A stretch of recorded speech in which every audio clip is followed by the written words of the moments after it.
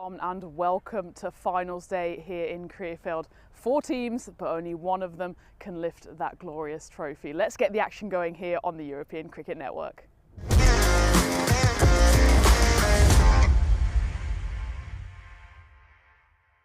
This European cricket event is proudly brought to you by HCL Software, Rado and OneXBet.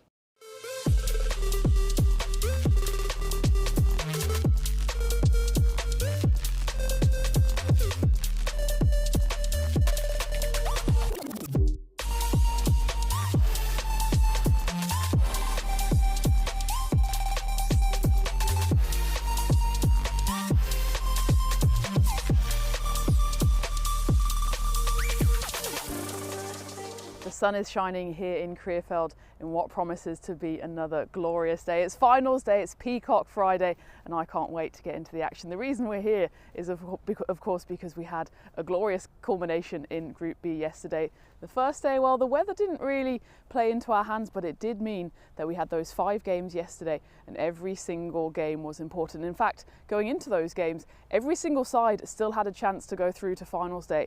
And when Strath's Rising Stars sprung an upset early in the day, we thought, well, we could have some new people in that final.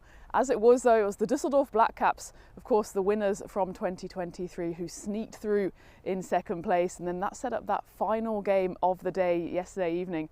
And it was between the Krefeld Boosters and the Bonn Blue Stars, pretty much a quarter-final situation to see who would take that top spot. And it was the Bonn Blue Stars who went through pretty much in emphatic fashion, as the Boosters just never really got going, didn't post a total into the hundreds. And in the end, Bonn Blue Star, while they picked up the bonus point, that was really immaterial to the standings. They went through in first place straight to the qualifier. Well, they will meet up against Gelsenkirchen. Remember, all the way back in Group A, they topped the group. But of course, first, we've got the Eliminator, means that the 2 sides in there have absolutely no chance to have a loss. They've got to win and they'll go through to play in the qualifier. And the 2 sides then are the Düsseldorf Black Caps, the reigning champs, who I think have got a bit of a point to prove here. They haven't really shown what they can do so far, and they're coming up against the Spartans from Krefeld, who probably were the 2 impressive sides in that Group A, and they were certainly more impressive than the Black Caps. They played for 1-3, and in fact the only game they lost was against Gelsenkirchen, who topped the group without having lost a game. So it's going to be an exciting one, and before we chat a bit about the teams, let's go out with Tyrone Peters in the middle for the coin toss. Düsseldorf Black Caps to call. Heads. Heads is the call. It's the tails. So we're going to bowl first. The Spartans have chose to bowl. Thanks, Tyrone. So there you have it. The Spartans have won the toss and they will have a bowl. It's an interesting move. Remember, the Spartans, well, they've had 2 days break. Sometimes that's good, you know, to refresh the body. It also means they're not quite in the rhythm that they were a few days ago. Interesting that they've put the Black Caps into bat. There's that one figure, Jamshed Khan. He's hit enormous runs on the network and this week as well. He's such a key wicket. If the Black Caps can keep him out there scoring runs, then we could have a big score. But let's not forget Udit either. He scored an 11-ball half century for the Black Caps yesterday. So those 2, if they can get going, the Black Caps possibly posting a big score. As for Krefeld, then they can back themselves here. Whatever is put on the total, they feel that they can get the runs. Remember, both of these sides, if they want to lift the trophy, they have to win the Eliminator. They go through to the qualifier number 2. That's against the loser of qualifier number 1. And of course, then winning that takes you to the final. So it's the long way round for either of these sides, but I know it's going to be an absolute thriller. Rico is back in the commentary box. He had a restful day yesterday, I'm sure. Looking forward to seeing what he did on his rest day. And I know he's looking forward to this one as much as I am. And the news from the toss, Rico, is that Krefeld have won it and they will have a bowl. Thank you very much indeed to Tina Goff on a beautiful, hot, sunny day here in Krefeld, Germany. Certainly looking forward to the action. And it's Nelson Mandela International Day as well. Nelson Mandela's birthday is, of course, on the 18th of July. A day celebrates the idea that each individual has the power to transform the world and the ability to make an impact. We're talking about impact. There was some impact yesterday, weren't they, on the second day of action for Group B.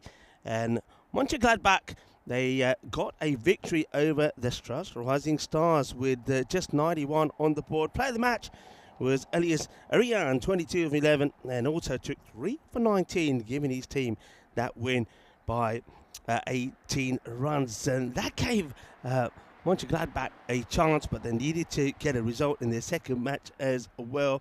I'll tell you a little bit later on how that went, but I can tell you how the one between the Düsseldorf Black Caps and the Struss Rising Stars. Well, the Rising Stars, they did rise to get a win against the Black Caps. Black Caps 128 for 6, and Ubaid Manzoor 45 of 14. Jamshad Khan 29 of 11, but it was Afzal Mohammed's 33 not out of 10, which helped his team to secure a victory despite Almazia Almazai's 4 for 26.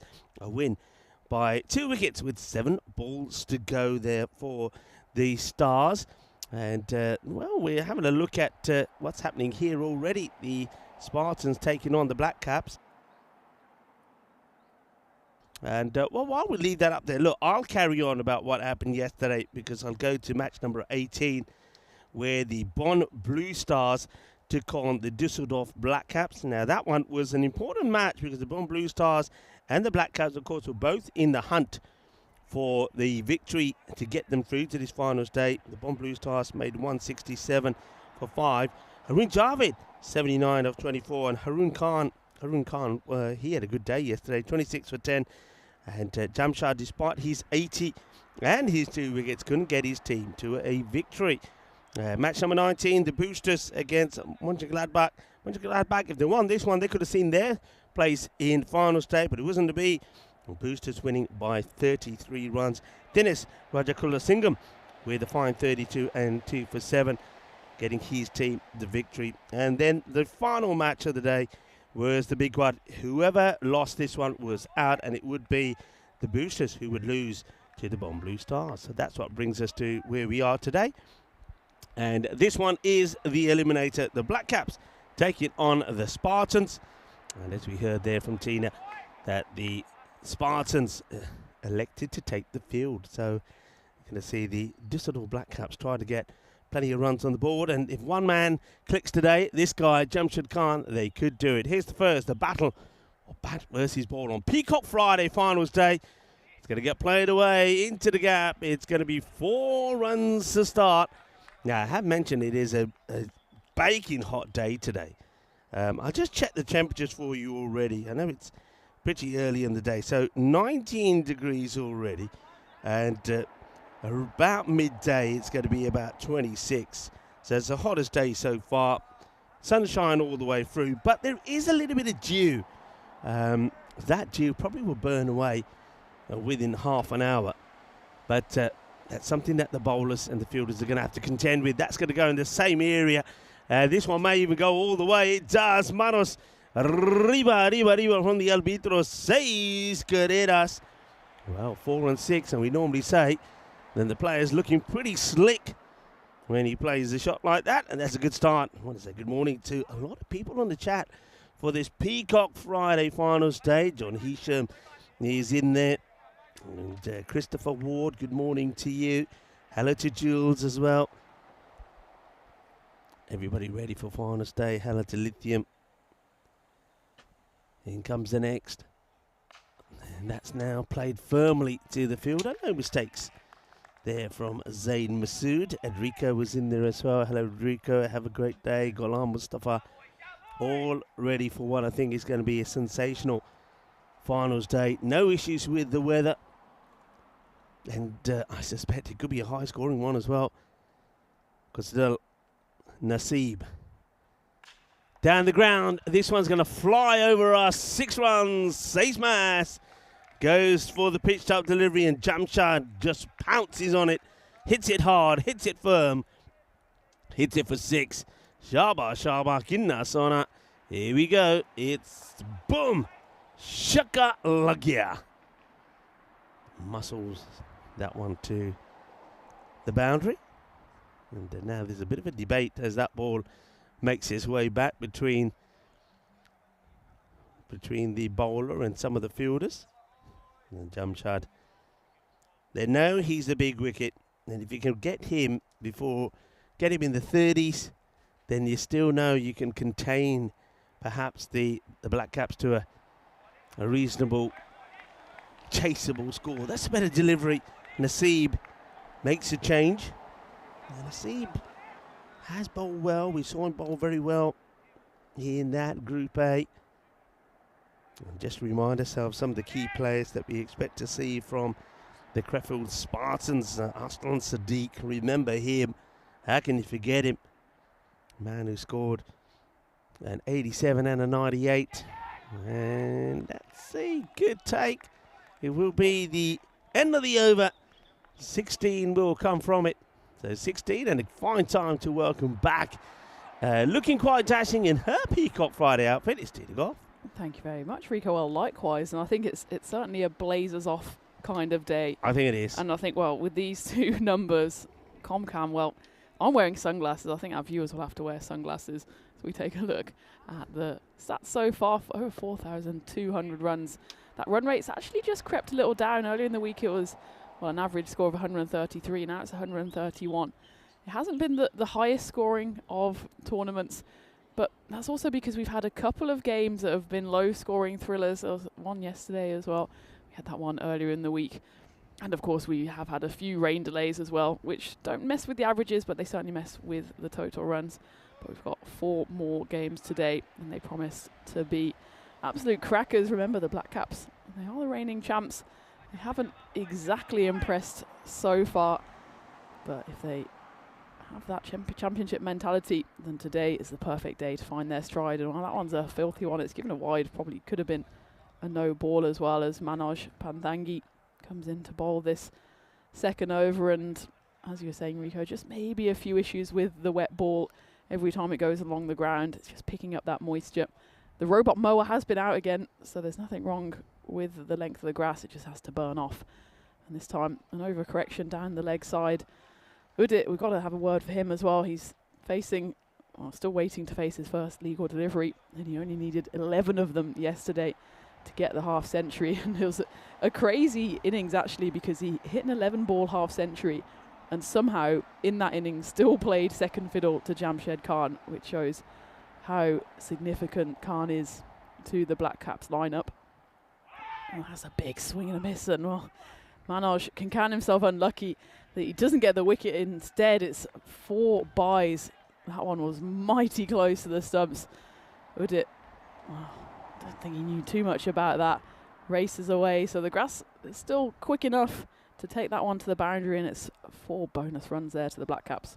Yeah, runs and bonus runs, it's exactly what we need. And these two, remember, Jamshed Khan and Udit Mehta, these were the 2 guys who in the final here in 2023 found their form and their rhythm with the bat. Both of them scored half centuries in the final. And on that time around, it was against the boosters. No boosters here. Once again, apologies for the graphic that we had up before the start. And it looks like there was a few gremlins in the works. First of all, we couldn't go through all the recap. Don't know what happened there, guys. And then we had the wrong name up. It's not, of course, the boosters that are playing. It is the Krefeld Spartans who are taking on the Düsseldorf Black Caps. So just a few issues there first thing in the morning. So we'll get that corrected for you. We'll have some other graphics up for you at some point. That's up in the air, but not going to be caught, not going to be stopped either. Hits is nice and straight. There's Udit Mehta. But, as I said, he does seem to be somebody who is starting to get back into his rhythm. Yesterday he scored a 50 in that win, and a very important win against the Bonn Blue Stars in a high-scoring run chase. They needed 168, they got 168. Jamshed Khan scored the 80. Mehta scored 50 in that win. And match number 18, and that was crucial for them. That's hit up and over the offside this time. Just bounces, I think, just before the rope. It's going to be 4 more. Crunched away. Good hitting.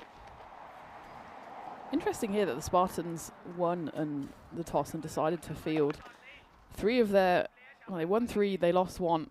2 of their 3 wins came batting first. And the one they did win batting second against the Grey Caps, so it wasn't the most convincing of performances against a Grey Cap side who themselves weren't overly strong. They lost 6 wickets on the way to that victory. Well, we've seen how powerful the Black Caps can be, especially their opening batters if they get going. And that's exactly what's happening here. Maybe the Spartans captain Taha Hassan already ruining his decision Wait and see though, as another one is pumped down the ground for 6 runs. Yeah, it's just in that slot. You can see that the batter, Mehta, doesn't have to do too much. He just stays in his crease and just hits this straight and hard. And they've just got to get the lines right here. Runs coming very quickly.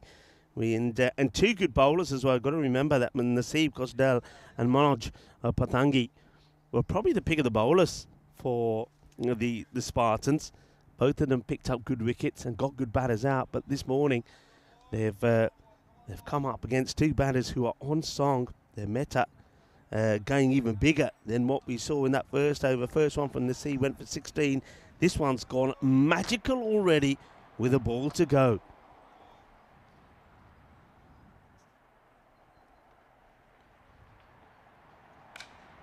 Hit well and through the gap, 4 runs. He looks in some good form. There's Mehta. He's hit the ball to all rounds the park. 4 carreras más. And that is a glorious stroke and sounded beautiful off the middle. 2014 are coming off over number 2, taking the score to 40 of 2 overs. Dream starts here for the reigning champions, and it's one of those where it's 40 off 2. You'd probably say 40 off 3 would be a decent enough power play. And how many times did we see it earlier in the series that a team gets off to a perfect 2 overs and then throw it away in the 3rd? And that's exactly what the Black Caps are trying to avoid here, because if you add even 1 wicket to this score, especially if it's out of Jamshed Khan, certainly the Spartans will feel like they're still in this. And well, the reason they're here is because they got through in 2nd place. You got to say pretty convincingly in 2nd place. They were the only side to win 3 games. Of course, Gelsenkirchen won 4. So they've absolutely deserved their place here, but they've just not quite shown what they can do early on with that one again. Just a bit of an ugly one down leg side by Naseeb. Hit away comfortably by Jamshed. Is that Marzi? That is Marzi. Marzi doing a little bit of ground fielding first thing in the morning, and nice and clean from him, as you'd expect from all of the ECN crew. Well done, Marzi. But 4 more runs to Jamshed. And this one, Marzi, yours again. Come on, Marzi, get your skates on. It gets past him this time. And it's to get through a bit of an assault course to get there. It's interesting that they don't really try and make a change here. They go straight back to Naseeb. I would have personally tried somebody else. Naseeb went for 16 in the first.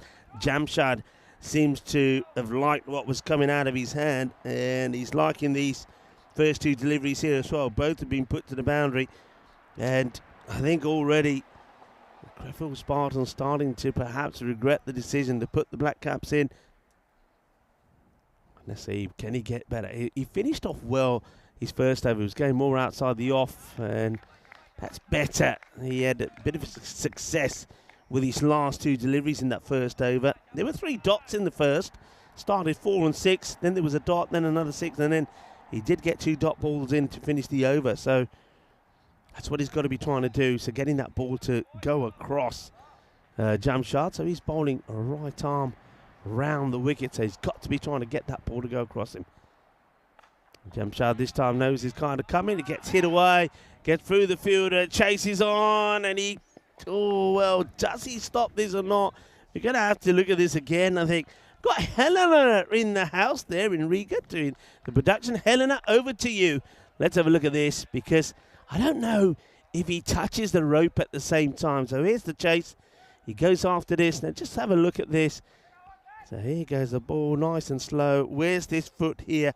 Where's that foot when he touches the ball? Yeah, he's all right. He does well. Great work there from Helena from 2 circles.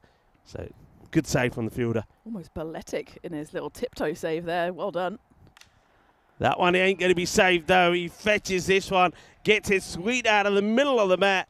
Sweeter than a bowl of rasmalai.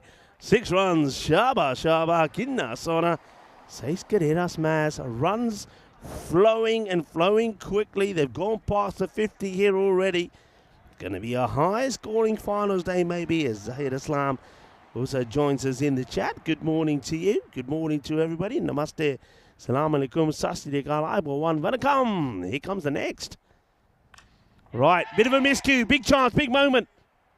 And he's put it down. He's put it down. It goes for 6. Just had the feeling here that the fielder had a little bit more real estate to work with. He could have gone back a step and taken this catch out. Look at the space behind him. That's an error from the fielder. That's the only way to describe it. And Manjot Singh gets that wrong. That should have really have been the end of Jamshad, but he survives and he gets 16, a big moment. You absolutely cannot give Jamshad Khan too many opportunities. He had one or two in his innings yesterday, and this one is a big one because he was dropped there on 32.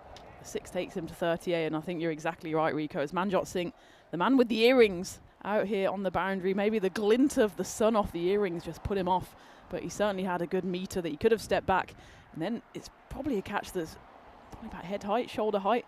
Would have certainly been a more comfortable attempt. As it is, not only does he drop it, it's the double jeopardy. Goes for 6 runs. That over goes magical as well. So far, 16, 24, 22. In the power play, we're talking about that danger third over. What danger? 62 for no loss. And you just saw Manjot Singh now being replaced from that boundary. It's Arslan Sadiq. He takes his spot with the ball. Time for the captain here, Taha Hassan, to see if he can get a breakthrough. It's a good delivery, nicely bowled. The first pitched up Yorker length delivery that we've seen. Mehta, all he can do this time is just blocking out. Gets a single, hands the strike back to Jamshad. Taha Hassan, the captain, he's going to be a key figure here. With both bat and ball, he's scored runs, he's picked up wickets. You have the feeling he's got to do both here to get his side into the next round. Well, there's another 6 to the collection, and Jamshad Khan, he's a big game player, and he's turning up here this morning. Yeah, it's angled into his pads, tries to get that Yorker in, whether that ball just swings a little bit more than what Hassan wanted, but he ends up being a perfect hit for Jamshad. Jamshad gets himself into position pretty early. Full toss, this will go all the way as well. 6 more, and Jamshad has brought up his 50 on finals day here. 50 comes up in just 14 deliveries. Arriva, kinna sona. Swedish wala gaya Jamshad Khan deke. And that's 50. 6 sixes and 3 fours. Just 14 deliveries to bring up the half century. And this one he's going to get lucky with. One that skids off the top of the bat, but with the fielders being pushed back, nobody's close enough to turn that into a chance. So Jamshad gets a single, survives that one. Remember, he was dropped there in the last over on 32, and look how quickly he accelerates, Tina. Yeah, he just has so many gears to go through. Let's not forget Udit though. He got an 11 ball half century yesterday, and not quite firing just as well today, but another half opportunity there. Goes a begging. And when these two at the crease, you've got to take every chance, especially that one from Manjot Singh. We've got to say that's a full chance, and even these half ones, if somehow you can get a ball to stick, you get a bit of momentum into your fielding innings, because at the moment it's just one-way traffic. Yes, certainly is. A very good morning to Ash as well. We're saying happy Peacock Friday to everybody. Hit hard and well fielded on the boundary there by Zain Masood. Makes the stop. And off another over. So 4 completed. 78 on the board. Slightly better over, I guess. That one from Hassan. Only the 16 will come from it. So 16 off the over. Takes the score though to 78. They're flying at the moment still. Let's see how many they can get off this one. You'd expect them to at least get another 15. So that's putting them on kind of 180 sort of score.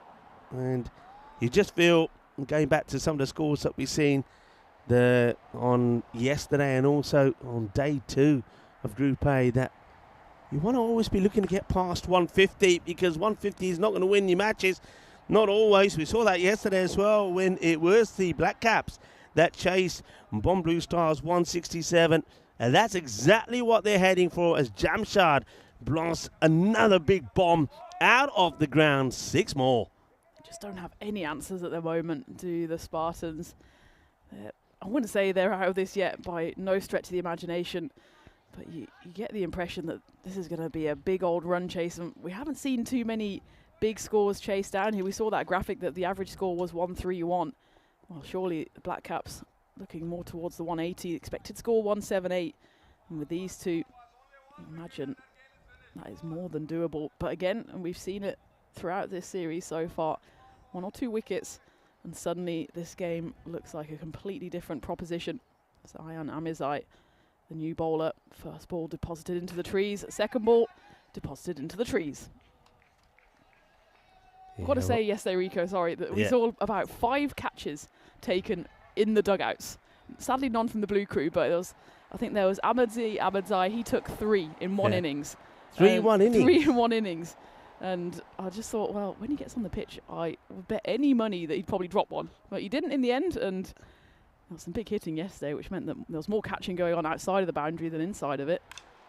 All right, okay, I think he's got enough of this as well. He certainly has. So Jamshad, 3 balls, 3 sixes. Calypso Star. Well, we certainly got the weather from the Caribbean. Well, have we got the cricket to match it? Jamshad Khan has gone boom shaka, boom, boom, boom. On finals day, moved to 70. Wow, Jamshad. He is motoring along here at the moment. And Ayaan Amizai hasn't got an answer to him. Going to change the angle to see if that works. Well, kind of. It's not so much the angle, it's the length. It's a fuller. Can't get underneath it. That's probably only the 2nd or 3rd ball that we've seen bowled that's been pitched right up there. So just a single on this occasion. And the thing is, though, remember the way I was kind of following the cricket on and off yesterday because it was really exciting. So, okay, this one is a genuine chance. I feel Arsan Siddiqui, they're getting in each other's way. Oh, that's an insane catch. Insane catch because Manjot Singh, once again, who was a culprit of dropping Jamshad earlier, kind of gets in his way. And then somehow Arsan Siddiqui has had to lean over Manjot Singh and take a great catch to remove Mehta. Have a look. I don't know we got all of it here again. Let's just rewind and see if we got all of this because it's a sensational catch. It really is. It's a great catch. Yeah, we had the front row seat to that. The 2 fielders, and it's always one of those ones that's a car crash that happens in slow motion. We think, oh no, well, it doesn't matter really if they drop the catch, just don't do yourself a mischief. But in the end, it was Arsalan who was crossing with Zain Masood. Zain Masood pretty much ends up taking a seat, and Arsalan takes the catch over his head. Big wicket. It's that of Udit. Doesn't quite repeat his heroics of yesterday. He goes for 24 off 9 as we get to the end of the 5th over.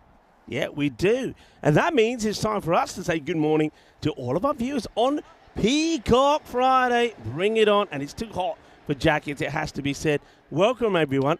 I like what I'm seeing. Very colourful. I like that. And, well, I thought I'd just go back to the 70s a little bit. But, yeah, I like it. And hot, sunny day. Hottest day is going to be so far that we've had here. Quite fitting for not just Peacock Friday, but for finals day. Yeah, it's heating up in here. It's heating up out there in the middle. We've got the sun shining directly in at us. At the moment, it's shining down on Jamshed Khan as well. He's looking good. Here he is back on strike. It's in his hitting zone. You can't bowl there to this guy. You just can't. If it ain't a Yorker, it's going for 6. And I know that Tyron Peters is getting concerned. I tell you why. We've lost a lot of balls here. So I think we might be putting an SOS call out to Grizzly Bear Sports to get some more. Grizzly said, we have lost so many here, going into the trees, going into the jungle. Jamshad gets another one away. I'm just looking at Jamshad. He's in between these balls going to disappearing into the bushes. He's taking time to, he sort of gets down on all fours. Whether he's struggling a little bit, whether he's cramping up a little, I'm not sure. He had of course, a big day yesterday to get his team through. Well, here comes the captain again, Hassan. It's in the same area, and it's the same result. Doesn't go as far, but it's 6 more. Jamshad, well, I'm going to say it. Come on, I'm going to say it. Let's see if there's a curse on Peacock Friday for Jamshad. He is motoring along to a half century. Look, he's given a couple of chances. They haven't been taken, so maybe it's his day. He's in the 80s, 83 or 22. And he has got stat loads of time to bring it up. Yeah, he's looking ominous here, and we'll see if he can repeat the trick. He absolutely can. That's the 2nd over running that he starts the over. 6-6-6. Nothing devilish about that, though, because Jamshed Khan, all class, And you can see what the dugout think of that. And again, got to go back to the toss. I know it's easy to say once you've been smashed around the park, but does Taha Hassan think, well, maybe we could have done this ourselves if we batted first? Oh, all right. Another chance. Arsan Siddiqui has called it. Manjot is sitting on the floor, but he's going to get this wrong. Going to be 4 runs. Going to be 4 runs. He just doesn't get this one right. Manjot sits down because he's told to. And now Manjot is giving it all. Saying, "Dekhiye mainu kaisi beja. Catch it to phal lena si pare nahi hoya." He just mistimed it. Then you can see he has to try and take it one-handedly. And then the ball goes over the road. Jamshad gives another half chance this time on 89, and it's another opportunity that gets missed. And he's going to make him pay, because now he will take himself to 99. Jamshad Khan, 99 of 25 deliveries. He has given little sniffles to take his wicket. They haven't taken him, and he's making them pay. This is just a masterclass in brutal hitting. We were saying earlier in the week that actually a lot of the boundaries are scored square, but Jamshed Khan is the one that puts us in real danger because he loves hitting it straight through that V, now just 1 away. And he plays his away, and he will get his century. He won't get the boundary, but Jamshad Khan, he's done it again, like he did back in 2023. He heads his name once more into the Hall of Fame. 100 of 26 deliveries, and he is mullered the ball for 13 sixes and 4 fours. Outstanding knock from Jamshed Khan, and well, he gets there with a single, which we're not used to seeing from him. Well, I suppose it gives him the opportunity to just trot down the other end and take the plaudits of his teammates, and thoroughly deserved, as he hits that one for 29 runs, and the magic just keeps on coming, mostly off the bat of Jamshed Khan. And the Dusseldorf Blackcaps, well, they're on for a big score here, 126 for 1, and they've still got 4 overs, and Jamshad, with that single, gets himself back on strike. Back on strike, and, well, he misses one, and they go back to Arian Mirzai, who sticks to coming round the wicket, the left arm. He kind of finished his over well by doing that. He was on course for a big one, but went for 19 in his first, so he came back well. That one's over pitch. Jamshad doesn't quite play this right. Should have been looking to hit this over the top of the covers. Maybe he is tiring just a little bit, but look, if he can get his mind back on it, he's on for a big score here, and it could be a biggie. We've seen a 140 scored from Mohammad Asif. That was right at the beginning of this series on day 1. That's a shot and a half, isn't it? What a great shot. We've seen some good clinical hitting here today. But Ubaid Manzoor, he gets off the mark with 6 runs, and that is a glorious stroke. It's the same sort of delivery that he just bowled to Jamshad, but Manzoor, he gets low and he goes over the top of extra cover. 6 glorious runs. At the moment, the Krefeld side, they can't buy a wicket. Oh, that's Gundy. Well, I don't know what the umpires will decide. Where's this going to land? It lands, I think, the right side of the rope. And 6 runs it is. But what about the height on this? Let's see this side on. Is it dipping or is it too high? I think it's dipping. I think he's okay there. So it almost goes to hand, I suppose. But gets over the rope, 6 runs. So try something different, does Mirzai. But the result, it's the same, 6 more. That's well bowled. Again, the number of full pitched up Yorker length deliveries I can count on one hand. They just haven't bowled the right line here. Have the Krefeld Spartans and the Blackcaps. They have they feasted well on what's been on offer. 140 with the ball to go in this, the 7th. And another dot from Jamshad. So when they've got that ball pretty full outside the off, they've had some success. It's always when you're going down the leg side, or if you're going pitched up to him and it's not a Yorker, that's when Jamshad is at his strongest. He's just lethal hitting the ball straight. 140 or 1 after 7. Thanks to Rob Thompson, because of that century from Jamshed Khan, he gifted a membership of the European Cricket Network, and it looks like Michael Gustav is the lucky recipient. And well, you got to say, the way Jamshed is going, Rob, you might have to dig in your pockets because it doesn't look like it'll be the only one today. He's on absolute blistering form. So we take a look at the schedule for today. Remember, the Spartans and the Black Caps, they have to go the long way round if they want to get through to the finals. Whoever loses this one, as it's clubbed down the ground, the Tortuga takes it over the head of the fielder, and at the moment, Spartans, well, nothing is going their way. It was a nice hit down the ground from Manzoor, and the sprawling hand there of the fielder, well, he just needed to get the step ladder out. Wasn't able to do it. Another 4 runs. But yeah, Black Caps looking like they're in a good position here to get through to what would be the qualifier number 2, where they would come up against the loser of qualifier number 1, Gelsenkirchen, and of course Bonn Blue Star, with the double chance to get through to the final. But Black Caps, we were saying, weren't we, reigning champs? Champs always find a way to come good at the right time. The Black Caps feel like they're just about threatening to do that today. Yeah, they are. And I was in the process earlier of saying that 150, 160, you know, to score that. Oh, that's Gundy. That's surely a no. Yeah, it's been called by the umpire on the field of play there. Well, the Grizzly men, Guru and Ayush, are out there on the field. Avinash is the third, but that's too high, and there's the proof of it as well. An easy call for the umpire. That's mullered away for 6 as well. It's a 7 up, and now 7 up with the free hit now to come. So it's gone 4, and now the 7 up. So that's, if you like, that's 11 of 1 ball. And here comes the free hit. And, well, let's find the ball first. It has been found. That's good news, because we need as many as we can get. But yeah, 150, 160 can be chased. We know that. We've seen it. And that's why I think you can see here that the Black Caps are looking to go, well, at the moment, 190. But the way they're going at the moment could quite easily be 200. And that's another big hit down the ground. It's sailing over long on. Put them up in the air like you just don't care from the arbitro. 6 carreras más. Eso es una grande, una bomba.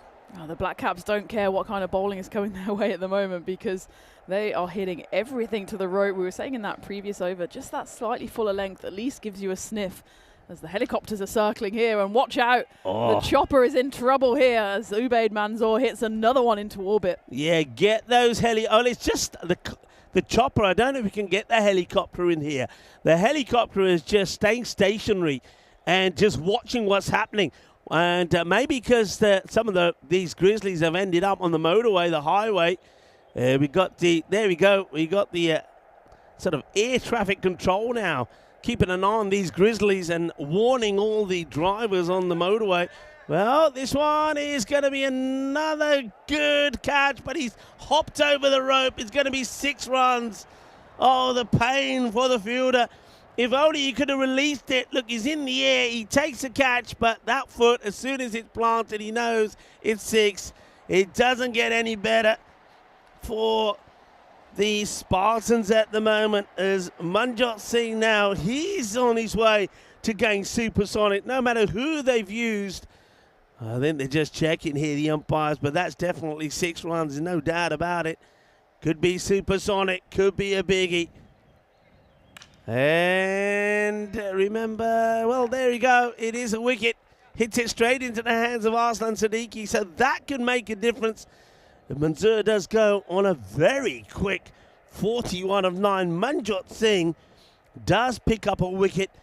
It means that he still, though, every chance he could go supersonic in the over. 29 gets the wicket of Manzoor on 41 of just 9. But it's a big score on the board here for the Black Caps. Yes, Ube doing exactly what he needs to do, which is going quickly. The 10th ball is the one he gets out on, so still a pretty impressive strike rate of 410. Pretty much all of it coming from that 1 over from Manjot Singh. I wouldn't quite say Manjot Singh has the last laugh, because I don't think he's laughing at his figures so far. No. And there's still 1 ball to come, which Kashif Shahab will face. Better delivery, though. Just is able to dig it out the block hole. I think Kashif was wondering whether to take the single or not. Jamshed was like, yeah, why not? Kashif, though, will stay on strike. So Jamshed, at the moment, still lurking at the non-striker's end on 101. The over does go supersonic, 30 runs coming off it. 30 off the over. And just remember, there was at one point yesterday where, I mean, the Black Caps, it was a possibility that they may not even have made it here. That would have been a real blow to them and a real blow to a lot of people that thought they're going to go all the way, even the boosters. I think a lot of people expected to see them here. So there were some upsets yesterday. Yeah, absolutely. And it was such an exciting day because at one point at the start of the day, every side had a chance of going through. Mönchengladbach, they pretty much had a quarter-final. They lost on that occasion, but a win would have sent them through. Same for the boosters in the evening. Oh, that's an awful delivery. That's only one way to describe that is pretty poor. This is Taha Khan who comes on the ball, and this one, from the moment it leaves the hand, Tina, was never going to go straight. It's just a poor ball which nobody could stop, and 5 runs to add to that score. It's a minimo. That takes it to 175, so that 200 is definitely on here. Let's see if he can get it right this time. Well, it's over pitch, but he gets a dot ball as there's a swing and a miss from Shahab. I suppose it just allows Jamshad, especially that knock there from Manzoor as well. It's allowed Jamshad just to get a bit of a break, a bit of a breather. I reckon now he's desperate to get back on strike and get a big finish to this innings. Gets played away, gets through the gap, will be 4 runs. So cuatro más, and that's Shahab now who gets his first boundary. Yeah, Jamshad, he got to that century. Remember, got a single to get to the century. But then since then, he's not hit another boundary. I want to say hi to Ian Smullen, who's saying it was a fantastic knock. Adrico also saying century for Jamshad. Yeah, no commentator's curse, I hasten to add. Alan de Kroom is joining in the chat as well. Hi, Scotty. That's hit pretty well. Chase is on, not going to get there. There's going to be 4 more. Chasing leather this morning are the Spartans. They are chasing leather. And now we are into the 180s. And you know what I say, that once you get to this sort of mark, the run chase becomes more and more difficult. I think we're probably going to see close to a record chase here from the Spartans if they're going to be victorious. That definitely looks that way, as this one has been muscled over the offside for another boundary. Kashif goes boom, shakalagya. It's another biggie. And this score from the Black Caps definitely now looks like it will surpass that 200. Well, the difference between the Black Caps in this innings compared to the previous games is that players have stuck around and scored runs around Jamshed Khan. He's got to 101. I don't think he's faced a ball in the last 2 overs, but the players at the other end, Udit first, then Ubaid, and now Kashif, they're scoring runs, and it just takes the pressure off Jamshed Khan, knowing that he's got support at the other end. That's another poor delivery, short. Fielder's running across. Don't think he's going to get there. Well, he's doing some rope dancing. And, maybe he has stopped this one. In comes the throw. Jamshad will get on strike for 1 ball, it looks like, as that one gets stopped. Well, that's Hamian Bhatt. And what's he thinking at the moment? He's an experienced player. And he's surely he's feeling that this is probably out of the equation now. Jamshad hasn't been had much on strike, gets a full toss. Doesn't quite get this right. The fielder does. It's just going to be a single. Jamshad takes it. And that means he'll be on strike for the last over with the score 191 for 2. Well, the last couple of overs, all we've heard really is that helicopter blades as it now goes off into the distance, and that shows you and tells you just how quiet they are in the field as well, the Spartans. They must have been up and about this morning, going in with a bit of confidence, actually thinking that the Black Caps, they haven't exactly convinced on their way to finals day. They win the toss. They say, let's all get out there. And since then, it's just been nothing going their way. As we take a look at the bowling figures, and no one really has escaped punishment. Aryan Amirzai, it's the best economy. He picked up that wicket as well. There you go into the final over. And while the first one is a rare miss for Jamshed as it goes through to the keeper, it will be Manjot Singh bowling this final one.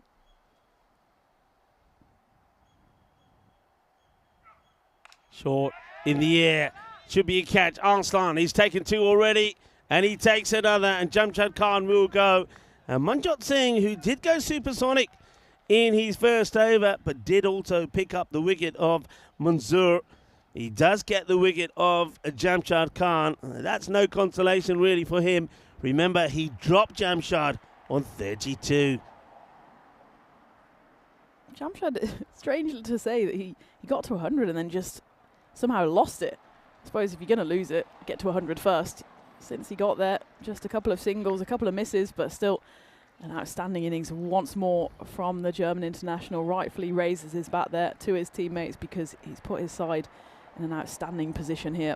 Yes. Now, I wonder if they do get to this 200, though. They should be looking to come back for a...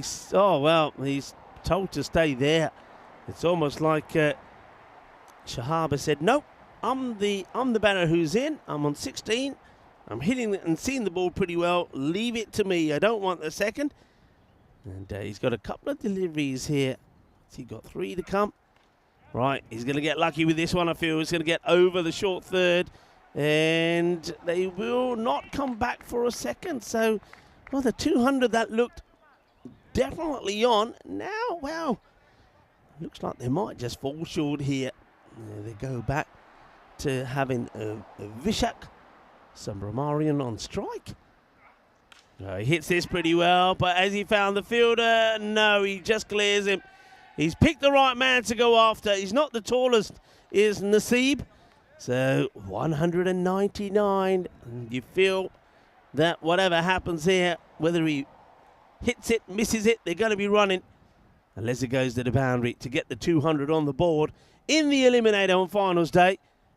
And here we go. It'll definitely be one. They might even turn around and come back for the second. In comes the throw. And they'll make it. So the 200 on the board. 201 it will be for 3 wickets down. And the Dusseldorf Black Caps, they have put themselves in the driving seat in this Eliminator. Great hustle to run that second run as well. If only the batters hustled like that throughout the innings to get the runs on the board, but certainly Black Caps have that 201, so that would be the second highest ever chase on the network if the Spartans manage to hunt down that total. But you've got to say the Black Caps, surely they go into this run defence full of confidence. Jamshed Khan in particular, another century to his name, but really the top order did the business, only losing the 3 wickets, but everyone got off to a start. Udit Mehta, quick 24 from him.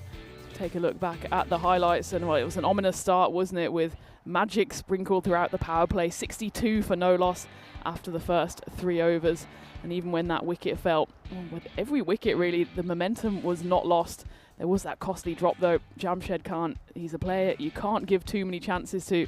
You've got to say, the Spartans on this bright early Friday morning, they just didn't really know what hit them. They didn't know what hit them. They put the powerful Black Caps into bat. I think they were probably hoping that maybe the Black Caps might have a bit of stage fright or something, but it wasn't to be. Jamshed Khan took the opportunity to set the stage alight with some wonderful hitting. It really was a 97-run partnership between him and Mehta. It was just clinical hitting. It really was. That's what this format is all about. Udit Mehta 24 of 9 before he would be caught by Arslan, who does hold on to the catch. But there was again the chance also to remove Jamshed again, and Arslan wouldn't take that one, but he would take that one to remove Manzoor. In fact, he took 3 catches, did Siddiqui, but that was after Manjot Singh was removed from that area. Remember, Manjot put 1 down, but Siddiqui also did put Jamshed down on 89 as well. But as Tina said, it was a strange one from Jamshed. I mean, he got his 100 with, it was 4 overs still to go. And then, well, you know what happened after that. One, he didn't get much of the strike thanks to Ubaid Manzoor, who blasted 41 off 10. When he did get a strike, he just seemed to have lost his way. And then in the end, he did give his wicket away and just added another 2 runs to the 100. And he would go in that last over. So basically, he had about almost 3 overs of being out there and scoring just a couple of runs. But still, enough runs on the board, you would feel. If this is going to be done by the Spartans, then we are going to see the second highest run chase that we've seen on the network. So we did feel that it could be a high scoring day. It looks like it is going to be. Jamshed scores a century will get his name in the Hall of Fame. On the bowling front, Manjot Singh went supersonic in his first, picked up a wicket, but his last over, fair play to him, only goes for 10 and does pick up another wicket, but still, it's pretty expensive. He goes for 40, 45 from the captain, Taha Hassan. And even the top bowlers there, Manoj only gets a 124, and Naseeb does get 2, but goes for 38. So we're going to take a short break now on finals day on Peacock Friday. And if you haven't got your Peacock Friday shirts on, why not get into the closet, get out your loudest number, put it on, and join us back in 10 minutes time as we get ready for the reply from the Spartans. They've got to go big. They've got to score 202 to win the match. Hasta pronto, mi familia.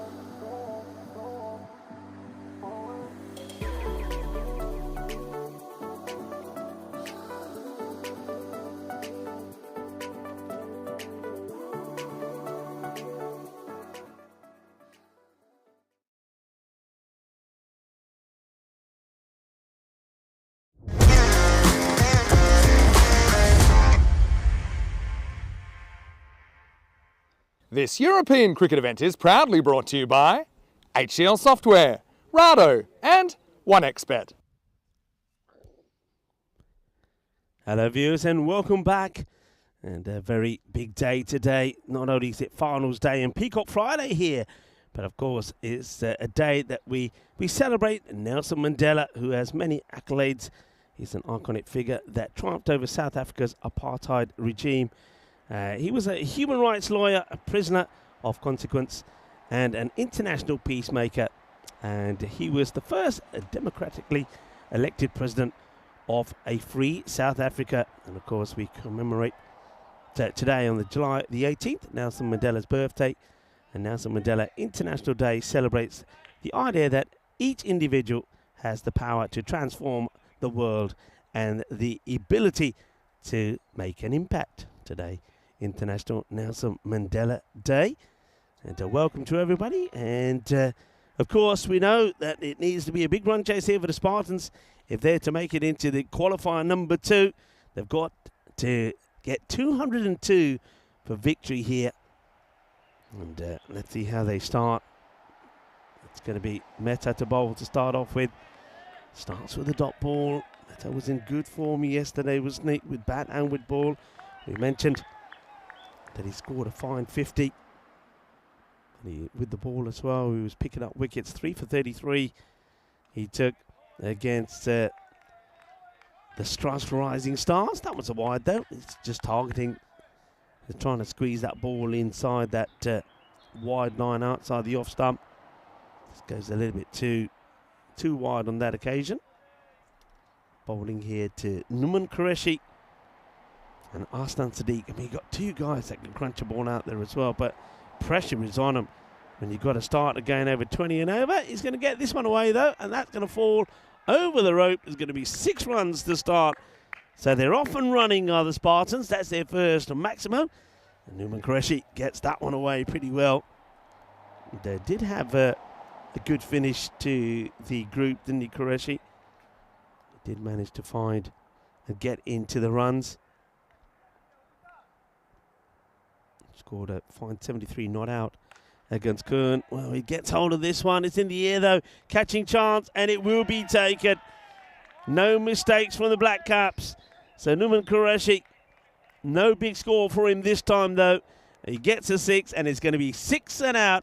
Mehta will get the wicket, and no problems taking the catch there either. I think that was Vikesh Subramanian who holds on to it. No mistakes whatsoever.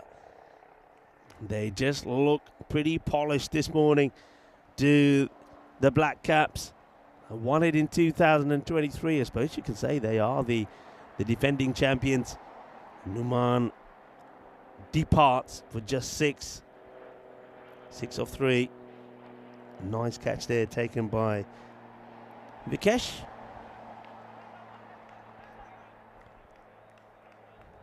Mehta picks up the wicket. I think it's clever actually from the Black Caps. Not putting any pace on the ball. This one's hit down the ground. It's just going to get past and over the fielder and race to the boundary. 4 runs to start then for Arian Amirzai, who comes in at number 3. You just got to have a go here, haven't you? That's the thing. I think each batter just got to go out there and say, right, I'm going to have a go. If it's not my day, it's not my day. But if I can get going, and if I do get a little bit of luck, who knows? That's what they've got to do here. But somebody's got to go big. Somebody's got to score big. Numan Qureshi is not the man. He's already back. Mazai, he's going to just get a slice of luck. Hay poquito de suerte por Amirzai. It's 4.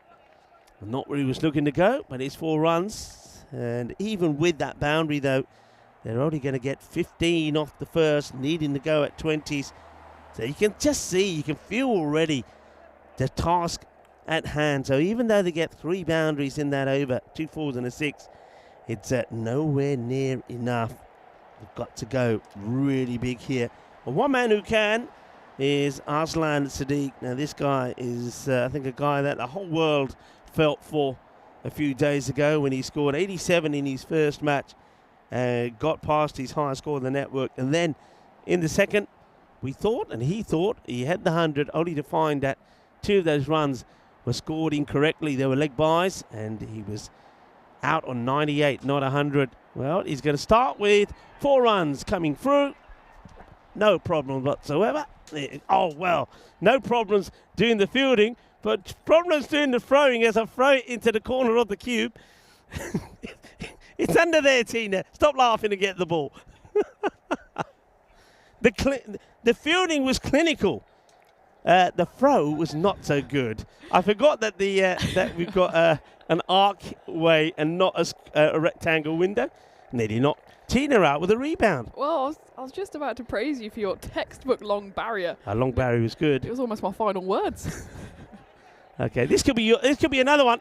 It's another one. Where is it? Okay, this time. Hang on. Camera, watch out. 2 in 2. Voila. Ta-da. This time we were good. Oh, well, I'm not taking any chances now. Usually the ball's coming into the igloo that trouble me, not the ball's coming out. It's a good job I didn't hit if I hit the edge, it was definitely coming back at you. You would have sued me. I would have been sued by Tina for knocking her out. HR would have been on the phone in an instant. Oh, dearie me. It's all happening. It's all happening. One commentator knocks out the other. That's a headline for you. Peacock Friday, final state. And Rico was almost flying solo.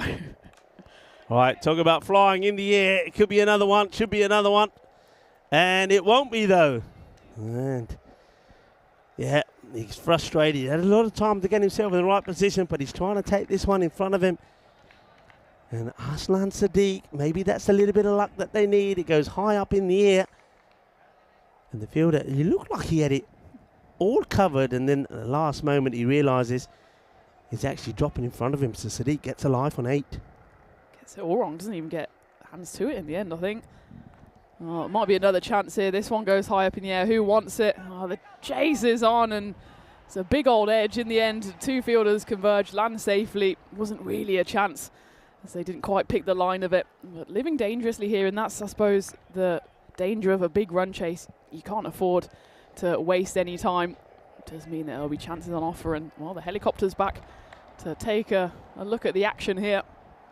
It's weird. He's just hovering there. There's obviously something going down over there, I think. Choppers are out.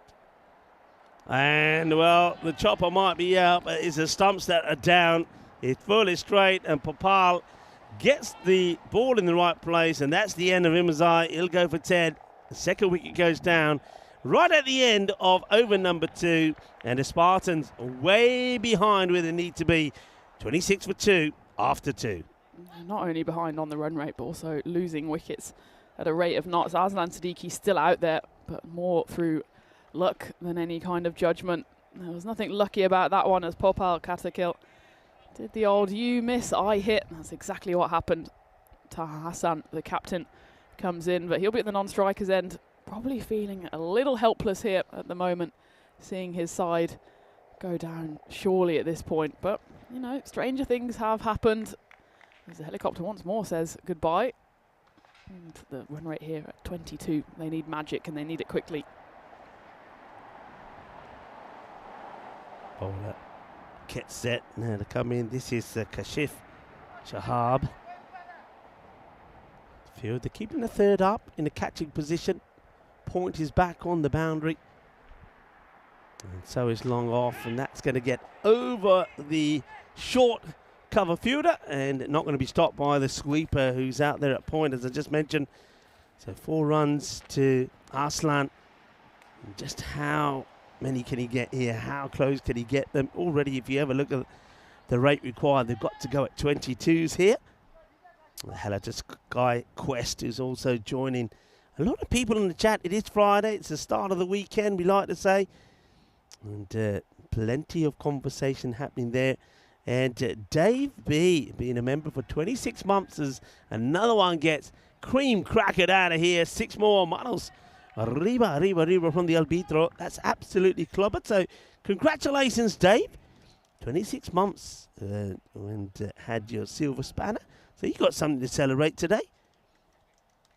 Yeah, well done, Dave. Always great to have you with us. And, of course, everyone in the chat. Hopefully you've strapped yourselves in, got the snacks ready, because it's going to be an exciting finals day. That's high and mighty. 6 more, so Arslan starting to get into his groove. Arslan Sadiq. Now maybe Arslan, the sort of luck or bad luck that he had in the group stage, especially with that 100, maybe he's thinking, you know what, if nothing else, maybe I can at least finish with 100 to my name. He thought he had it the other day, but that'll be something if he does manage that. Okay, this time he's going to get enough of it over point. So even though there's a fielder there, gets another one away. So good this, 4, and then 3 6s on the spin. And Arslan Sadiq is starting to give back a little bit of what they were receiving. And he's clobbering the ball pretty well, swinging hard and making good contact.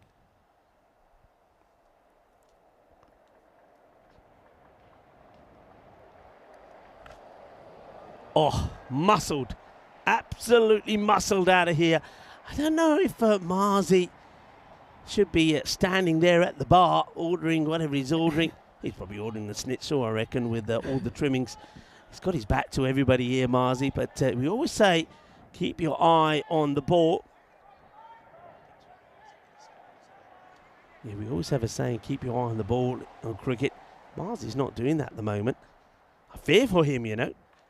Edge, and it's going to be 4 runs. Well, that's a little bit of luck. It's the second time the Siddiqui has had it, and they need it as well. You need something to go their way. This could be the over that they needed to. I mean, it keeps them on track, I suppose. 32. It's supersonic. 32 of the over, which means they get the 50 up inside the power play, so 58 for 2. But you still feel that to be on track here, they need to be around about that 65 mark. Yeah, absolutely. Not a bad comparison in the power play. Problem is, though, they've lost those 2 wickets. Black Caps, they were 52 for no loss. That allowed them to push on. They had 1 supersonic over, 2 magical overs after that. They've got the 1 supersonic to the Spartans, but at the moment, it's just Arslan Siddiqui contributing. He dearly needs his captain, Taha Hassan, to help him at the other end. Remember, he has scored runs, 69 off 24 back in game 2. Okay, this one is a catching opportunity. It's another one that goes down. Not easy, because it is, I mean, that ball's probably spinning quite viciously. He's having to take it pretty low to the ground as the fielder. We just can't get there, and it's a chance that goes begging.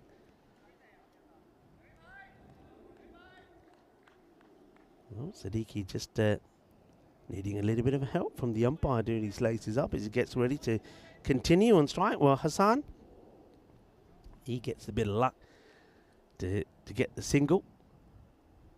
All right, here we go. Hard hitting Siddiqui back on strike, and well, he does try and hit as he throws everything at this, including the kitchen sink, but it's a dot ball, and whenever there's a dot ball, that hurts you. This is Ahmadzai, who's coming on to have a bowl. He's been there in with the wickets, hasn't he? He's bowled pretty well. Been a good performer for his team. Yeah, got a 4-for in game 17. That was in that loss, a surprising loss against Strass. That one's gone way up in the air, and Arslan Siddiqui continues his one-man mission against the Black Caps, but it feels like this has to be a team effort chasing down 202. He's doing his bit, though. That one's smashed away. He's now 47 off just 12. Probably fair to say, Tina, that, I mean, we've come back here after a couple of years, of course, as Ahmadzai comes in again. Oh, crunched. Well, that's his 50, isn't it? That's 50 up, and he's done it in 13. And he scores a goal! Scores a goal! Yep. Well, we'll have this on the replay. Thank you very much. And I know that there was a few of the English that were going goal yesterday when the women, of course, put their place in the semi-final. But this, oh, well, how about that? Right in the back of the net. It's a good hit, and well done to Arslan Siddiqui. Ball putting up to 50, Benali. But what I was going to say is probably if you were to look at all the players, most improved player, Arslan Siddiqui. I mean, his high score before the start of this series was 29. And he did that on 2 occasions. And yet here he is, muscling, and there's another one. The ball to the boundary and scoring big runs. That takes him now to 59. Yeah, he's been an outstanding player for the Spartans here in this series, and does a little hop, skip and a jump on that occasion as well. And if he does end up on the losing side here, which he's doing his utmost to not be, you've still got to say he's possibly even up there in contention, an early contender for MVP, because he's hit so many good runs, and he's been an elegant player as well. Played it all around the ground. We were saying earlier, Marzi's in trouble. I think that the football goals are in trouble, and the road is in trouble to the left as well.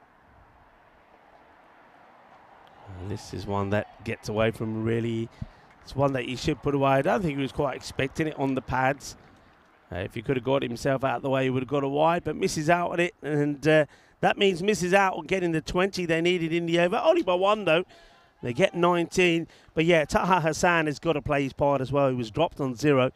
So maybe he can make the most of it. Remember, Siddiqui was dropped on 8 himself. So he's had a drop. Let's see if he can cash in.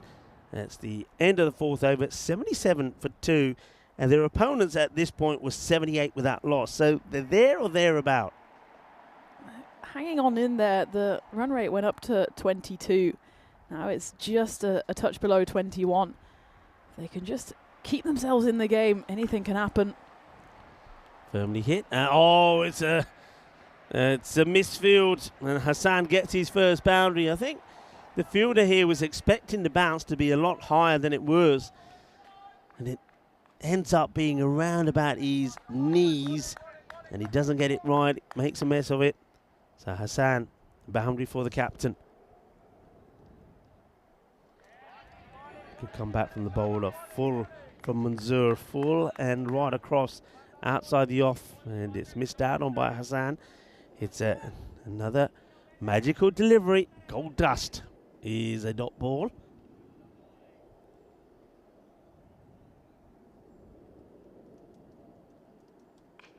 That's clobbered. To the fielder, though. Doesn't find him. He's going to be disappointed, but I suppose, yeah, you can see frustration from the captain. He misses out on one, and then when he does get up on the ball, just a single. Right, Siddiqui now on strike, who, well, like he does, takes his time to get his gloves back on. Well, the gloves are on, but can he continue smashing the ball? That's what he's got to do. Just scuffs it.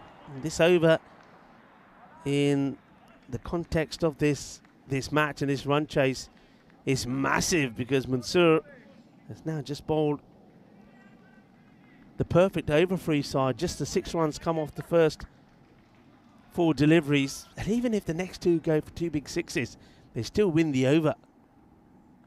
And it won't go for 6 at all. It's going to be another dot. So what an over this is from Manzoor. And just watch how that run rate is going to escalate to probably around 23, 24. And this is why those 200 plus run rates, run chases are, a rarity on the network, despite the amount of games we play, because you just have to keep that magical pace throughout. And even if you get those 1 or 2 overs and we start saying maybe you're back in it, it's so hard to keep up. And even with that boundary, as you say, Rika, it does go all the way for a flat 6. It's just the 12 runs to come from the over, which in any other situation you'd say, yeah, that's a decent enough over. But when that run rate now goes up beyond 23, you just can't afford even 1 or 2 bad deliveries. Yeah, whipped away, gets 6 from it, but you're absolutely right. With just 12 coming off the over, the rate now moves to almost 23 required per over. So really, they're looking for another big over, like they got an over number 3 when Kashif went for 32. But I like this move from the captain, Abdul Majid. He goes straight back to Udit Mehta, who takes the pace off the ball, and he's hoping that is enough to keep Siddiqui quiet. Bit of a gamble as well, as we have a look, of course, of our tour of Germany. Tomorrow will be the start of the European Cricket Series Women, where 3 domestic women's teams will be in action. Looking forward to that over Saturday and Sunday. Down the ground. Well, this one could land somewhere near us. I've lost it, but it's close to us. Yep, it's the 3rd one that comes in. There you go. Thank you very much. Tina takes cover as I just pass this back to the fielder. And a good shot.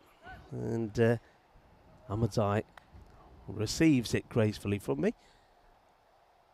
Oh, edge. It's another one that's going to go to the boundary. So Siddiqui swinging hard. I don't often say this, Tina. I don't often say this because, you know, we try to be always neutral. But I would be very, very happy if Arslan Siddiq scores another 30 runs. Because I just really, that day, I won't forget that day.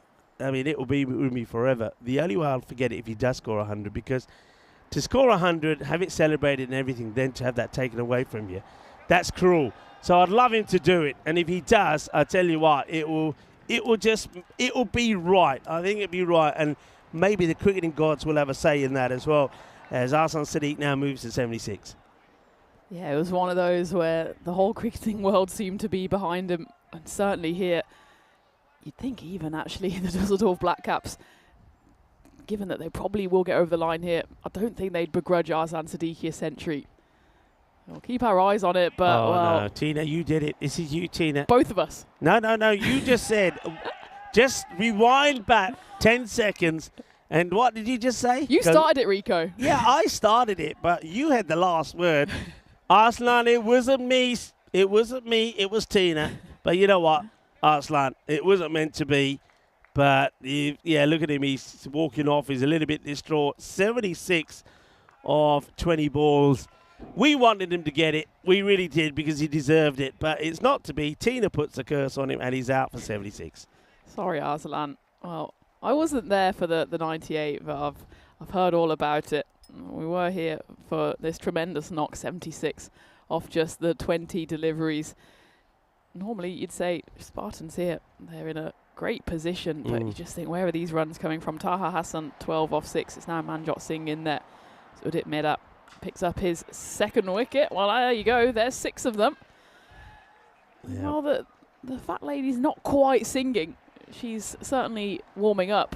But while a few 6s are still being hit, they're still in contention. And, well, even with that wicket, this over's gone for 22. It's gone magical. Another 6 would take it almost supersonic.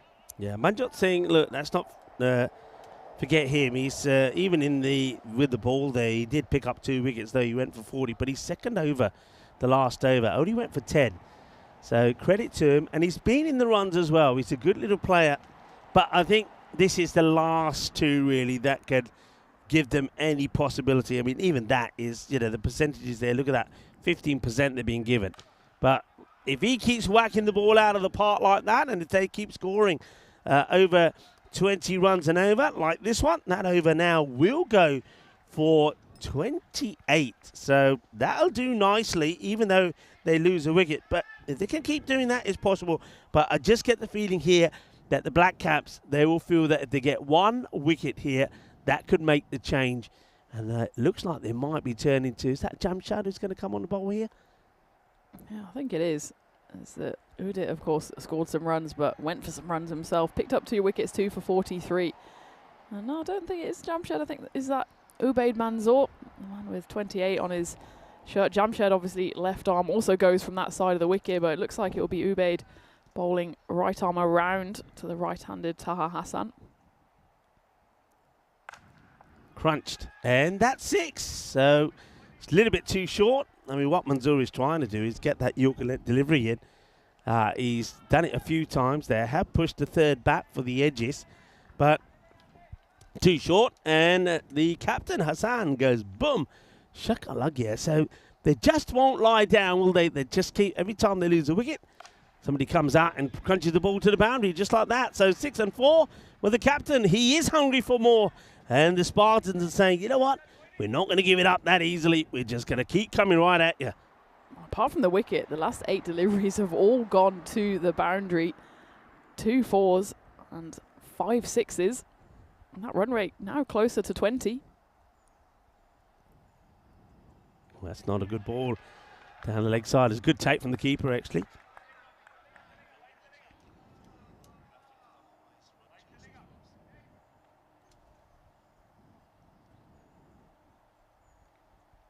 Down the leg side, has to be bowled again.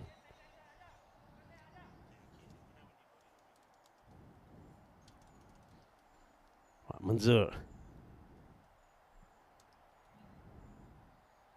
That's hit beautifully. That will go all the way as well. Bolle, bolle, bolle.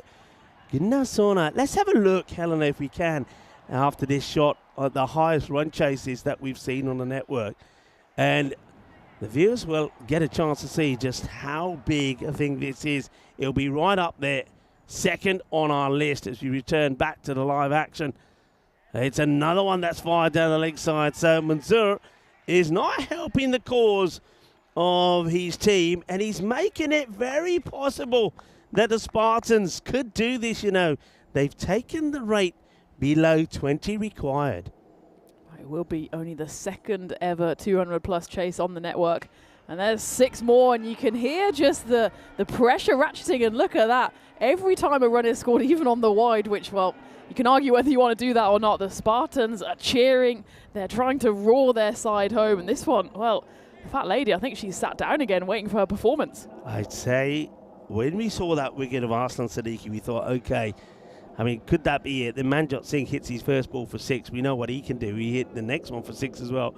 Taha Hassan, the captain now, can't stop hitting 6s. Game on, people. Game on. It's hit pretty hard. It won't go past the fielder.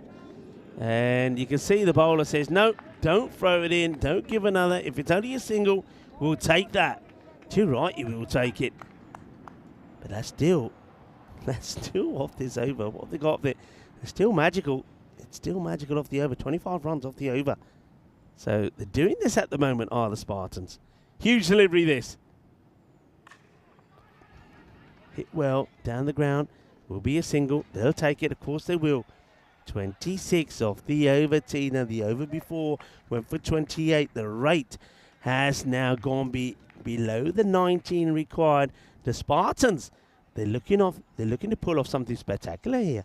This is tantalising now, and I think, well, we thought they'd turn to Jamshed. Looks like they will be now for the 8th over. Take a quick look ahead at what's coming our way in the qualifier number 1. It's the battle of the winners of the both groups, as Gelsenkirchen unbeaten face up against Bonn Blue Star, who of course had a no result, also had a loss.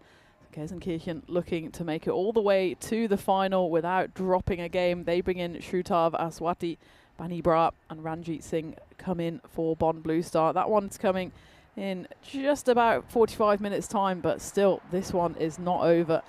And Jamshed, well, because it's so tantalisingly poised, a good over here, anything less than 15 and you'd say that's game over, but if it goes up to 20-30, we've really got the chase on.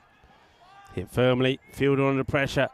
Well, the knee makes the stop, rebounds in front of him, so just a single to start. Manjot thumps his pad with the bat in frustration. He wanted more, of course he did.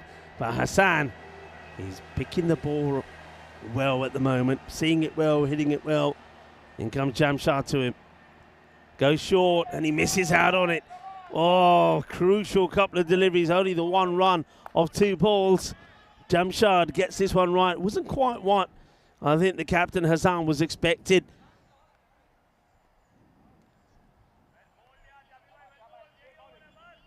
More than just a batter, Jamshad. He plays his part well with the ball as well.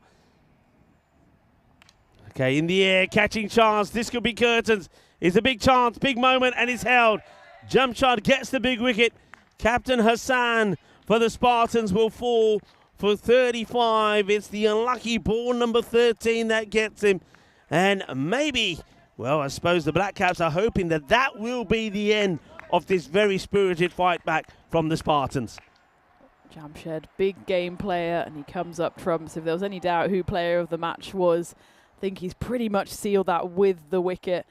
We're saying if this is a big over, one way or another, the game could be sealed, and it looks like it will go in the direction of the Black Caps as Taha Hassan has to depart for 35. A spirited knock from him. Again, it's just not quite enough with so many runs on the board. Now, well, both of these balls, you imagine, last 3 even, have to go to the rope to give them any chance. And they won't. He'll go straight through Samir Naeem. He's the new batter. He comes and he goes as Jamshed Khan gets 2 in 2.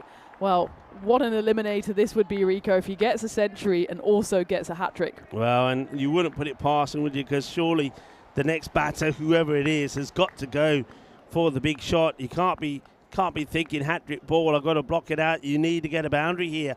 And Jamshad, you know, he's a key player, big player, so swing and a miss. The stumps go down. Jugger, they put their style from Jamshad. And Samir Naeem, he's going to go very first ball. Golden duck for him. And that means that Myon Butt comes in to face the hat-trick ball. Zakir Khan, remember, did it in spectacular style a couple of days ago. And again, Jamshad added his name to, well, not just the Century Hall of Fame, but the hat-trick Hall of Fame as well. In he comes, and it's a swing right across the line, but he misses out on it. No hat-trick, but it's a dot ball.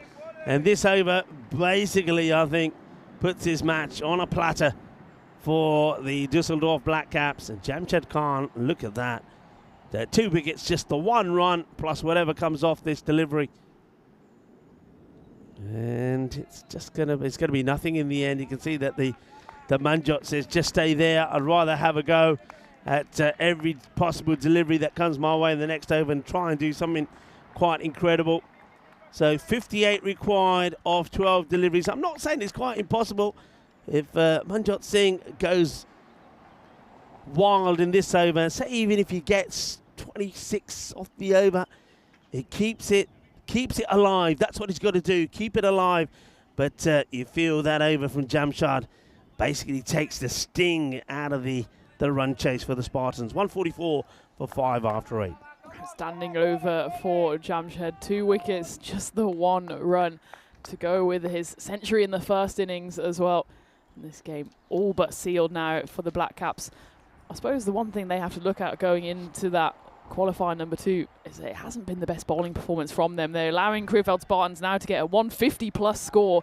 And well, if you come across a better bowling unit, which you'd imagine they would do in qualifier number 2, they might not get as many runs on the board. And suddenly, if they find themselves defending 120, 130, well, their bowling's going to have to be a lot better. Yeah, you're right. And for those of you that were listening earlier, you can see why I was saying that 150, 160s are not always going to win your matches. And you can see here, if that's all that the Black Caps settled for, they'd be going down. It's a good delivery. It's a good comeback from Ahmed Zai. Full, and gets it, sneaks it in between off stump and that wide guideline. Gets a dot ball in there. That's a huge delivery. A couple of dot balls or a couple of balls that don't go to the boundary, and that all but seals it.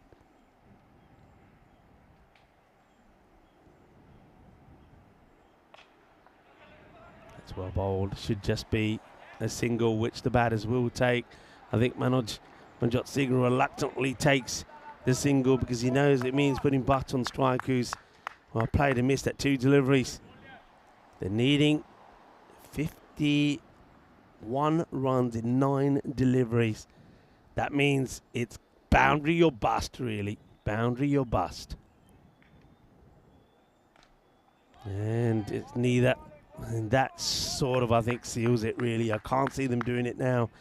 You get to a point now where even if every ball goes to the boundary, it's still not going to be enough. You would feel here, not going to be enough. It's interesting how many of the Black Caps bowlers here, right arm bowlers, go around the wicket. We've seen Jamshad Khan do it. Abdul Majid Ahmadzai's doing it. We saw it from Ubaid Manzoor as well. It's just this awkward angle cutting across the right-hander, trying to cramp them up for room. This time he does have enough room to pump it down the ground for 6 runs, but I suppose this is a tactic that they're using to mixed results so far. When they get it right, it's very difficult, and we've seen a few fly through to the keeper. When you get it wrong, though, it just doesn't go across the batter enough, and that's the one where you can just hit it straight down the ground for 6 runs. Yeah, it's an angle which, as you say, if you just go a little bit short, if you don't get that long, if you don't get it full, then good batters are always going to take it away because the angle then works in their favour. It's in their swing zone. But if you can go wider and fuller, like we've seen, I mean, Ahmadzai's done it in this over. Jamshad did it very well in the last. Then it becomes a difficult ball to get away. And like that one. So that's going to go for 4 in the end as the fielder is not able to stop it. But it's a better delivery. Still not able to get right under it. So it's going to be 4 carreras. And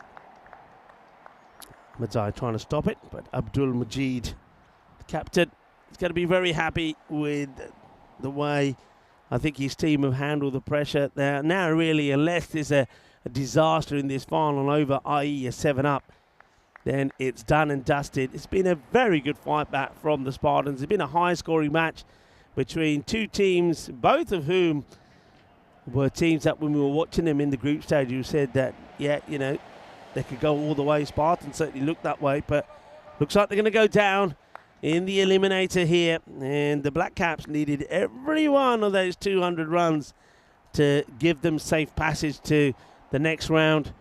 Of course, we're going to have to wait and see who they play in that qualifier number 2. But certainly, we know that the two teams that are going to be in action in the qualifier probably don't want to be facing up to Glenson-Kirchen, as that's going to be well fielded there by Ahmadzai. Comes across and plucks it one hand.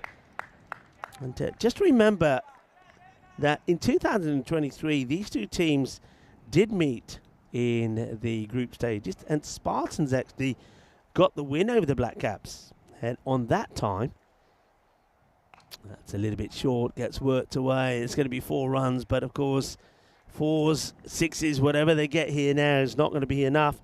Yeah, on that occasion, remember Waqas Fatmi, who we're going to see playing a little bit later for Glenson-Kirchen, who was playing for the Spartans.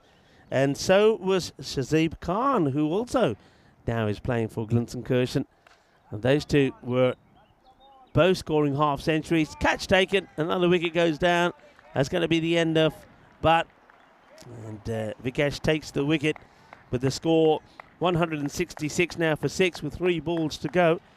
Yeah, Fatmi and Khan both scored half centuries, getting the Spartans to 155. The Black Caps, despite Jamshed Khan making 86 of 23, fell short by some 7 runs from victory. So it's a bit of revenge here for the Black Caps. But remember, the Black Caps did manage to pick themselves up from that defeat and still go all the way and win it. So the Spartans, they have had victories over the Black Caps in the past, but not on this occasion, despite a very valiant effort trying to chase down a score of 201. A new bat, it's a left-hander. This is Zain Masood.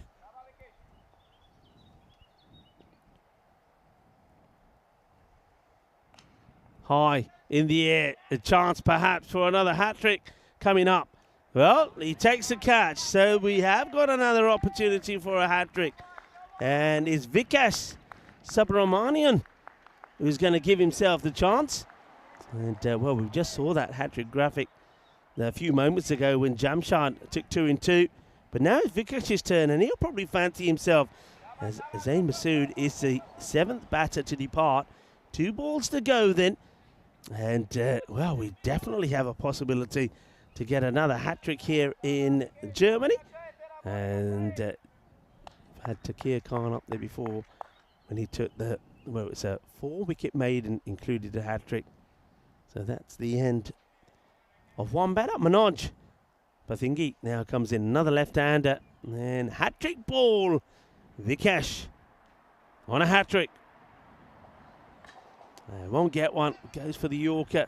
Gets the bottom of the bat. Well, if this hits, I think that would have been run out. There doesn't seem to be too much effort being put in the running there from Manoj, but he will get a single. Yeah, it was a bit of a, let's say, lazy kind of running. Look, he never really got into 3rd gear. He just wasn't able to pick up, and he would have been well gone. Could have been a team hat-trick.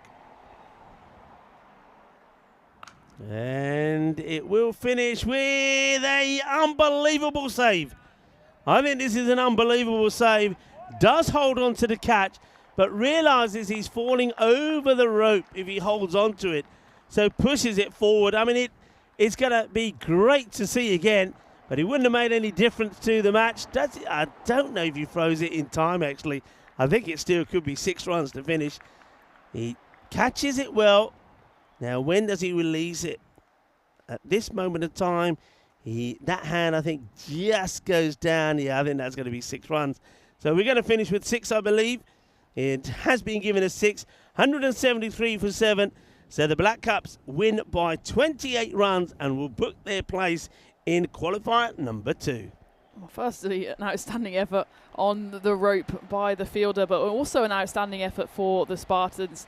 Not too often you get all the way up to 173, end up comfortably on the losing side. 28 runs was the losing margin in the end. Taking a quick look then at the qualifier number 1, the battle of the top sides. That's coming away in just under half an hour's time. But first, let's just take our hats off really to the Krefeld Spartans. Of course, we will be saying goodbye to them at this stage.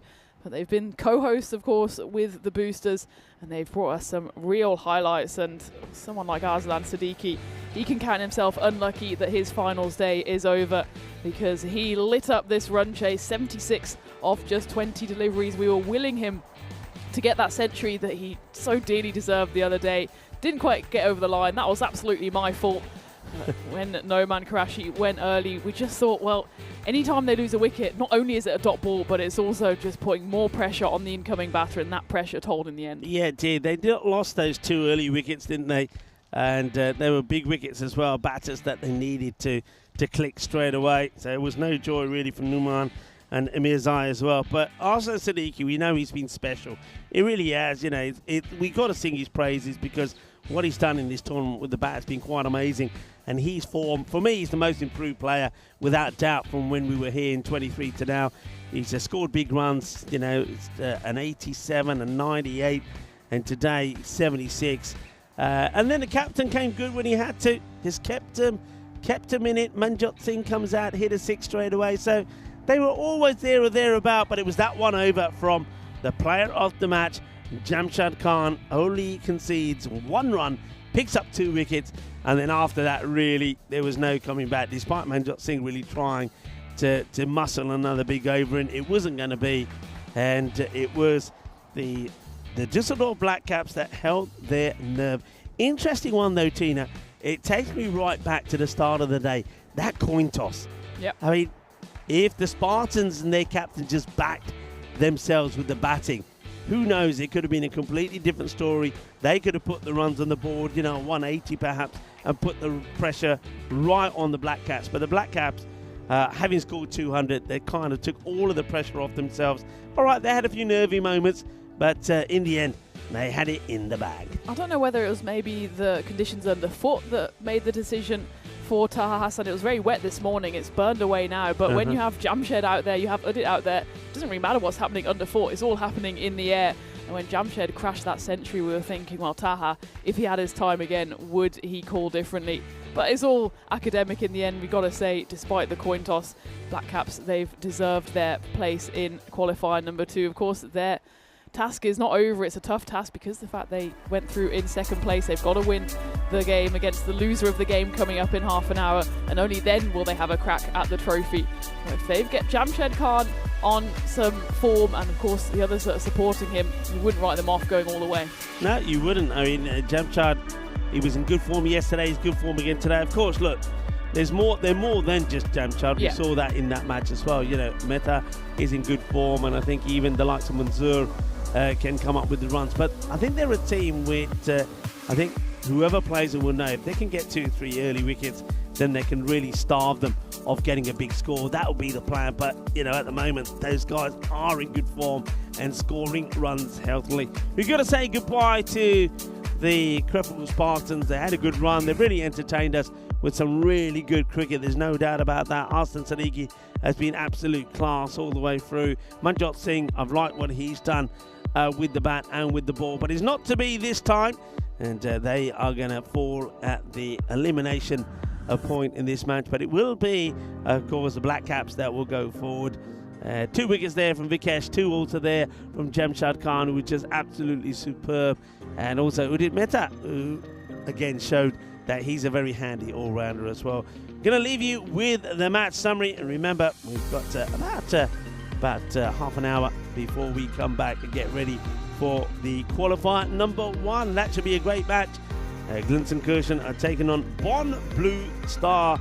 These two teams, they did meet in 2023. It was match number 49 when it was Bonn Blue Star that were victorious. They scored 156 for 5, and Glenson made 138. So I suppose if you go back in time, the Bonn Blue Stars have a good record. They, of course, fell at the sort of semi-final hurdle in 23 and then also lost out in the bronze final. So they'll be hoping to have a better finals day today. Join me, Rico Full and Tina Goff, when we return in about 25 minutes time to talk you through that qualifier. But in the meantime, enjoy your break, get yourself some refreshments and join us back when we're ready to do it all over again for qualifier number 1.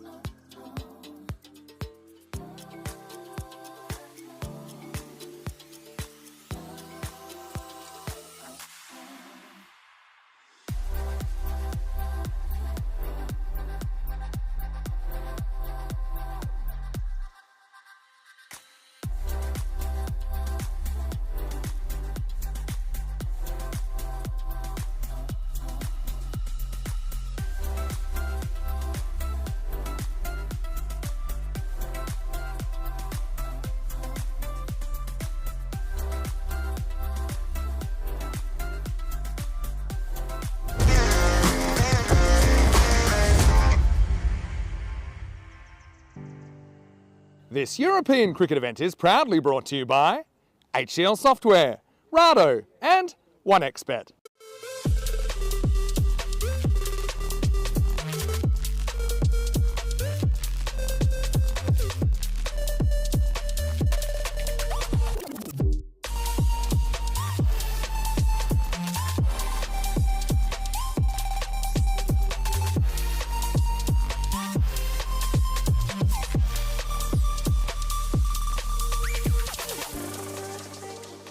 Welcome back to finals day here in sunny Krefeld, where we're into the qualifier number 1.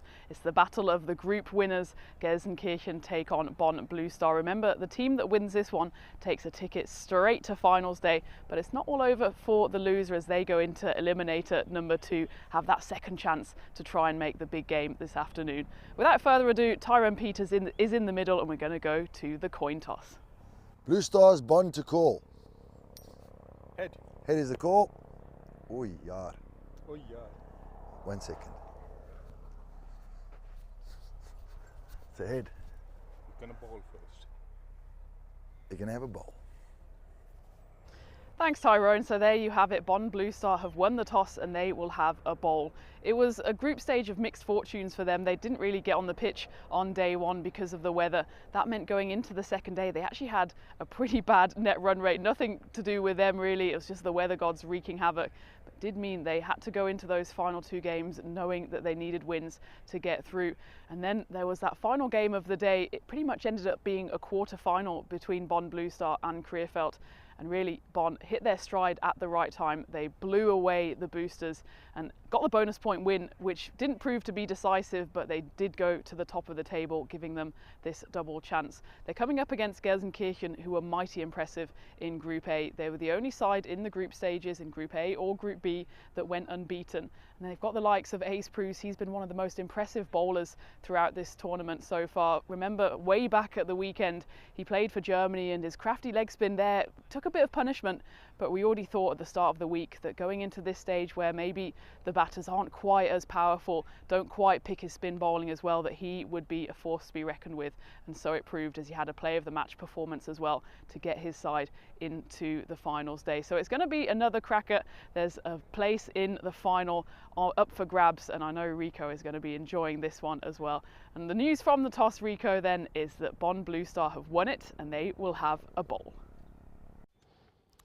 Thank you very much for a lovely introduction there from Tina out there in the glorious sunshine that we have today for finals day, Peacock Friday, and looking forward to this match. In all fairness, I haven't had a good chance to have too much of a look at Bonn Blue Star. Of course, when I was here on Thursday, the weather played its part in not giving us too much cricket, to be honest. And of course, Tina was watching them yesterday, but they put some good performances in, and they'll be looking to do better than what they did when we saw them in 2023. On that occasion, they lost badly in the semi-final number 2 to the Boosters by 189 to 83, and then they lost in the bronze final to the Golden Star Bonn in a close one, 128 to 129. And you can see that from the win predictor there, that they're not being given too big a chance here against Gelsenkirchen, who played very well in the group stages. And I think you can understand just why the win predictor is giving them such a big advantage here. Won all 4 of their matches, and they've got some good players there. And Tina did mention some of them. I think the likes of Asif and Waqas Fatmi and also Shazib Khan are going to be key. You feel that one of those 2 would go big here with the bat. And then with the ball, they've got 2 genuine spinners. I know that Tabushan was a little bit expensive with his bowling, but he does pick up wickets. But Ace Bruce was in fantastic form the last time we saw him when he picked up a 4 as well. So you've got 2 good spin bowlers, which could make a difference because the seamers just haven't been going well. So ready to start. This is the qualifier. It is a double chance, though, for both these teams. If they don't go well in this one, they will get the opportunity to do it second time round. This one gets played away and bobbles to the fielder. That's Haroon Javed, who I feel going to be pretty key. Both the Haroons, actually. The Haroon Javed and Haroon Khan. Going to be key in this one. With the captain, Asad Mohammed also. Mohammed in front of me at the moment on the boundary. Haroon gets played away against no boundary so far from Mohammed Asif. Now let's talk about Mohammed Asif. Though he started with a century, 140 not out of 48, all on the first day. Next time we saw him, he didn't really go as well. 2 low scores, I think 11 was his highest. Probably got like 4 or something like that in his third inning. So he's had a good day and a bad day. Will this be good or bad for him? Well, he gets this one away at least for some runs on this occasion. It will just be a single. And he gets the big man. And he is a big man, isn't he? Waqas Fatmi now on strike. Waqas, on the other hand, he has continuously been good. He's seen him score a 66 first time round. Then he followed up with a 46 and a 47. So he has been probably the inform of the 3 key batters for Glenskirchen. And he muscles that one away into the vacant square leg area. It's the first boundary of the innings, and it's Waqas who gets it away. So 4 runs being played. Haroon Khan just a little bit too short on this occasion. Gets back to his mark, but once again I think here it's about containing, trying to keep that score. I think even if it's a 140, you'll settle for that against a powerful batting lineup like Glenskirchen. Any more than that is when you start to feel that it starts to get a little bit out of hand. Testing with the short ball, goes for the shot, and he's going to get it. It's going to go all the way. Manos arriba from the arbitro. 6 carreras. Khan wants to bang it in short. Waqas was up to the task. They have got that fielder back for the miscue, but no miscue this time, gets it away. And it looks like Haroon is making a change to his field now. Looks like he's pushing the long on back and bringing up the third. So he's got square leg back on the boundary and long on. So he's got some sort of plan brewing in his head, and he goes outside the off instead, and there's nobody on the boundary out there. And that's going to be 1 bounce, 4 runs. So not quite what the field change suggested he was going to do there, and that means another boundary. 15 will come off the first. 15 without loss. Waqas again makes a good start. Mohammed Asif still a little bit shaky, a little bit edgy. He's going to be back on strike again. You just get the feeling that he needs to get 1 or 2 out the middle of his bat, and he'll be going again. I want to say welcome back to everybody in the chat. Dave is out there with us. Hello, Dave. Saw that Lithium was there as well. All excited for what is going to be a very good, very, very good finals day, I do believe. And John Heasham also along with Jules in the chat, and expecting another high-scoring match. This is the way it's looking so far. So Dusseldorf Black Caps have put their place in qualifier number 2. And let's be fair, I think I always say this, and of course it's a fact.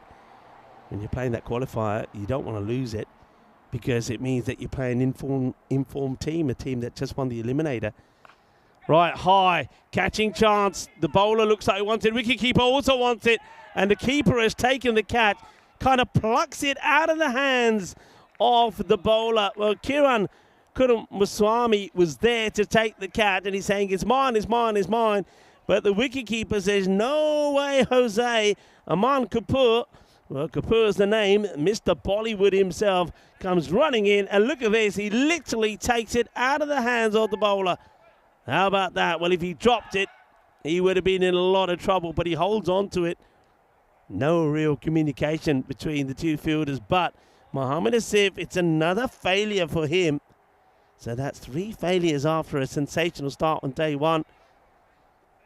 So just the 1 of 4 deliveries. Good catch taken in the end there by Kapoor. Snatches it out of the hands of the bowler, Kiran. So wicket of the first ball of the second over. And that was after Khan went for 15 in the first. But you'll take that to get one of the dangerous batters out of the way. But one goes, another comes. Shazib Khan, the last time we saw him, he was in good form. That one, I think he gets bad on this. It's going to go for 4. Let's see the signal here. No, it's giving us leg byes. Interesting one, because the bowler and the keeper look furious with themselves. So let's see this one more time and see if we can detect a little bit of bat on this. See the replay here. Does go to the boundary. So being given as leg byes. But you can see the disappointment there from both the keeper and the bowler. That's hit beautifully down the ground. That will go all the way. Balle, balle, balle.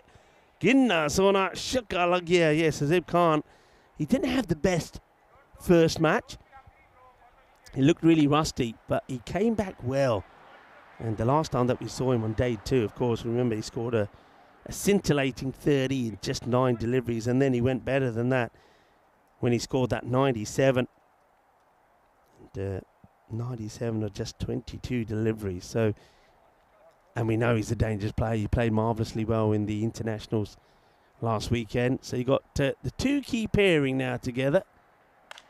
Goes for it again, but doesn't get it out the middle. But they haven't got anybody back there, and it's gonna probably just bounce before the rope. It will fall. So chose not to have long on back. That's always a risky one. For me, that's an area I would always have somebody. I'd always have somebody long on, and probably even sacrifice the mid wicket long on. Even you could always go for a wider long on. Now there's discussions. You can see the captain getting involved here. Asad Mohammed talking to the bowler, and that looks like what they're going to do here. Long on goes back as they bring the sweeper who was out on the offside up. So they've got a backward point on the boundary, and now long on goes back here to Shazib Khan. Let's hit this straight. If it gets past the infielder, it's going to... Well, it's come a long way round, has long on. Now, a good throw here. Could have had this. Still asking the question. Umpire shakes his head at first. I'd still like to look at this side on. And the umpire's got a big smile on his face and says, let's have a look. I think he's all right, but let's have a look.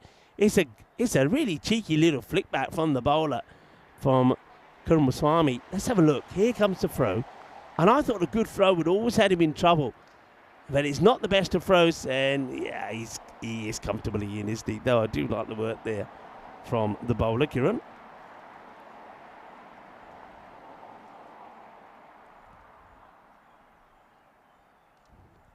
Do come back for a couple, Sir Khan. Back on strike. It's not a good delivery down the leg side. Good take once again from the keeper, Kapoor.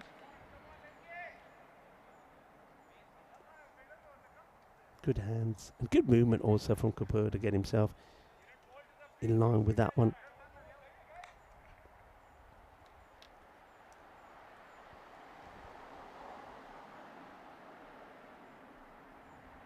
That's another one down the leg side, but this time it catches a bit of the pad of the batter. They're not going to get any runs from that one, so the second over comes to an end, very similar to the first. The only difference is there was a wicket of the very first ball, and the wicket that of Mohammad Asif, who disappointingly is back sat in the dugout. 32 for 1 as Tina joins me for the start of the third over, the power play, and they'll be looking to go big here in this over, Tina.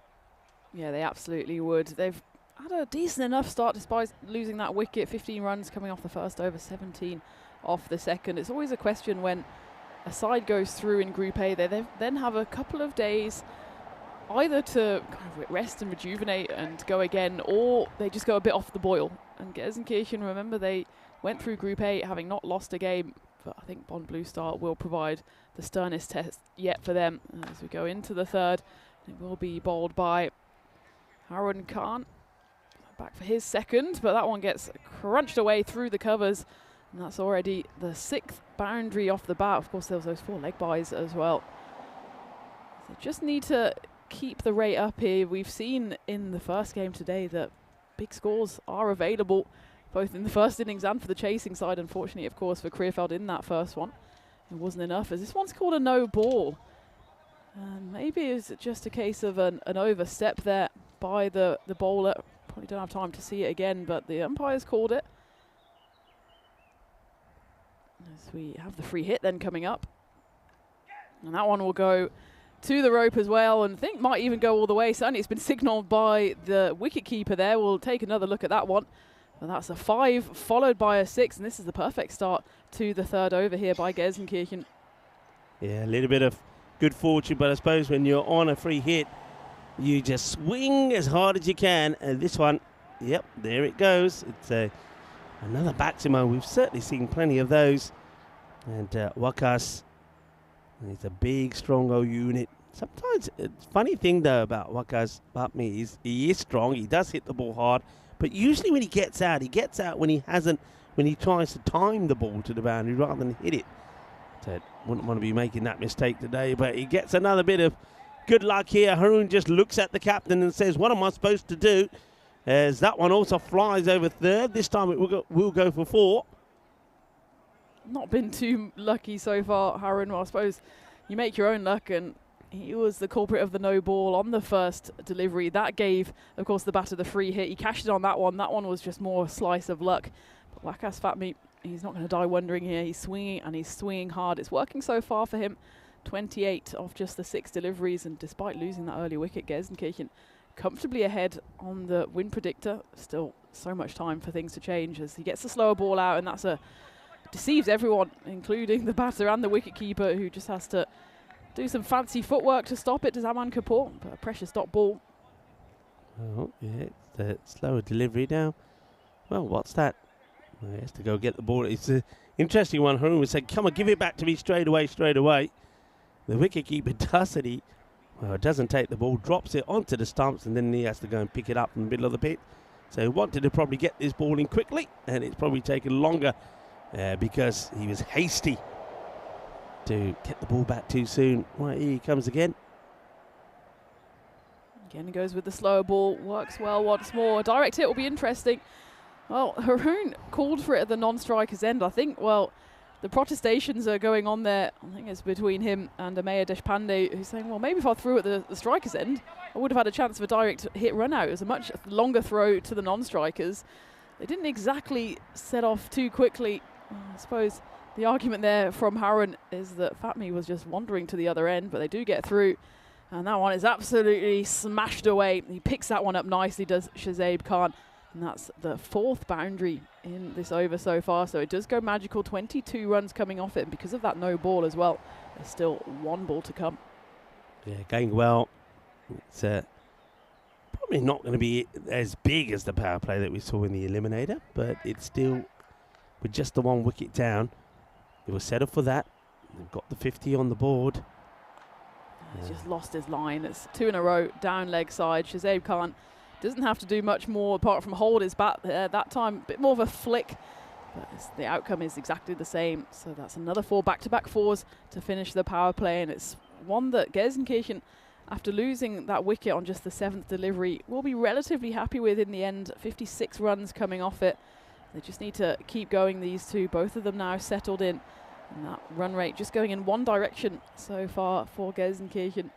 As for Bond Blue Star, well, the gamble of putting Haroon Khan on for 2 overs in the power play didn't quite pay off. Goes for 39 runs in his 2, doesn't pick up a wicket either. And that has prompted Asad Mohammed, the captain, to make a change. It looks like he'll be bringing himself on. Yeah, he's going to bowl himself after that one goes for 24, and it's probably the better bowlers that you got in your side, so that's worrying signs for him. He bowled well against the boosters yesterday, picked up a couple of wickets, 2 for 17, and he starts with a dot ball first up to Wakas.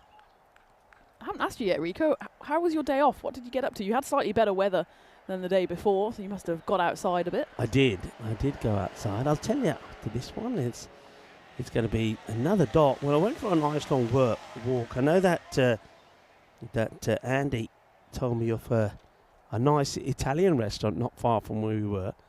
It's a slightly different direction to the way I normally would walk. It's up in the air. That's going to go probably one bounce, 4 runs. So he's not getting everything out the middle of the bat, is Wakas, but he's finding the boundary. So I went for a nice stroll.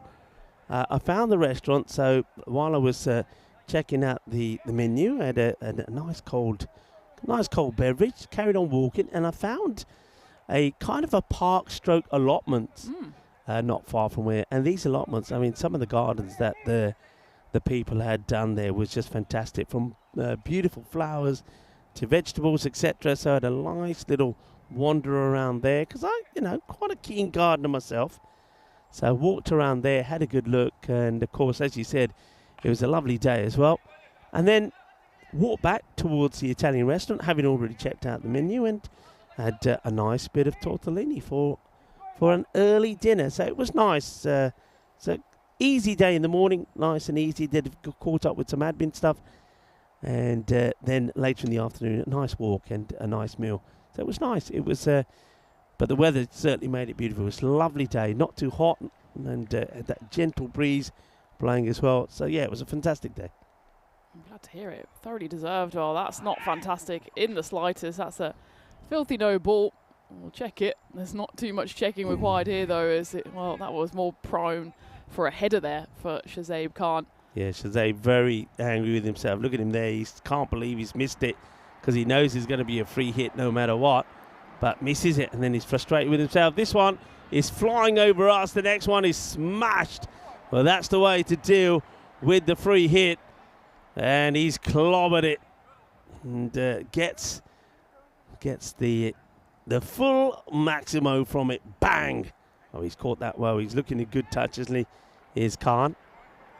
Yeah, just on the allotments, Germans take their allotments very seriously. So you obviously get them quite often in these urban areas where you might not have a garden. As that one's back-to-back. Asad Mohammed looked like he was going to put in a fine over. In the end, goes a bit to pieces with that no ball. Free hit goes for 6. Next one goes for 6. And it's 18 off the over. Gelsenkirchen can move to 74. The allotments in Germany called Schrebergärten. One would be a Schrebergarten. Garten being garden. Okay. And of course, being Germany, they have a whole kind of law that covers allotments, which is called the Bundeskleingartengesetz. All one word, obviously. And yeah, they take it seriously. They take pride in them. So you probably saw a few with kind of furniture and maybe growing some vegetable patches, things like that. They all have these, so that all of them had, because I remember allotments from the UK, and they normally had like a little shed where people would put their, all the spades and things and lawnmower, whatever you have in there. But here, these weren't sheds. These were proper built like chalets, and they all had barbecues and something. So it looks like something where it's not just about the growing of flowers and vegetables, but it looks like they probably spend the weekends there as well and get the barbie on and have kind of a family day. But yeah, very impressive, and so clean. So very clean. Bani Bra to bowl this 5th over here, the 16-year-old, and almost gets a wicket on his first delivery as it just gets popped into the leg side. Yeah, one of the tenets of the Bundeskleingartengesetz is that at least 10% of the allotment must be planted with fruit and veg. So you have to kind of give back to the environment as well. But I know it's a place where, especially on a day like today, on a Friday, the barbecue will be going. As this one goes up in the air, doesn't have the distance on it, or does it? Oh, well, that's an outstanding effort on the boundary. He claws it with cat-like reflexes, Haroon Javed, to make sure it doesn't go all the way for 6. We'll have to check it just in case. I wonder if he did have 1 foot back, Tina. Just see here. He's just gone. Yeah, that's going to be given us. I think that gets given a 6, doesn't it? Because, I don't know, it'd be interesting. I just reckon that he has been given a 6. So, unfortunately, he goes outside, then jumps up. If he had jumped up from inside and was able to save it, then maybe. So 6 runs, the right call there. Still a brilliant effort there from Haroon Javed. Just didn't quite stick the landing after jumping from the wrong side of the rope, and I don't think he's going to get on the end of this one either. Bani Bra, he put in a good first ball, but subsequently back-to-back 6s as Shazib Khan moves into the 40s. Yeah, and a German barbecue tends to be a lot of sausage. They take pride in their sausages, but you do often have maybe a bit of pork on there as well. They like their pork, obviously schnitzel. It's been a hot topic in our crew the last couple of days. I think Marzi at some point, if he leaves Germany without having had a schnitzel, he'll have ruined his trip, I think. Although I did introduce him the other day thanks to a recommendation from Andy as well. I know he's hot on the restaurants, is Andy. We went to a Greek restaurant, and Germany does very good Greek food because there's a big Greek community. And Marzi, it was on that day with the rain, and he had a long old day. He was miserable and tired and wet, and we said, come on, let's go get some bifteki at the Greek restaurant. And I'll tell you what, Rico, the smile on that man's face coming out of the restaurant, it made his day. So I think we're going back there as a team tonight. Looking forward to that one, as that one's going to fly away for 4 runs this time off the side of Shazib Khan's bat. But that is 3 boundaries in a row. Gelsenkirchen, well, they are putting their foot on the gas now. Yeah, this is the time to get going. It's a couple of wickets is what's required here, though. Needing a couple of wickets and needing them pretty quickly. Otherwise, it's again going to be a big, long, hard chase here for Bon Blue Star. Can they get the breakthrough? Can they get a wicket? Khan, couple away from a half century, which you probably bring up with that lovely shot. It's beautiful. It's right on the top of the marquees. And beautifully played. He times the ball so well. 50 then it will be for Khan. And well batted indeed. Excellent way to get to your half century as well. Just saying knock knock to the fans over there. And well, let's just take a look at the run up here from Baddy Bra. A couple of people have noticed it in the chat. It's very Bumrah-esque. Look at how that arm flies out. He's clearly got an idol in Jasprit Bumrah this time though. Well, not the best delivery, but gets away with it. Takes a little bit of the pad on the way through. And then the end of the over comes our way. 23 runs off it as we say hello once more from the commentary igloo. We've got a bit of ventilation going on here. It's getting quite warm. But it looks like Gelsenkirchen, they're just heating up at the right time as well. They are. I mean, it looks like it's going to be a big score in the 90s already. You're saying heating up. My equipment's gone, failed. It's been roasted. And so I hope yours is working, because otherwise we're going to have trouble keeping up here. But it's a fantastic start on a hot, sunny day. And, yeah, we know that this Gelsenkirchen side, the top 3 are all class batters. They've got Asif out early, but they need a couple of more wickets quickly. And Shazib Khan, I mentioned after his disappointing first day that he was going to come good. He came good in the second day, got to that 97. And I think he's another one. He's probably thinking, yeah, 97, I got close. He was very disappointed when he was LBW on 97, trying to play that favourite shot of his, which sometimes he goes to a little bit too much. So this time I think he may be focused on going all the way. Yeah, I think so. Eyes on the prize, especially for Gelsenkirchen. They want to go into the finals unbeaten. Got to get past this Bon Blue Star side, though. How many runs have been scored behind the keeper? This time it's off the side of the bat of Wakas Fatmi. Another 4 runs. This time Kiran Kumaraswamy bowling his second over, going into the 6th here. And yeah, it's interesting what you say about the Gelsenkirchen batting lineup. They've been very strong at the top. They haven't really been tested so far when they've lost early wickets. And it's sometimes the way, isn't it, when you have a side that goes through the tournament unbeaten, sometimes they have a few frailties because they just haven't been exposed yet. And if they get through, even to the final, or if they lose this one into the Eliminator, well, we're talking about wickets. Here is one, and that could be an important one as Wakas Fatmi goes. It's a good effort there from Kiran, the bowler, to turn around, do a 180, and get on his bike to get back to take that catch. It's not an easy technique. He does it excellently. Well, they bring up the 100 with that 4, but they also lose their second wicket, 101 for 2. But what I was just saying is that if you're not really tested throughout the group stages, once you come up against those better sides, suddenly those frailties are exposed just a little. And, well, the good news for Gelsenkirchen is that they already do have runs on the board. But you think here if Bon Blue Star get maybe 1 or 2 more wickets, they could still try to put a lid on this innings and try and keep them to 160, which can be chased even if it is a tough chase. Yeah, and I think the same as I was saying in that last match, 150, 160s, though it's a good score, it's not always going to guarantee you winning a match. But they've got a good player that comes out now, the left-hander, Gopinath Manoharan. He also is, he'll be looking to get going straight away. It all depends how well that Kiran Kumaraswamy bowls to him. But very strong on the swivel, very strong on his pads is Gopinath. First one he just knocks down for a single. Slight misfield there by Haran Khan, but they won't be punished for it. Shazib Khan, he's still going well. 54 off 15 for him. Hasn't faced a ball for a while. He got a single off that initial delivery from Bandi Bra, saw the rest of the over from the other end. It'll be interesting to see if he not takes his foot off the gas, but just makes sure that one wicket doesn't bring two. As we said, the likes of Ace Bruce, who we have seen back before, wasn't really needed during the group stages. And well, there you go. No consolidation. It's consolation for Shazib Khan as he has to go.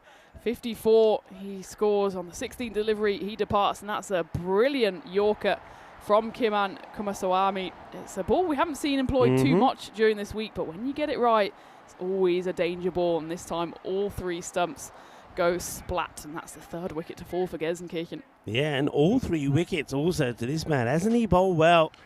And picks up another, and it's a perfect delivery. Now, we know that, Khan is a little suspect on that straight delivery. He does like to play a lot on the leg side, and rather than playing straight, once again, he's looking to try and guide the ball on the leg side, and he gets cleaned up beautifully by Kumaraswamy. Well bowled. Now this will be interesting. It'll be interesting. So the first 5 overs certainly do belong to Gelsenkirchen, but now can it be Bon Blue Star that come back strong themselves? Going to let himself down, maybe gets a little bit carried away here, does the bowler Kiran. But 3 for 18, it's been a splendid spell of bowling from him. Yeah, it's a bit of a innings changer here this over, despite that wide, 2 wickets in it. Just as we're saying that the Gelsenkirchen middle order hasn't really been tested, well, they've got a test on their hands now. That one's even wider, and it will be a no ball because that's his second for the over. Just lost it here. It will be the free hit then. Oh, that's not what you want, is it? If you're Bon Blue Star, you've just about wrestled your way back in the game, and suddenly just 2 deliveries, and it gives a free hit to Mewali Jabakil. Allows him to swing and try and get himself off mark, but again, wide ball. And Kiran, I don't know what's going on here. A bit of rush of blood to the head. Yeah, what's happened? What has happened? He was just going so well, and he takes his 3rd wicket, and now he seems to have lost his way. Now, I think they don't forget. So it's still a free hit. Don't forget Jabakil. Remember him coming in at one point, and he can clobber the ball pretty well. He scored a very quick fire 40 odd when he came in on day 2 of their group action. So they've got guys that can still hit the ball, and also a left and right combination that can work well for them. But they've got to still be focused. You've still got plenty of time to bat here. He does miss out on the free hit. The next one, though, is hit away to the leg side. Should be stopped. It's patted and then fumbled twice, 3 times on the boundary rope there by Honeyjeet Bra. I think he's just about safe. Mewali Jabakil. Yeah, it was a quick fire 54. In fact, he scored in the end off 17 deliveries. But apart from him and, of course, the top 3, not too many runs to speak of. We know Ace can hit it, and hit it hard. A few times he came in late in the piece for Germany and hit his first ball 4-6. So they definitely have the talent there. It's just a case of whether they can turn it on, because they haven't really been required to do it so far in this series. So that was the end of the over. A peculiar one from Kiran, a bit of everything. Of course, 2 wickets certainly help the Bon Blue Star cause. Gelsenkirchen 106 for 3. Just got a little sloppy here at the bowlers. Zamaya Deshpande comes in. His first one's a wide, his second one's a wide. And well, they've already given away 5 wides and 3 no balls. It's the no balls that can be really a killer as well, because of course it does lead to the free hit, and that's now a hat-trick of wides. So since those 2 wickets fell, we've had 5 wides and a no ball. Finally he gets one to land on the pitch. Well, you can see exactly what Asad Mohammed is saying to him there. Just calm down, just get it on the spot. That's much better. And well, Equal to it was Miwali Jabakil. Doesn't quite get a hold of all of it, but enough to take his sailing over the rope, and that's a much needed boundary for Gelsenkirchen. Yeah, it is. I mean, you're right. They've got a little bit sloppy with the bowling, a few extras that are creeping into the game, but at the same time, the batters haven't really cashed in. It's going to be okay this occasion as Jabakil just watches this go by. Yeah, you're right. He did score that half century, 54-17, when they made 172 against Leckenbach. But they have scored well. I mean, all of the games that they've played, they've scored big runs, haven't they, batting first? And that is big. Goes straight over, and I think that one's going to end up in the bushes somewhere. Somebody's going to have to find that later, I believe. Getting another one out there. Yeah, their scores in all of their matches were big. We saw them score 188. We saw them score 166.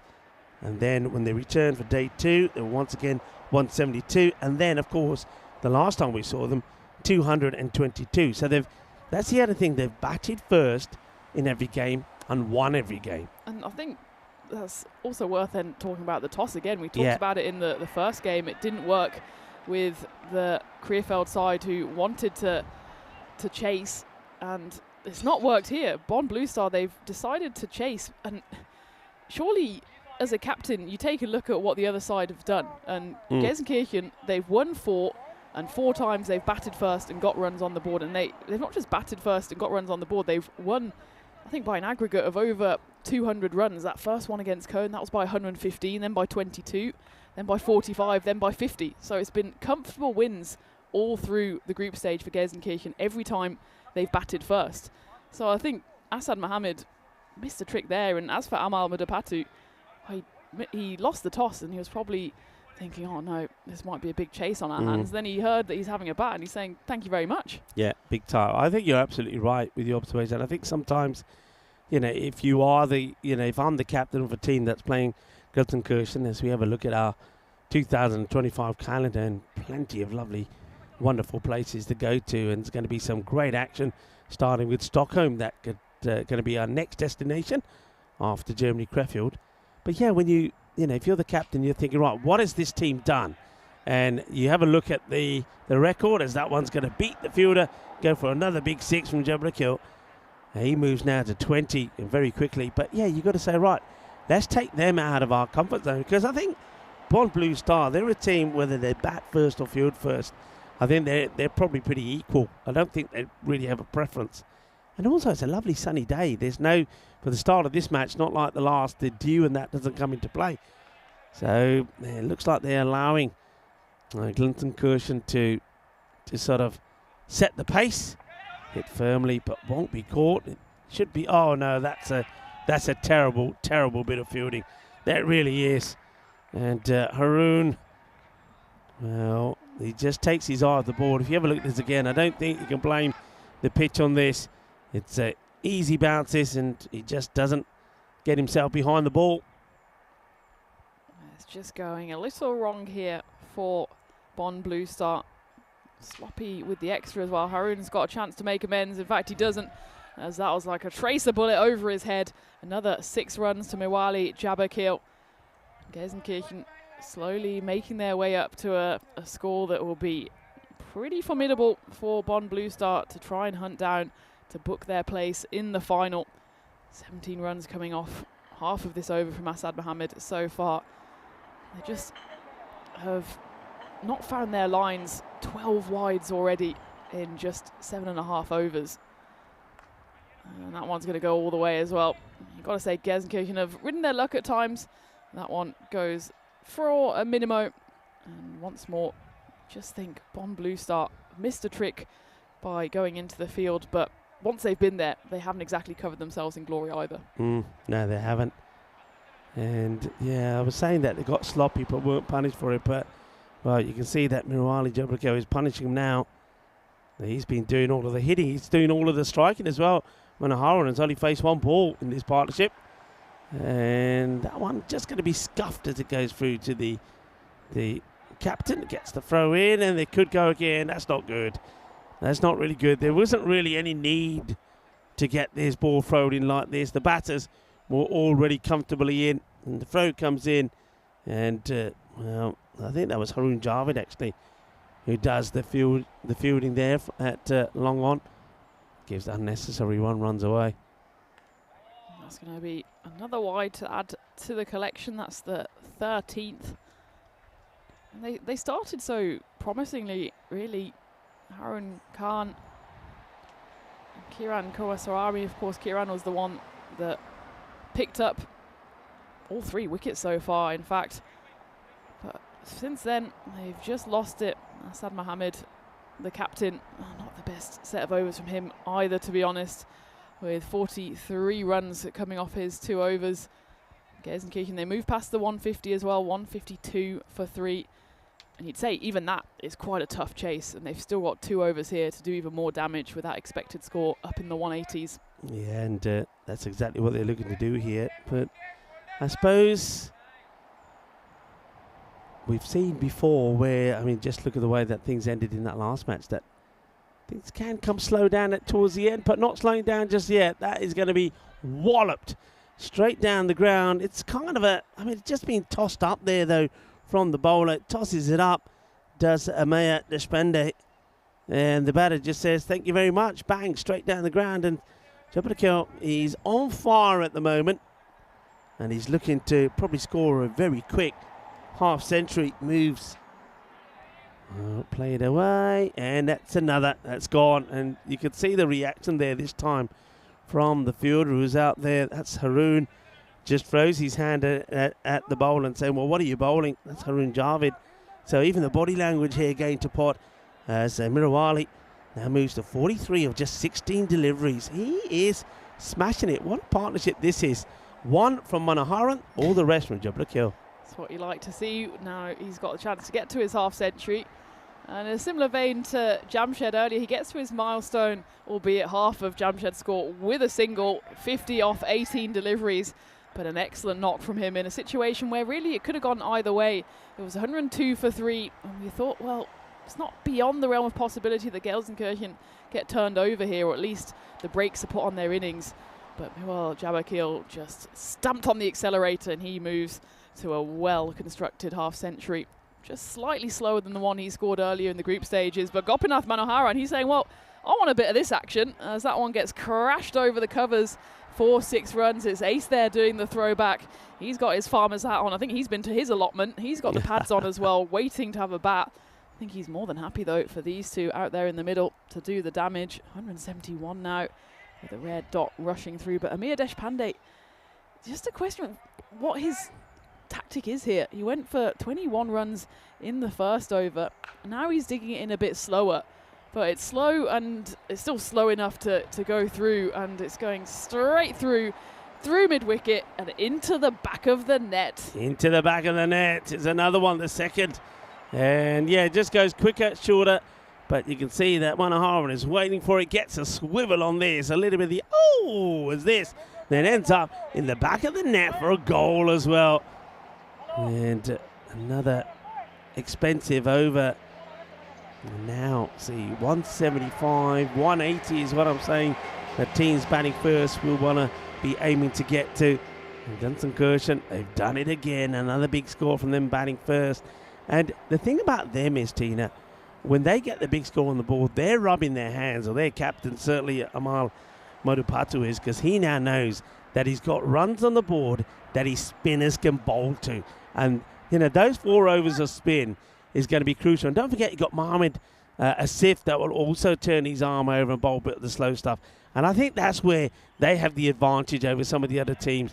They get big runs on the board, and then they got the genuine slower bowlers to come on and frustrate the batters. And don't forget, Bond Blue Star, they've not been required to put in a big chase so far in this series. The highest chase they've actually needed to hunt down was 90 against Krefeld Boosters in that must-win game. But we might have a wicket here. Well, that pretty much sums up the innings so far. Honeyjeet Singh settles himself on the boundary, and it just bursts through his hands. 6 runs. So 89 for 9. Krefeld Boosters got Bond. Well, they did make light work of that. They got to the 95 in the end off 6.5 overs. But otherwise, in that loss to the Black Caps, they batted first, put on 167, which is not going to be enough in this run chase. And then the other 2 games were rain affected. So they're trying to do something that they haven't done so far in this series. So again, looking at that coin toss, seems a strange one, especially as the sixes keep on raining down here. Wali Jabakil gets the strike back from Gopinath, and he says, thank you very much, 6-6. Gelsenkirchen here, maybe still eyeing up that 200. 3 balls left, 13 is what's needed to get there. And it could be almost a carbon copy of the game this morning, where Bonn Blue Star, they might fall short even in a spirited run chase. But we're looking once more at what could potentially be a record run chase for the chasing team. 3 balls left. Wali Jabakil, can he inflict more damage? And this time it's a rare dot. The suspicious look there from Bani Bumrah. Back to the umpire, who says, no, this time you're not going to add to the wides collection. Already 13 on the board. Yeah, Bani went for plenty in his first, actually. 23. And what that tells me also is this one is going to go out of the park again. It's 6 more. Boom, shakalagia from Jabakil. Hasn't he batted well? 68 of 23. And now moves them in to the 190s. So not going to quite be 200, but it could be a 200 chase if this goes for 6. But it almost seems to me that, and this is with all the teams really, they haven't got the backup bowlers, have they? As that one going to be hit down the ground pretty firmly. It looks like he gets stopped here. The foot of Haroon, and then there's the throw, and it's well stopped actually there by Assad. Quite easily could have been more runs to come. So we'll just see the boundary check one more time. It looked all right to me. It looks like that the fielder, Haroon, gets the foot on the ball and it doesn't get past him. Haroon Javed. Let's see here one more time. I think the umpires wouldn't really want to have a look at this again. In he comes. Yeah, that's fine. And it does well. Good bit of teamwork from the 2 Haroons. One makes the stop. The other one gets the throw in. It's a direct hit as well, which the captain Assad has to stop. So to get a couple to finish the innings, it's not going to be a 200 chase, but it more or less might as well be. 195 on the board. 195 for 3, and a really good knock there from Jabakil, who finishes on 70 not out of just 24 deliveries. So what a good knock that is from him. But yeah, just finishing on what I was talking about there as we get ready to roll the highlights. It almost seems like that regardless of how much a bowler's gone for in the first over, they've always gone back to them. There don't seem to be the backup bowlers available. So we're seeing bowlers who have been hammered for 24 or 26 coming back on to bowl their second over, and well, normally it's gone the same way again in the second. As you see there from Bani, he will go for 20 in his second after going for 23 in his first. So let's roll the highlights, and certainly once again it started not so well because Mohammad Asif, he did get himself out pretty early. Well, we saw that Waqas got off to a good start, but he was certainly getting the boundaries in, but not Mohammad Asif. It's another failure for him. This was it here, caught and bowled. Well, it should have been caught and bowled actually, but Kapoor came along and snatched the ball out of the hands of Kiran, but Kiran still would get the wicket. Don't forget, he would come back and take 2 others a bit later on as well. But I like the attack though from Shahib Khan. He came out, he certainly looked good. Whereas Waqas Fatmi, well, let's just say he was a little bit fortunate. I reckon he probably scored at least 20 of his runs in that third man area. Oh, you've got to be in it to win it, and certainly they rode their luck. And you were talking about those 2 wickets in the middle order. Kiran Kumaraswamy, he got 2 wickets, and we thought, okay, it's 106 for 3 in the 6th. This could go one of 2 ways. We could get a 150 score for 7, or it could go big. And well, it was really just the Bonn Blue Stars that invited that explosion towards the end. They bowled so many extras. There was no balls, there was wides in there. And when they did get it on the pitch, there was a lot of hit me balls, and hit them is exactly what Wali Jabakil did, finishing on a very impressive and a high score of 70 not out off just 24 deliveries. Gopinath didn't have too much to contribute, but when he did get there, he scored a 6 and a 4 of his own. It does mean that Gelsenkirchen didn't quite get the 200, but 195 is certainly something they'll be happy with. Remember, they were put into bat. I think they were pretty pleased at the time that they were put into bat, and this has just proved it. Yeah, I mean, look, when you're a captain and Amal Madhupatu, you know what he wants to do. He wants to bat, because they batted 4 times first, and they won the match and scored big runs. So I think he would have been He would have been loving the fact that they were put in to bat, and you can see from the score they are loving it. Miwali Jabrakil 70, he scores half century there from Shahib Khan, and Wakas at the top of the order providing a quick fire 39 as well. Only once again Mohammad Asif who ends up with a failure with the bat, but the rest doing their job. And Gopinath there didn't get much of the strike really, did he? But still ends up with 11 off 4. So a very good scorecard there for Golden Kirshen. On the bowling front, well, I suppose it was only Kiran. He did bowl beautifully well, 3 for 22, though he did give away too many extras, we feel, especially after he took that third wicket. He seemed to just sort of, I don't know, just lose his way a little bit, but no other bowler picking up a wicket. And Asad, Mohammed and Bani Bra, as well as Deshpande, they won't be happy with the number of runs they went for. But when you just get the feeling when Harun Khan, the top bowler, when he doesn't go well, when he goes for a few, you knew there was going to be trouble. And as I said, they just didn't have anybody else that they could fall upon to bowl. They just went back the bowlers that had already been pasted all over the place. So that just tells you that they're a bit limited to what they have available to them. Yeah, absolutely. If you only use 5 bowlers and all bar one go for, well, pretty much 20 plus, you think, well, where's bowler number 6? Where's bowler number 7? You've got to have a plan B. So Pond Blue Star, they stick with plan A, and it's one that pretty much backfired in the end, straight from the coin toss all the way through the innings.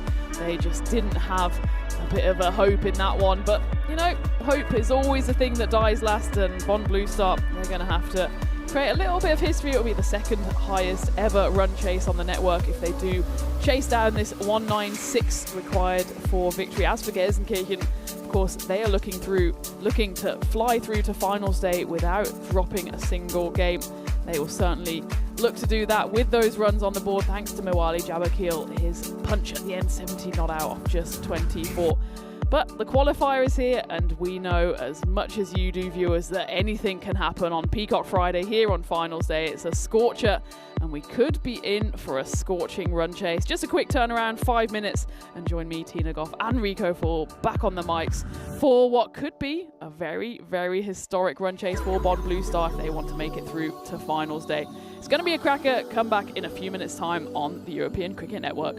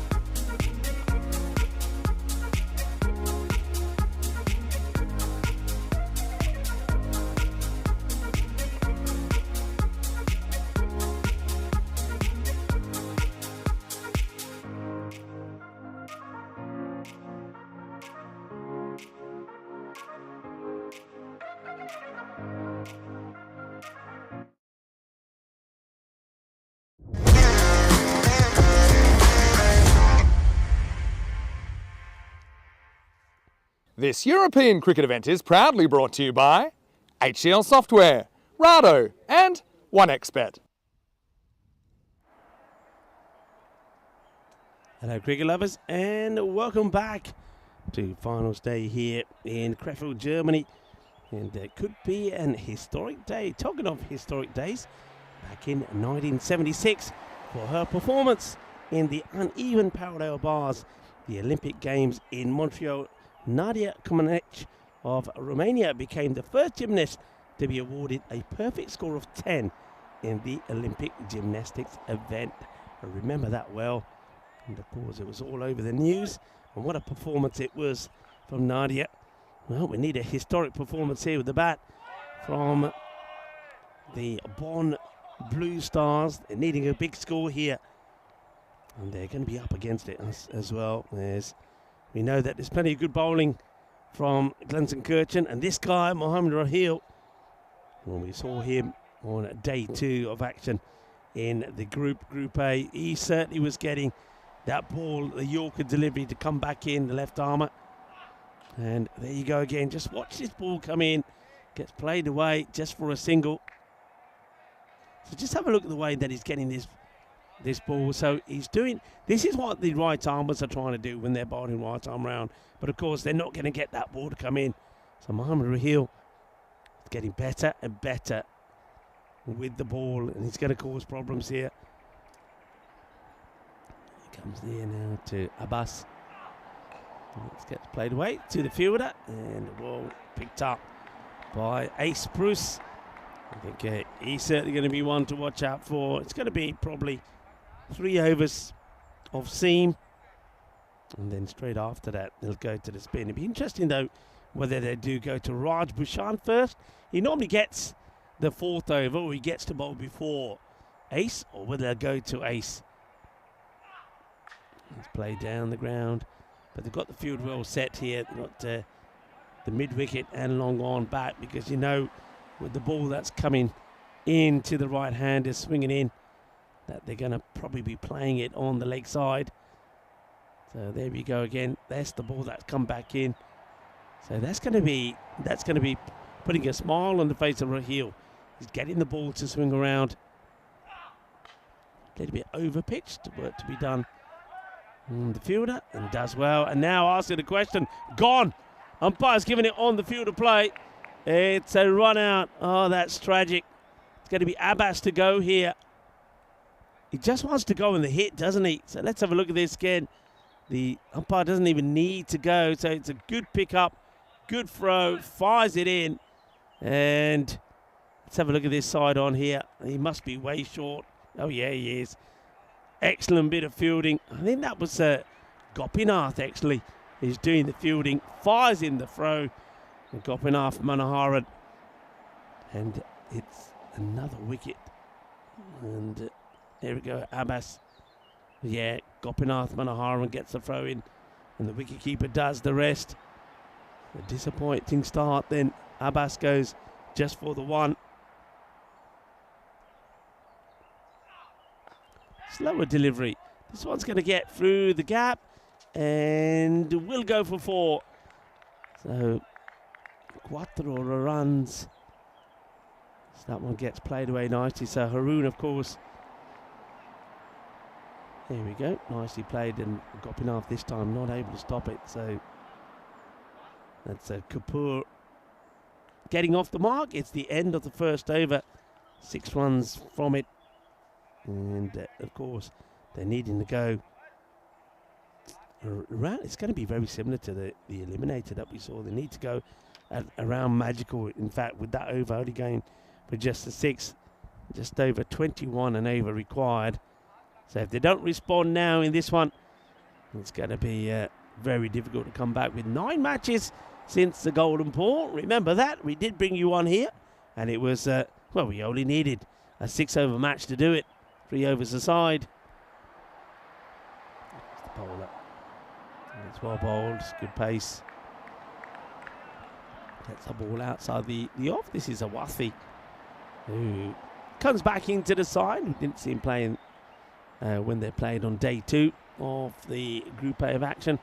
But he's a good bowler. And you can see there he starts well, targeting the off stump. As Tinikoff joins us back in a rather warm igloo today.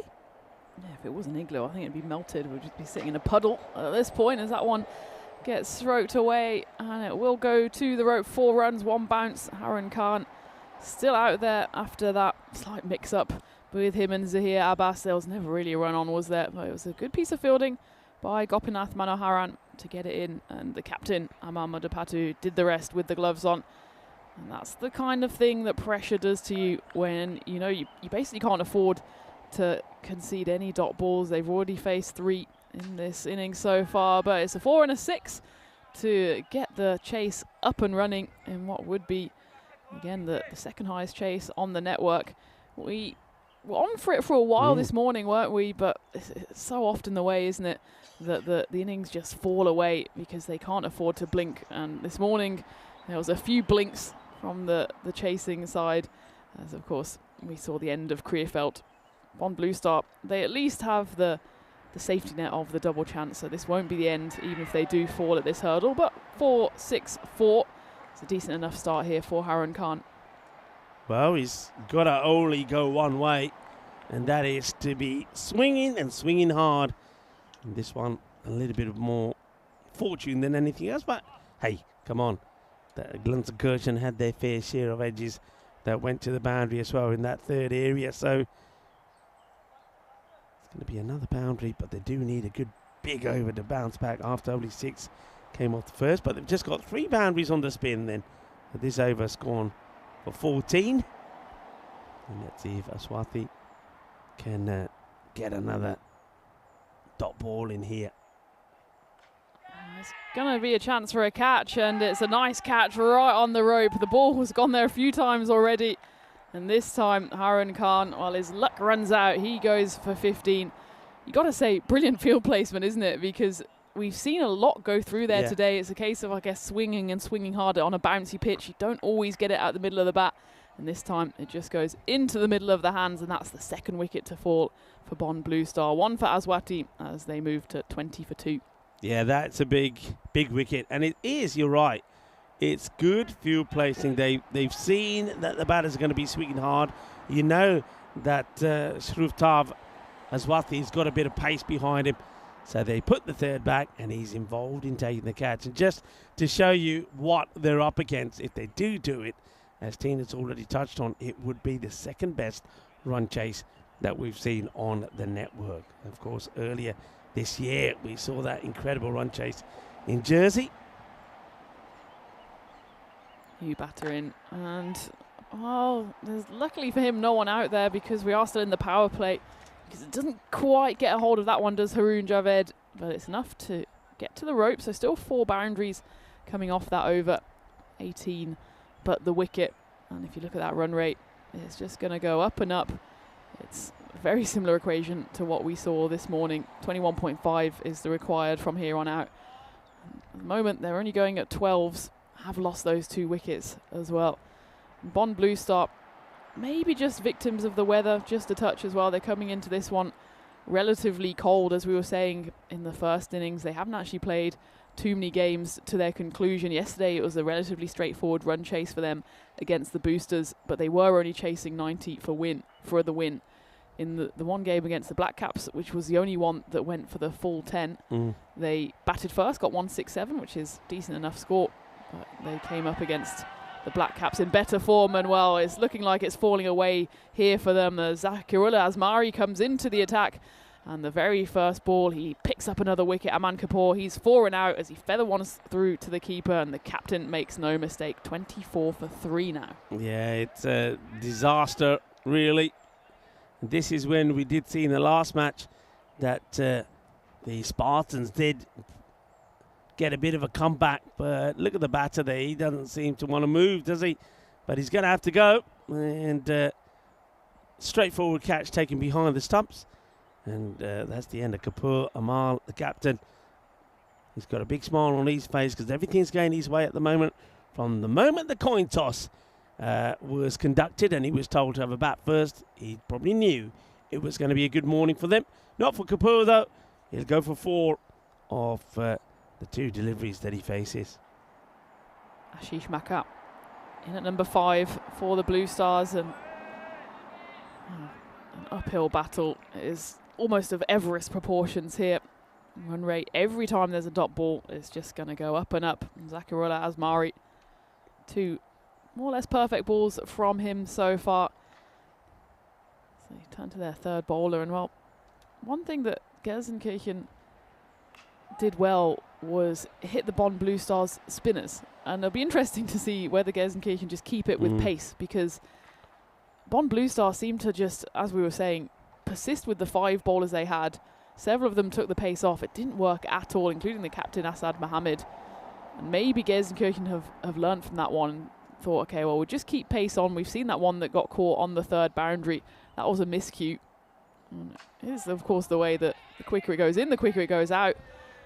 But I just feel that pace is what will win it here for Gelsenkirchen. Bonn Blue Star, they know they've got to hit everything to the rope. They'll try and use the pace of the ball, but every time they miscue it, I think the fielders are in with a chance. Yeah, definitely. I think the only thing on that is when you see what the rate has got to now, 23. I mean, if the way this over is going with a wicket, dot, 2 singles, it could be about 24 by the time this over is done with. That would be the perfect opportunity. Whether you think it's the right thing to do or not, the captain, to bring the spin on, because if it goes badly, you got runs to play with. You don't want to hold them back and then have to use them when, say, for example, the Bonn Blue Star are in a better position. Gets played away. It should be fielded. Good bit of fielding done out there. But the man who took a really good catch out there as well. Done a really good catch. It went kind of more or less straight to him, though, and by Asmari. I suppose the advantage that Gelsenkirchen have is that they don't just have any spinner that tosses it up. They have Ace, who is one of the few leg spinners we've seen in this series, and he's high on confidence. You can see maybe in that weekend series, Germany against Belgium, not quite landing it, maybe a few nerves playing for the national side, and also just maybe he hasn't played much on this AstroTurf, but he's taken a while, and now that he's in blistering form, as that one is not quite off the meat of the bat, but enough to get away for 4 runs, end of the over, 31 for 3 at the end of the power play. But Ace has clearly just improved and got more confident after every game and every day. He got that player of the match performance in game 9, 4 for 15 on that occasion. So, yeah, maybe you're right, Rico. Gelsenkirchen, they're certainly doing it with the pace, but they've got their Ace in the pack as well. It'll be interesting to see if and when he comes into the attack for the side. Yeah, so you'll see that the difference between the 2 power plays, 25 runs, 56. It was for 1 for Gelsenkirchen, and you can see that their opponent's struggling, 31 for 3. So it looks like they will actually go with Mohammed Asif to bowl before the 2 spinners, and he's going to get launched for a big 6, which is probably going to almost trouble our score. It's not far away from the picnic hut, the tuck shop, I think we call that, where the scorers are based. Gerard is in there with Manav. Surya having a well-earned day off today. Jared was saying he felt like a DJ the other day as well, because he was standing up, he was playing some YouTube music in between games. He was pretending like he was maybe some kind of après-ski chalet, banging out the tunes.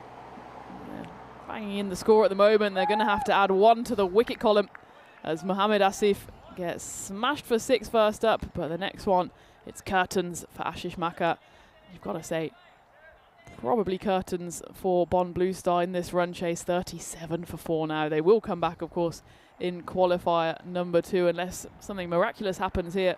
But at the moment, it's looking sorry viewing for the Bonn team.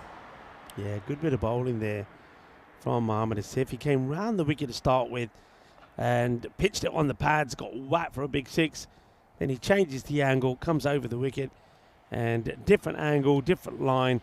Bowler swings and misses. That's the end of Maka. He'll go for just the 8.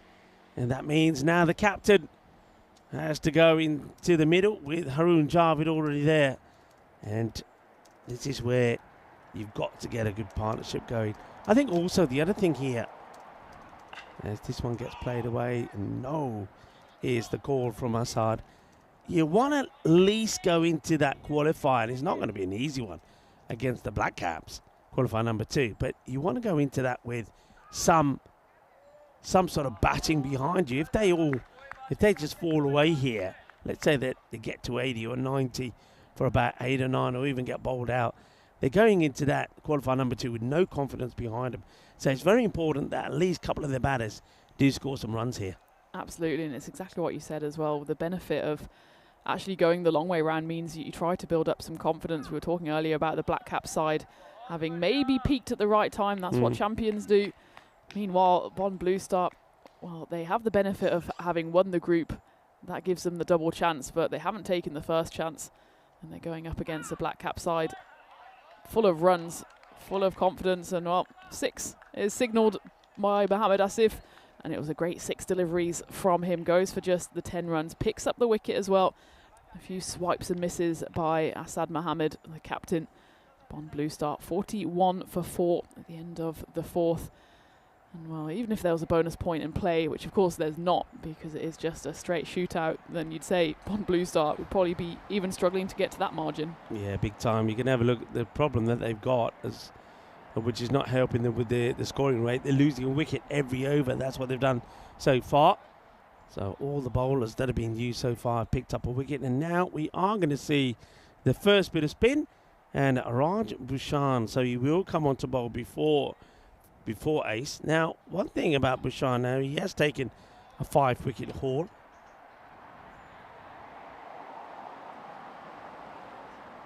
So he has taken 5 wickets, but he does, I mean, apart from that 5, I think it was 5 for 10.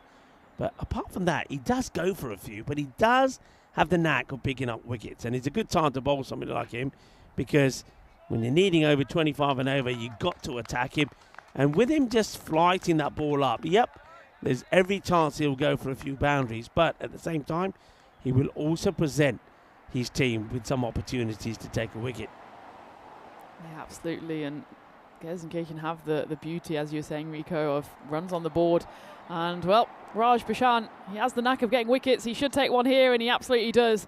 Comfortable caught and bowled, and that is the end of the Bond Blue Star captain Asad Mohammed, the man with the red lid, has to make his way off the pitch. 5th wicket to go. Bit of a nothing shot really from Asad. It was wide. He didn't get anywhere near the ball. He knew he was a goner straight away.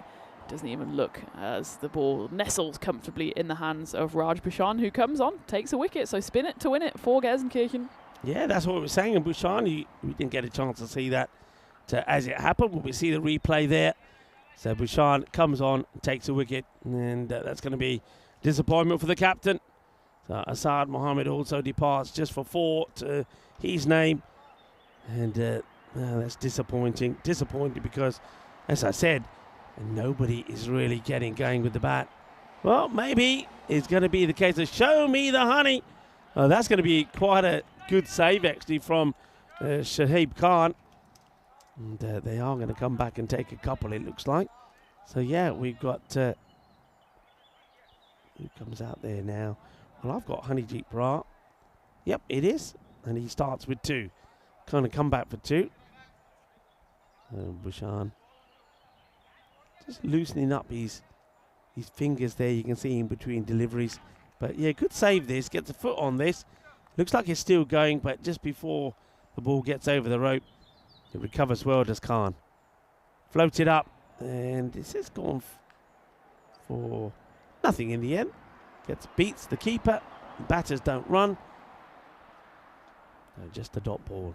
I do like the balance of the Gelsenkirchen bowling unit. They've got some seam bowlers. They've got left-hand spin, right-hand spin.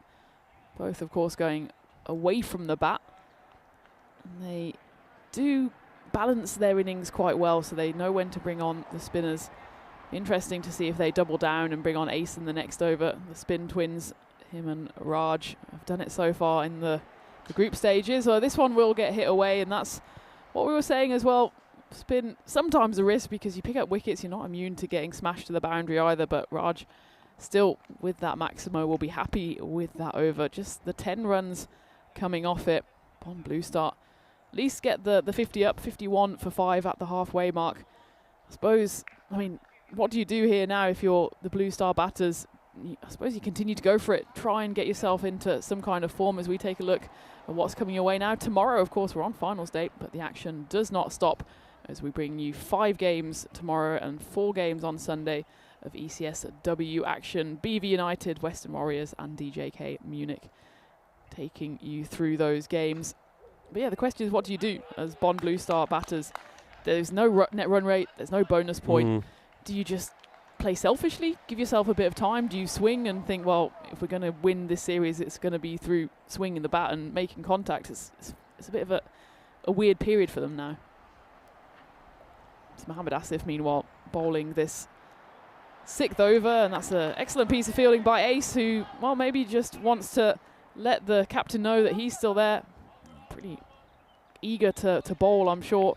A bit too eager to throw it in there as they go through for overthrows. Yeah, I still feel though, I mean, I don't want to give Ace too much of a hard time there. I think with what Asif is bowling, look, he's standing in the middle of the pitch. He's got enough time to get behind the stumps, which he doesn't do.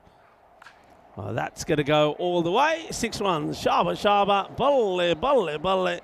And at least this one is just going to be, well, Diana Oroz is already gone into the jungle. And, well, she's trying to find one, but this one's a bit easier to find for the fielder. Well, I suppose at least it's shaded in there. And Diana trying to find the one that was hit previously. So, good hit there from Haroon Javed.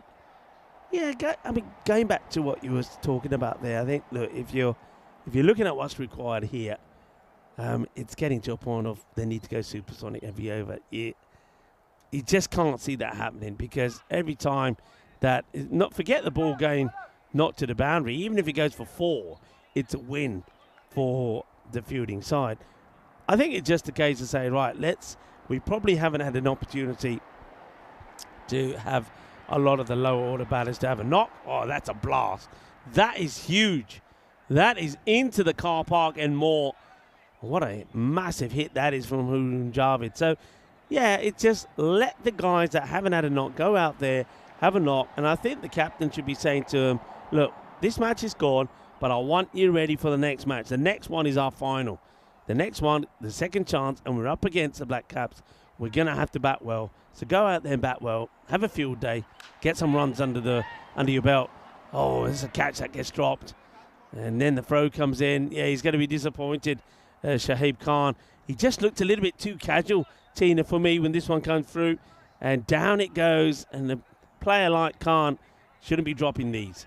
No, it was straight down the barrel, wasn't it? And he just went down a bit too early. Had he stayed on his feet, taken one step forward, it probably would have been a comfortable grab around waist height. As it was, a chance goes begging. It won't be a costly one, I'm sure, but Gelsenkirchen just need to make sure they go into that finals day with every cog in their machine working well, and that includes fielding, because Bond Blue Star, they've been blasted away here because of Gelsenkirchen's batting. The bowling has been excellent as well, but there's always little rooms for improvement, and they certainly don't want to rest on their laurels going into that final. It will be spin then to come back from this, well, from the same end, but metaphorically the other end, as Ace Prus comes on. And he's in for the 7th, so he could get through his 2 overs here if he bowls the 7th and the 9th. Raj Bashan going for 10 off his first over. So 4 overs left, 3 of them could be spin. He gets a bit of turn off the pitch there, but there's no one there, and it's signalled 6 by Waqas Fatmi out there on the boundary. That one, well, we always give him a bit of grace, especially as a leg spinner. That one was just a bit too short, and Haroon Javed going nicely. He's getting pretty much half the runs so far for his side. Just knocks that away for a flat 6. Yeah, a little bit too short there from Ace Prus, which he'd be disappointed with that, because one thing about Ace is whenever you see him when he's not on the field, he's always practicing. Even when he sat down there, when his team's batting, he's got the ball in the hand. He's always practicing, so always trying to keep those fingers warm. So he'd be disappointed that he starts at a short one. That's a better length, and he should get a wicket from it. It's Khan who comes through, and, well, somebody talked to me about this. Khan has taken the catch. I have no idea what Mohamed Asif is doing here. I mean, how has Khan held on to this with Asif literally diving right across his body? It's a really good catch. But Mohamed Asif, I mean, what are you doing here? Take a look at this. Gonna catch him. Look at this. He almost takes it out of his hands. I think Khan has done unbelievably well to hold on to that. How many times have we seen that this week, Rico? Two players converging underneath it. We think, well, that helicopter that was roaming around earlier needs to come back to take one of them to hospital. But on almost every occasion, they've somehow taken the grab. And on this one, it's Shazaib Khan who, well, he keeps his cool in the face of some strange distraction. But it is the next wicket to fall, and Ace comes back perfectly, having been hit away for a 6 first ball. The very next one, he has the last laugh, and it's the next wicket to fall. It's a big one as well. Haroon Javed, he was the only one that really did anything. 37. Oh, well, poor Marzi, he's gone on poop scoop duty. He's got the poop scooper out. Oh, Marzi, what have you done to deserve that? He's practicing there. Well, he's got a lot of things on his mind, Marzi. He's got to keep an eye on everything, and now he looks like he's obviously on keeping the area clean as well as that one. Just get pushed away quite nicely. They'll take the single. This one goes up in the air. Again, it doesn't have the distance on it. Is it going to land in the Bermuda Triangle? It absolutely is. Not much either, or any of those three fielders could have done about it. A little let off there for the batter. It was Honeyjeet who didn't hit that one particularly sweetly, but he gets away with it, and Ace just short of picking up his second wicket in the over. Yeah, just landed in between the three. There's two fielders out in the deep. Just the lack of the middle of the bat actually saved him there. Well, will it save him here? It will again. It's a tumbling effort by Mohammad Raheel, who tumbles twice, 3 times, like the gymnast you mentioned earlier, Rico, and they run through for 2. And I think they're safely home. A shake of the head by the man in blue. Yeah. So they're asking the question. We'll have a look at it against side on if we can very quickly before the next ball is bowled. But the umpire's satisfied that there's no issue here. Here comes the throw. Bat was down, not out. In comes Ace again. That one's nicely tossed up. That's the kind of line and length he's after, and it is the final ball of the over. A dot ball finishes it nicely. 10 runs coming off it and the wicket. Bond Blue Star 77 for 6 with 3 overs left. Well, there we go. There's the equation so far. We can pretty much pencil in Gelsenkirchen into that final spot. Bond Blue Star then would come up against the Black Caps in qualifier number 2. And, well, looking at that one, we've already mentioned it, the Black Caps, they feel like maybe they go into that one even favourites. Bond Blue Star, they, of course, topped Group B, but it was maybe not the best reflection of where they were in that group, because we had that washed out first day where they got the 4 points through circumstances out of their control. They then had the abandoned game, which gave them 2 points. So they really were chipped up. Should be another wicket, and will be. It's a comfortable catch for Mohammad Asif. Mawali Jabakil comes on, did a brilliant shift with the bat in hand and picks up a wicket off his very first ball. 77 for 7, all the 7s. Bond Blue Star, 6 points after their first 2 games, but I don't think that was really a fair reflection compared to the rest of the group. So the cricket gods and the weather gods were shining on them on that day. But it meant that they just needed to win that one game against the Boosters to get to that top spot, which, fair play to them, they did excellently. They blew the Boosters away, really.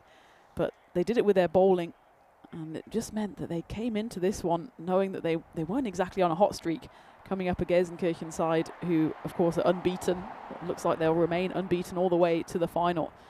So Bond Blue Star, they've got their work cut out, I'd imagine, in that qualifier number 2 to get past the Black Caps. Ameya Deshpande is the new bat. Yeah, we've seen, though, I think, actually, if you look at maybe the last 3 or last 4 finals days, it's the team that's done it, has to do it the hard way. That's a Gundy ball and just gets easily played away about Deshpande. But if you have a look, I mean, we saw that in Bulgaria when we saw a team go all the way into the final undefeated and then lose in the final. And I think it's kind of been the trend. So who knows? I mean, at the moment, yeah, I know that Gelsenkirchen are the undefeated side. Also will be interesting, I think, for me, how that coin toss goes in the final. I mean, the Black Caps, they're a team that I think they'd like to bat first anyway. So whoever's in there with them, I think the challenge will be to want to bat first, as that's an easy catch. As Deshpande, after getting an easy ball on the leg side to put away, now gets one on the offside, which he just puts straight into the hands of the fielder. And Murali Jabrakil will take his second wicket in the over. And they're just not being able to get anything going here. Bon Blue Star, team that went down in the bronze final in 2023 when they lost. They were mullered in their semi-final number 2. And this time round looks like they're going to have to play in that qualifier number 2 against the Düsseldorf Black Caps. And if memory serves me right, it was the Black Caps that beat them last time round. It's a swing and a miss. And then it was the Bio Boosters that would beat them in semi-final number 2. And that's where they got thrashed, 189 to 83. And then in the bronze final, it was the Golden Star Bonn that chased the 128 they put on the board. That was Mohamed Asif looking to take another catch on this occasion. That ball has rattled and hurt his fingers. And Jabrakil won't get a third wicket in the over. Not yet anyway. Well, this one's going to go away. Will it go all the way for 6? Yes, it absolutely will. As Sharing Caring says in the chat as well, this is revenge for Gelsenkirchen after they lost to Blue Star back in 2023. And they've put them to the sword here. Blue Star lost by 106 runs in that semi-final in 2023. They're currently trailing by 107, but they do have at least 2 overs left to go, 89 for 8. It does look like it will be a crushing defeat. So Gelsenkirchen, they seek their revenge and they exact it here on Bonn Blue Star. Might not, of course, be the last time that they match up against each other. If Bonn Blue Star do get through that qualifier number 2, then it will be Gelsenkirchen's attempt to get revenge twice in one day. Go into the 9th over, and it will be Zakirullah Asmari to bowl it. And, well, this is something to keep an eye on as well, because Gelsenkirchen have got so many runs on the board. They've pretty much signed, sealed, and delivered this victory. They've thrown the ball around a bit. So this is 7 bowlers that they've used. Zakirullah bowled earlier, so he's coming back on. But Murali Jabrakil, he was the 7th bowler, picked up 2 wickets. And that's promising as well going into the final, knowing that you've got bowlers who've got overs under their belts and can be turned to on finals day. Okay, the pressure's not exactly on at the moment, but that's something that we were commenting on from the other sides earlier today, that they've just stuck to their 5, and when plan A doesn't work, you need to have a plan B. As this one goes up in the air and just evades the sprawling jump of Shortav Aswati, will go to the boundary. But it's nothing more than a formality here, as we know that Gelsenkirchen will be the finalists of this ECS 2025. And we'll just wait to see who will join them. Bonn Blue Star, they need to get their heads together and put together maybe a slightly better plan against the Black Caps. Maybe change what they want to do at the toss, as this one gets hit firmly down the ground. And, well, foot fielding into hand fielding over the rope. Sloppy piece of work there by Shazaib Khan. He's lucky that it won't be costly in this situation. But still, that's what we were saying as well. Fielding is something that can win series for you.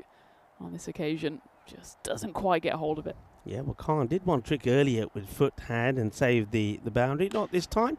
This is a bit more straightforward. Should make this top quite comfortably. Yeah, good point you make about the number of bowlers being used here by Gelsenkirchen. We were commenting about the Spartans had to go back to bowlers that were going for loads of runs, 24 or 26, and had to bowl the second over because there were no options available to the captain. Well, no such problem for Gelsenkirchen. Oh, almost takes a caught and bowl there. Gets a hand to this. And does Asmari. Can't hold on to it. It's the end of the over. That takes the score at the end of the 9th to 99. And it's only the second over in this innings which results in no wicket. All the others have had a wicket in them, apart from the over number 6 from Mohamed Asif and this one from Asmari. But it's still a tidy over, just a 10 coming from it. It's kind of been the average score. The other thing to touch base on, that we're going to have a rematch of match number 18 yesterday, where the Bonn Blue Star scored 167 and the Black Caps got there with 17 balls to go. So they got there quite easily, actually, but it was still a thrilling match, as that's going to be another wicket. That's 9 down now, And it could be that the Bonn Blue Stars are going to be bowled out here as Mohamed Raheel picks up his first wicket, and I'm pretty sure he's going to be pretty keen to wrap things up here. Yeah, absolutely. It's 99 for 9. And wouldn't bet against him getting the last wicket here as well with 5 balls left. But yeah, that game yesterday was a really intriguing one, match number 18, because the Düsseldorf Black Caps went into that one knowing they had to win to give themselves any chance of going through. And certainly at the time we were thinking, well, if they get a bonus point win, that could be all decisive. And then actually there was some celebrations from the Düsseldorf Black Caps batters as they actually only drew the scores level at the end of the 7th. They thought they'd won it. It took them 1 extra ball, and we were saying at the time, throw comes in here. It won't go for the overthrows, even though it goes all the way to the other side, to the man on the rope. We were saying at the time, this could be decisive. This 1 ball, they've just missed out on the bonus point. Could they be ruining that missed opportunity? In the end, it didn't matter because of the run rates. They went through in 2nd place before the final game even started. But certainly, they got the better of Bonn yesterday, thanks to Jamshed Khan and Haroon Javid. He was the only one that really scored runs for Bonn, and that was also the game where Udit Mehta scored an 11-ball 50. So if those two fire again, I'm sure if they win the toss, surely they will bat first. It'll be an interesting matchup against two sides that know each other very well, with Gelsenkirchen waiting in the wings in the final that's coming your way at 5 o'clock local time, with the qualifier number 2 coming at 2 o'clock local time. So a bit longer break at the conclusion of this game. And certainly Bonn Blue Star in that break need to put together a plan to see how they're going to get out, first and foremost, the top order of the Black Caps and where they want to bowl to them. It's Mohamed Raheel bowling this final over. And well, now he's not going to shorten the innings because that's now just the 1 ball left. Bani Bra is going to face it. Ranjit Singh, he came in at number 11, got straight off strike. That will remain his one and only contribution in this game. Final ball then coming up. It's Gelsenkirchen. Well, it's a slower one. It's knocked down the ground, and Ace does some good fielding there to keep it to just the 1. So Bonn Blue Star, well, they limp to 101 for 9. But it's a comprehensive win for unbeaten Gelsenkirchen, who go straight through to the final as they put Bonn Blue Star to the sword here. Bonn, though, of course, they do have the benefit of the double chance. That's why they're walking off the pitch, at least with a few smiles on their faces. Their tournament isn't over quite yet, but they need to see what they can do against the Black Caps, who are resurgent and certainly looking to reclaim that trophy from 2 years ago. Yeah, they've got to up their game, though. They know that. All right, they get their second chance, and that's because they finished in the top 2, but they've got to up their game, and they get comfortably beaten here, the team that finished top of Group B. So, yeah, a win there by 95 runs. And Gelsenkirchen, though, I'm liking the work that they're doing. They've just played good cricket, solid cricket. Their batting is clicking at the moment. And it's, we were saying that maybe it's the top 3. But what they've shown us there, especially with that hitting from Moali Jabrakil, that they've still got him, they've still got Gopinath, and I know the captain himself, Ahmad, can come in and play a useful role as well, Amal Modupatu.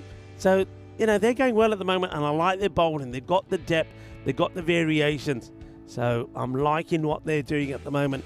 Bonn Blue Star, I just don't know how they come back from that and be more competitive against the likes of the Black Caps, who were themselves awesome with the bat earlier. But it has to be said, and you touched on this, Tina, that they did have their issues with the ball. Yeah, it wasn't the smoothest of performances, and we were saying earlier as well, weren't we, Gelsenkirchen, when you're a side that's not really been challenged, sometimes a bit of sloppiness can creep in. On this occasion, that was a nice catch on the rope.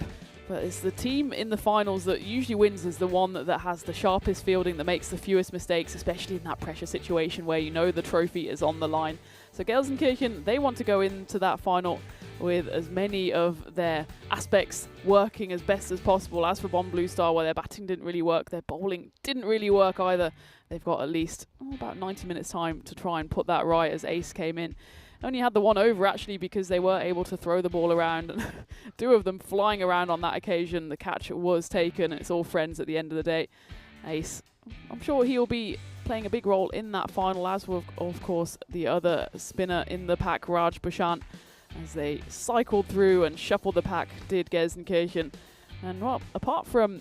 No, in fact, everyone picked up a wicket, so it's also a bit of a confidence booster for the men in green, as the wickets kept on tumbling here. And for Bond Blue Star, in the end, it was just a case of whether they can even play through the 10 overs. They did, just about.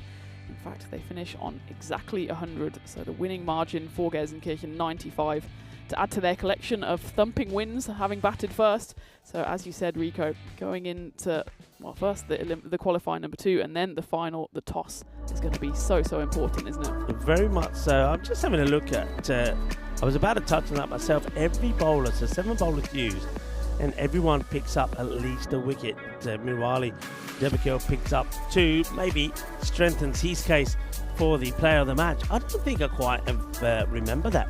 7 bowlers used, and all of them picking up a wicket. That could be a first on the network. Well, we'll investigate. I'm sure Vinny Sandhu, who sometimes is lurking, might be able to come back and tell us whether that is or not. But one thing we can tell you, it's a very comprehensive victory. 37 runs from Harun Javed, but he was the only one, really. But have a look at the extras there as well. I think that's remarkably good as well. Just the 1 wide in the whole of the innings, just the 1 extra.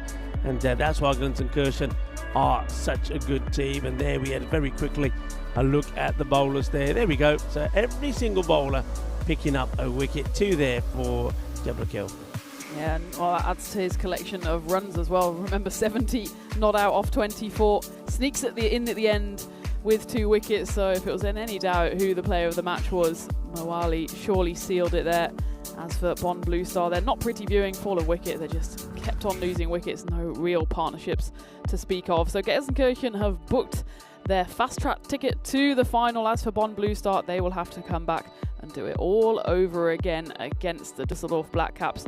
One of those sides will go through to the final at the end of the day, where Gelsenkirchen, the unbeaten side, are waiting in the wings. It's going to be a fascinating matchup, Bond Blue Star against the Düsseldorf Black Caps. We saw that game yesterday. It went the way of the Black Caps. Certainly wouldn't discount Bond Blue Star just yet. I don't think we've seen the best of them yet. And if their bowling and batting can click, then surely we're in for another thriller. So there you have it. Qualifier number 1 goes the way of Gelsenkirchen. They continue their unbeaten run. As for Bond Blue Star, they'll be back alongside the Düsseldorf Black Caps in now just about 85 minutes time. So you've got a bit of a longer break. I think me and Rico are going to go and have a spot of lunch. I suggest you do the same, because you need all the energy that you've got for the remaining 2 games here in Germany. It's going to be still a thrilling conclusion with qualifier number 2 before, of course, the big final. So have a nice rest, I'm sure we will, and join us back on the network in just over 80 minutes time for qualifier number 2 here at this ECS in Germany.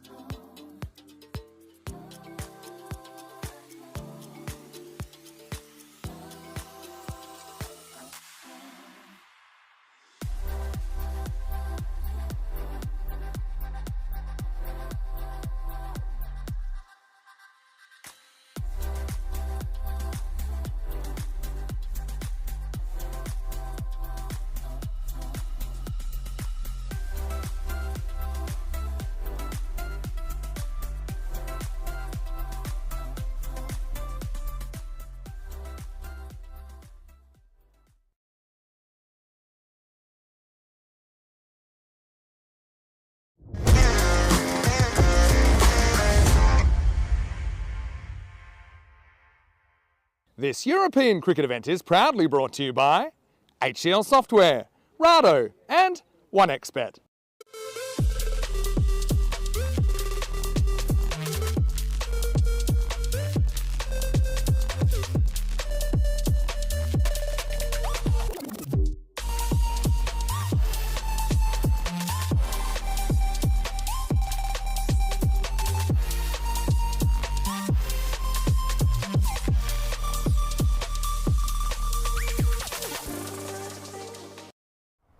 Welcome back to Krefeld, where the sun is beating down and things are heating up in the middle. It's qualifier number 2 between two sides who met just yesterday in the group stages. It's Bonn Blue Star against the Düsseldorf Black Caps. Without further ado, let's go to Tyrone Peters out in the middle for the all-important coin toss.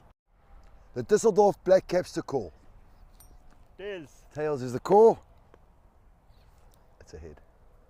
You will bowl first, as usual. The Bonn Blue Stars will have a bowl. Thanks, Ty. So there you have it. In what might be a surprising call, the Bonn Blue Stars call correctly. They win the toss, but they have a bowl.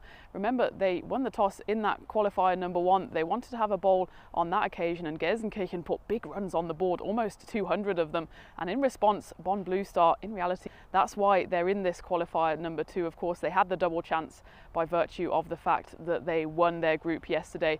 Still, though, surprising to see that they're happy to chase against the Düsseldorf Black Cap side, who were asked to put runs on the board this morning by a Krefeld side who were confident going into that game, as the Black Caps only just sneaked through in second place in Group E.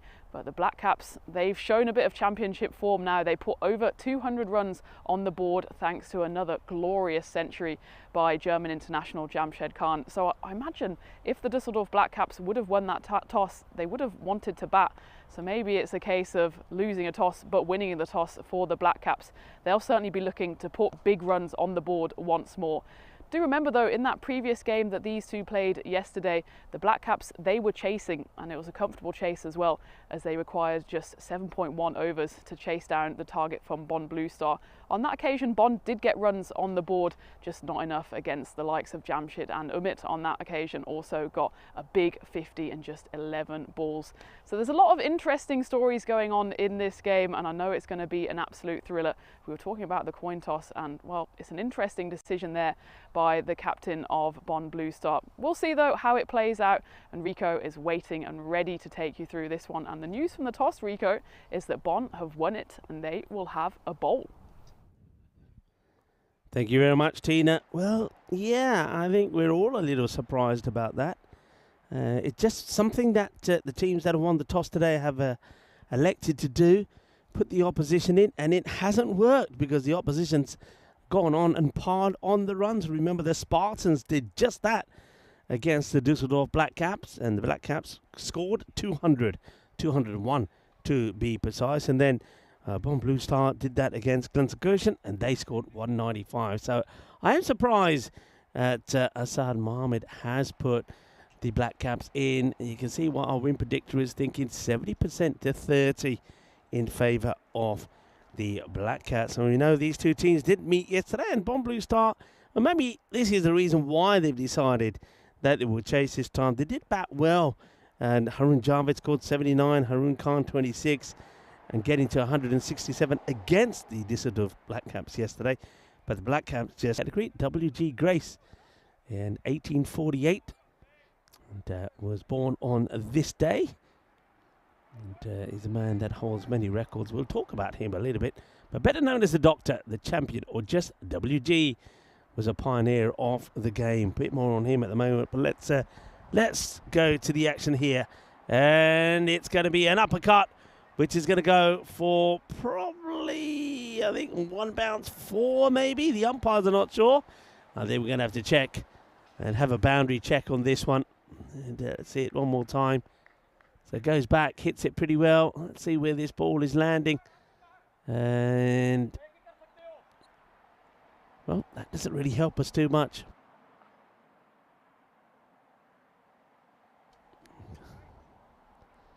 So they're going to give it. They're going to go with 6 runs in the end.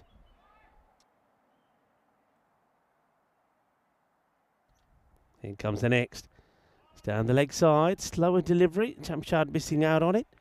Yeah, so WG Grace, better known as the Doctor, the Champion, or just WG, pioneer of the game, was born on this day, 1848. He was a magnificent all-rounder, a dashing batter, and a cunning round-arm slow medium bowler. And the owner of the most famous beard in sport. It's dragged out to the fielder. It's a misfield, and they're going to take one, I think. Jamshad wants to go for the second. Probably wise not to go for it. Jamshad now hands the strike to his opening partner. It's going to be Mehta. Grace was a walking first. We'll talk about some of his first. It's going to be a dot ball. Sneaks that inside. So walking first to triple centuries in first-class cricket in 1876. First to make 2,000 first-class runs in a season. 2,739 in 1871. Just be a single this time. So they're going to have a go. 95. And first, and probably the only man to replace the Bowers after being bowled and carry on with his innings. Yeah, remember that. Don't you know who I am, he says, as he gets bowled, pick the Bowers up and says, come on, carry on. And first to 50,000 first-class runs. First to 100 hundreds on the pads, but just down the leg side. First Test century in England, and the first Englishman to make a century on debut. WG Grace, the first to many, born on this day back in 1848. Not a bad first over, I guess. Kept it pretty tidy. Just a leg by there at the last delivery, which means 9 come from it. So it is a very good over. It is, of course, Kiran Kumaraswamy who bowls it. Now, he was very good in the last match. He, against Clinton Curzon, picked up those 3 wickets, 3 for 22. But how do the others go? Now, maybe he'll spark a good bowling performance from the next bowler, which is going to be Harun Khan. We had a quick look there how teams got where they are. Right, Harun, yes. Oh, it's going to start with a wild delivery. I'm pretty sure this is going to be high. Now the catch is taken. They're appealing. Now this is going to be a massive call here. So let's have a look at this side on. This is huge. Is it too high? I must admit, me looking at it, it did look like it was. Jamshad seems comfortable. So side on, here we go. Massive call. Have a look at the boundary, the banner fence at the background. What do you think, folks? What do you think? Let's have a look. We'll slow this right down because this is a massive call. Big moment, this. Jamshad. How high is this ball? I think that's too high. I think that's no. Remember, waist or above. Yeah, no ball called. Jamshad never looked worried at all, to be honest. And that's a big call, and we had to be spot on that one. And it will be called a no ball, so free hit to come. And I think it is the right call. There's no doubt about it. The first one from Harun too high. That means free hit to come to it, Mehta.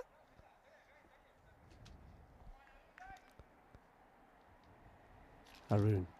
He's been the pick of the bowlers so many times for Bomb Blue Star. They need him to be at his best in this match. It's a full toss and it will go the distance. Gear, gear, gear.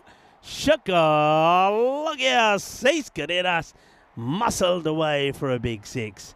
Hey, I was talking about on WG Grace, born on this day in 1848. I'll tell you another great cricketer was born on this day. Born on this day in 1949. Dennis Keith Lilly. We'll talk a little bit about him in a moment. That's a loopy, slower delivery. And just be a single to Mehta. Yeah, after recovering from back problems so bad that many expected him not to play again, he became one of the greatest bowlers in history with a magnificent athletic action and an attitude that Dirty Harry would have approved of. Lilly loved it rough. He certainly did, Dennis Lilly. And Jamshad gets this away, and it's going to bounce over the European cricket banner. It's going to be 4 more runs. Not the best of delivery. You can see it's always down the leg side. And he had a standoff, if you remember, with Javed Miandad in Perth in 81-82 after aiming a kick at Miandad. He and Jeff Thompson were the nastiest pair of gangsters ever to take the new ball, is one way of putting it. Short, muscled, just gets it over the fielder in the infield. That's going to be another boundary, 4 more. And still a couple of balls to come. So this is the comeback that you'd expected from the Black Caps after that low-scoring first over. And don't forget, his attempt to use an aluminium bat in the test against England wasn't his brightest idea. But he was the leading test wicket taker when he retired with 355. That's gone over the fielder as well. It's going to be another boundary. So 2 greats of the game born on this day. And W.G. Grace, the doctor or the champion, or just W.G. in 1848, and Dennis Keith Lilly in 1949. And now Haroon, it's not happening for him at the moment. That's 19 of this over.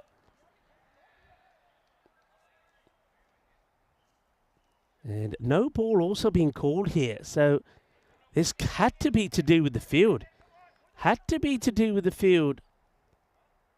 So no ball called either that. I think it might have been the height, actually. I think he was told it's your second one. Free hit. Jamshad. Oh, he hits it all right. And that one's another one that's going to be muscled over the boundary. And it will go all the way. Bolle, bolle, bolle. Ginna, Sona. Ginna, bada shaka. Oh dear, this over has just gone completely pear-shaped. After the last one went so well. Haroon got it all wrong. It's gone supersonic. And make that 36 from it. And we're not talking 6 sixes this time, but 36 comes off that over. It started with a no ball 2. 6-1, 6-4, no ball 5, and 2 sixes that followed. 36 off the over, and just like that, the score has rocketed to 45 without loss after 2. After a really good first over from Kiran, and now Kiran Kumaraswamy is probably coming on to bowl the second, and he's second, and probably thinking, what happened there? I thought I gave us a good start. Let's take a quick look at our upcoming events, and a good time also to welcome Tina Goff into the Igloo. So, Tina, where are you going to be in these next events coming up? I'm definitely going to be in Wimbledon. Looking forward to that one. Hopefully the weather will be slightly better than it was at Rains Park last year. I know that was a bit of a damp squib. I'm not going to be in Gibraltar, but Gibraltar is going to be an exciting one as well. It's just 2 days. It fits into the little gap in Wimbledon where there's no action on the Saturday and Sunday, and I think they've got a bumper program lined up there. And Croatia, well, I'm upset to be missing out on that one. I've got a lot of cricket to play in August, but that one looks like a full program as well. T20Is, ECIs, ECS, and ECSW, and that's just taking you through to the middle of August, so much more to come. I've got a question for you, Rico. The coin toss. Yeah. Talk to me. It's not a question, that was a statement. But you know I already touched on it when you handed back to me. I just can't believe it. I just cannot believe it. And for a moment there, after only 9 came off that first over, I'm thinking, okay, maybe. But yeah, I don't get it. It's I think for me, it's captains just not doing their homework. Captains not thinking about it. The only thing I did say in favour of Asad Mohammed is, well, they're scrambling there. Good throw, he's in trouble. Oh, that's wild. That is wild. A better throw here from Kiran. And I think Jamshad was in trouble because he goes late. Then he gets in the way of Mehta. And if we have a look at this, you see here, look, he has to stop and start. Here's the throw, and a better throw. He was in trouble. I also think if he just threw that over the stumps hard, the wicketkeeper may have taken it running in and still removed Jamshad. So that goes down as half a chance. Kieran into his second over here, and it never rains, but it pours. It's always the way you give Jamshed Khan a life, and he says thank you very much. Streaky, but he won't mind. Another 4 to the score. That brings up the 50 as well. 50 for no loss. Still 3 balls left of the power play. Yeah, so the only thing, going back to that, the only thing I thought to myself was, well, maybe he thinks that in match yesterday when they batted first and scored 167, well, the Black Caps knocked them off with ease, didn't they? So he's probably thinking maybe we're better off chasing, but it's a huge gamble because we know that these guys, as they did in the earlier match, the Eliminator, when they score big, and they're on already for a big score here. Jamshed doesn't quite get this right. The understanding in terms of the running between the wickets of these two hasn't been the best. A few times they've got it wrong, and you saw there, Mehta sets off and Jamshed says, no, I'm not coming, stay there. Well, the way both of them have been hitting it, they haven't actually needed to run too often between the wickets. They've mostly sent one to the rope, and that's not going to the rope. That's going into the car park. Another lusty blow from Jamshed Khan, and blink and you miss it. He moves to 44. Now just one big hit away of what would be a 14-ball half-century. Jamshed once more. Well, we saw him in the car park just as we were coming back from our little supermarket trip, and we were saying, how are you feeling? You're looking forward to it? And he's a cool customer, cool as you like, saying, yeah, we'll see what will happen. I think he was quite surprised actually at the toss as well. Oh dear, that's another no ball for sure. The umpires will have a look at it. I think it is again a slow attempted delivery. The umpire's having a chat. We'll go to the third umpire, Guru, and I think Guru will have a look at this, and I'm pretty sure he'll say, yep, that's another one. That's too high. One more time if we can. Yeah, it has been called on the field, but it's worth taking another look. You can see the umpire there signalling it, and it's always a bit of a difficult one to call, isn't it, when Jamshed, he hits it right off the toe end of his bat, so the ball has actually still got some way to travel. If you imagine the imaginary waistline going across the screen, the ball will be coming into the shot around about there, and there you can see it's a fair call there for the umpires, and that's already the third no ball of this young innings, and still 1 ball left of the power play. It's going to be a free hit. Yeah, remember Jamshed was caught off one of them from Haroon, and that's also a full toss, which they don't capitalise on. So, well, that's a bit of luck, isn't it? And it will be the end of the over. So, Kieran, I suppose he'll be pretty satisfied with his spell. He's done okay. He's only gone just for the 21, which against the Black Caps is good in your 2 overs. But it does mean that they've already got 58 on the board. Just looking at the run scorers, with this score at the moment for Jamshed, he now overtakes Arslan Siddiqui as the highest run scorer. So Siddiqui was on 304. Arslan started on 273. So with the 45 he's got here, he's on 318. So he's the leading scorer, but he won't settle for the 45 as we have a look at the towers there off the power play. So started with 9, then went for 36 in that second over. That last one from Kieran, again, not the worst, just the 13. But how does it go from here? And they're going to try something different. Vikram Jeet is getting set to bowl over number 4.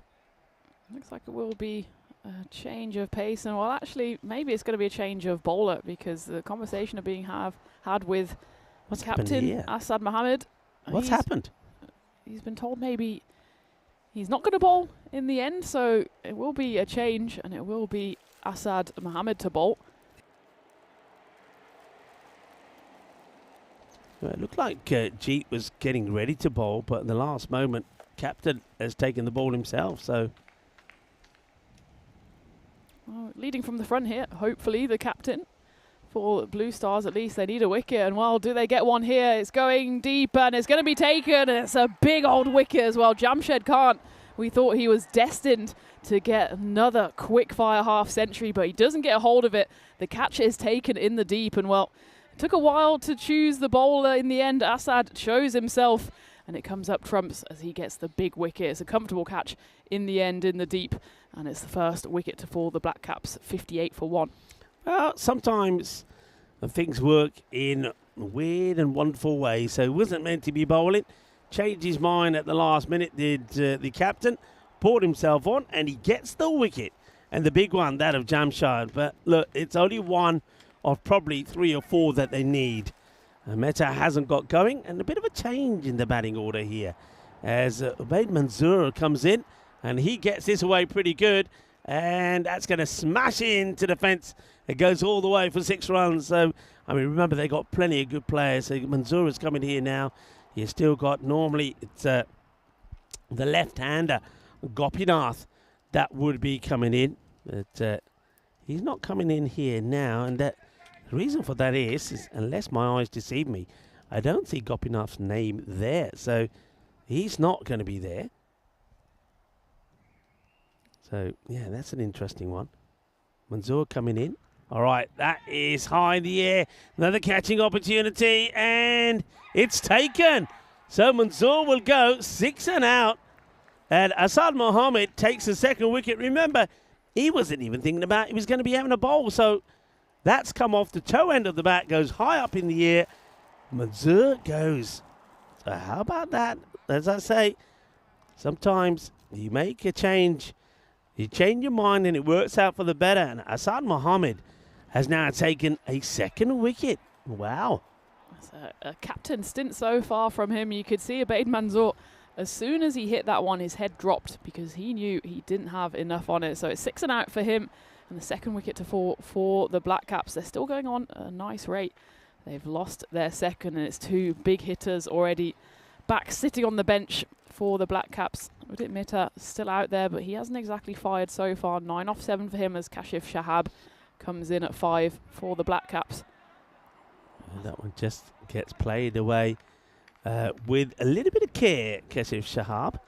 So Mehta now, how does he go? Now this guy likes to crunch it. He doesn't like to be kept quiet. He doesn't like to be on the back foot. He likes to lead by charging.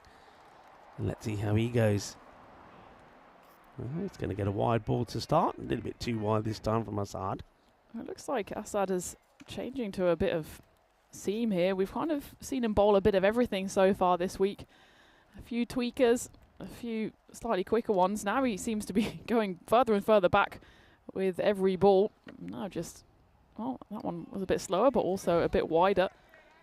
Just trying to change it up here. Bond Blue Star, maybe the captain thinks if he keeps it unpredictable, maybe it'll unsettle the Black Caps, and it certainly worked so far, those 2 wickets in the first 3 deliveries. Oh, that's well bowled, right over the stumps. It's a good over this.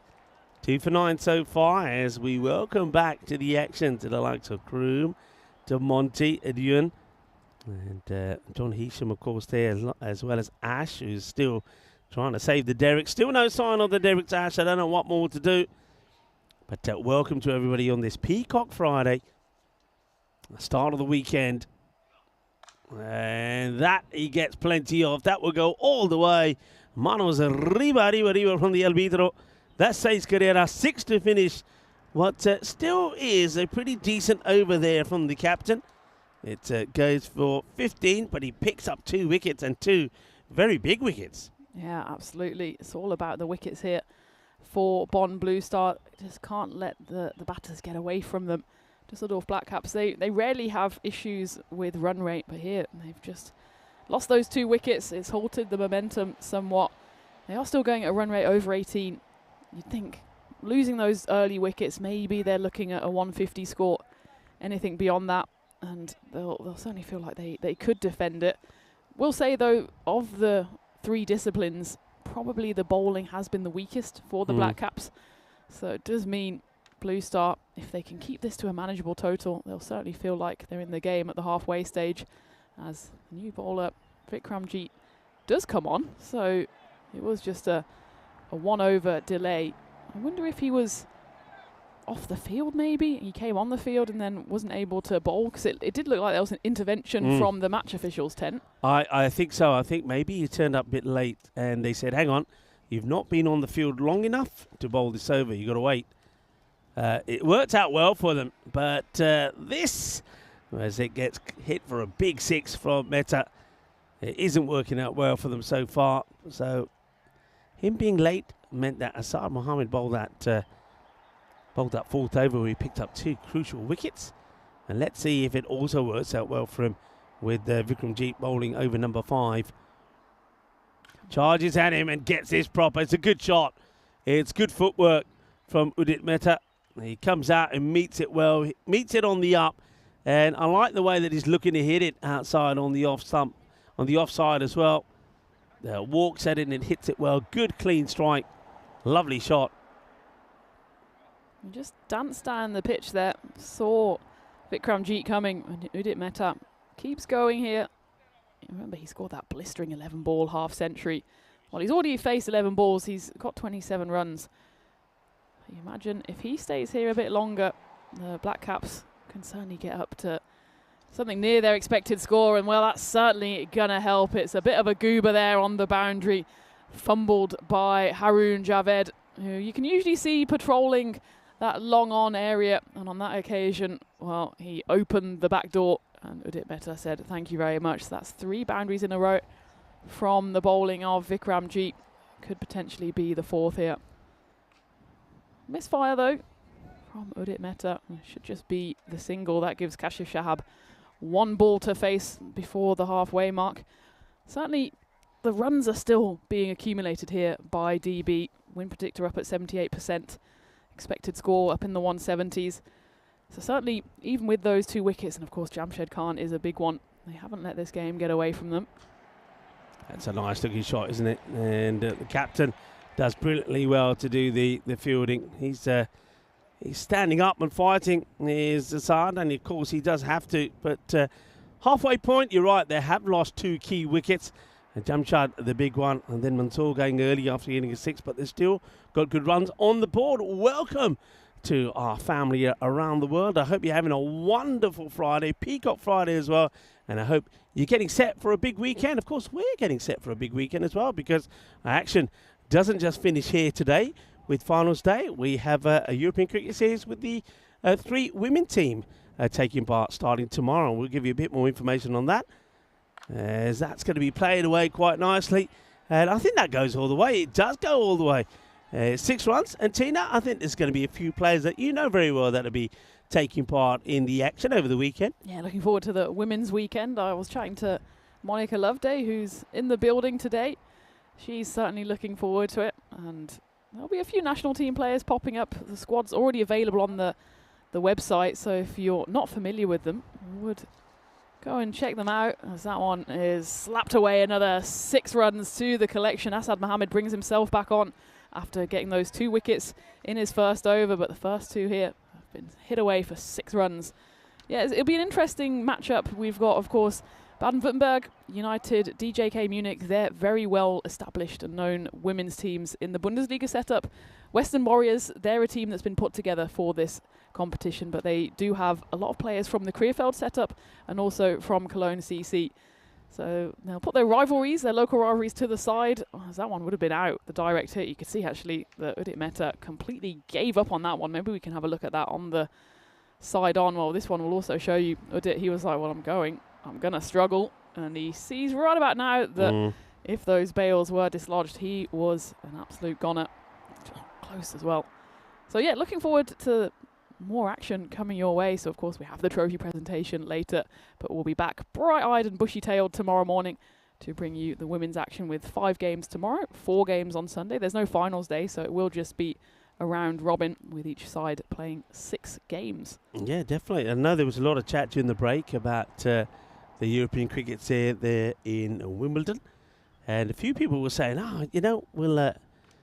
we might meet you there at the weekend, but remember, there won't be any action there, not from the European Cricket Series during the weekend at Rains Park, and that's why we'll be bringing you a marathon of action from Gibraltar. My understanding is there's going to be 7 matches on one day and 6 on the other. That's going to be huge. But of course, they're in Gibraltar. They have got very good weather, I'm sure, this time of year. Right, catching chance. Another big moment. Shahab skies it, and it will be caught. So there's another wicket. So Asad Mohammed picks up his 3rd. 3 for 30 for him. And Kashif, after playing some nice shots, he just goes for the wrong one. He doesn't get the middle of the bat. It gets him high up on the bat. And that's him gone. 16 of 7. So another wicket gets taken. And that's all you've got to try and do here to Bomb Blue Star. Just keep picking away and keep picking up those wickets. A new batter comes out, probably pretty keen to get out there, because I suppose a lot of these guys probably don't get too much of a chance normally, especially with the way Mehta and Jamshad bat. So I think I saw it was Vikesh who runs out there to take guard. And he hits this flat pretty well. It gets through the fielder. I think he's quite happy just to take the one. Yeah, they've been victims of their own success in the past, really, haven't they? Dusseldorf Black Caps, they've got such a prolific top order that anything after that has just really been having to feed off scraps. I suppose you can say Ubaid Manzoor and Kashif Shahab, they had their chances, they've come and gone. But Vikesh out there now in the middle with Udit.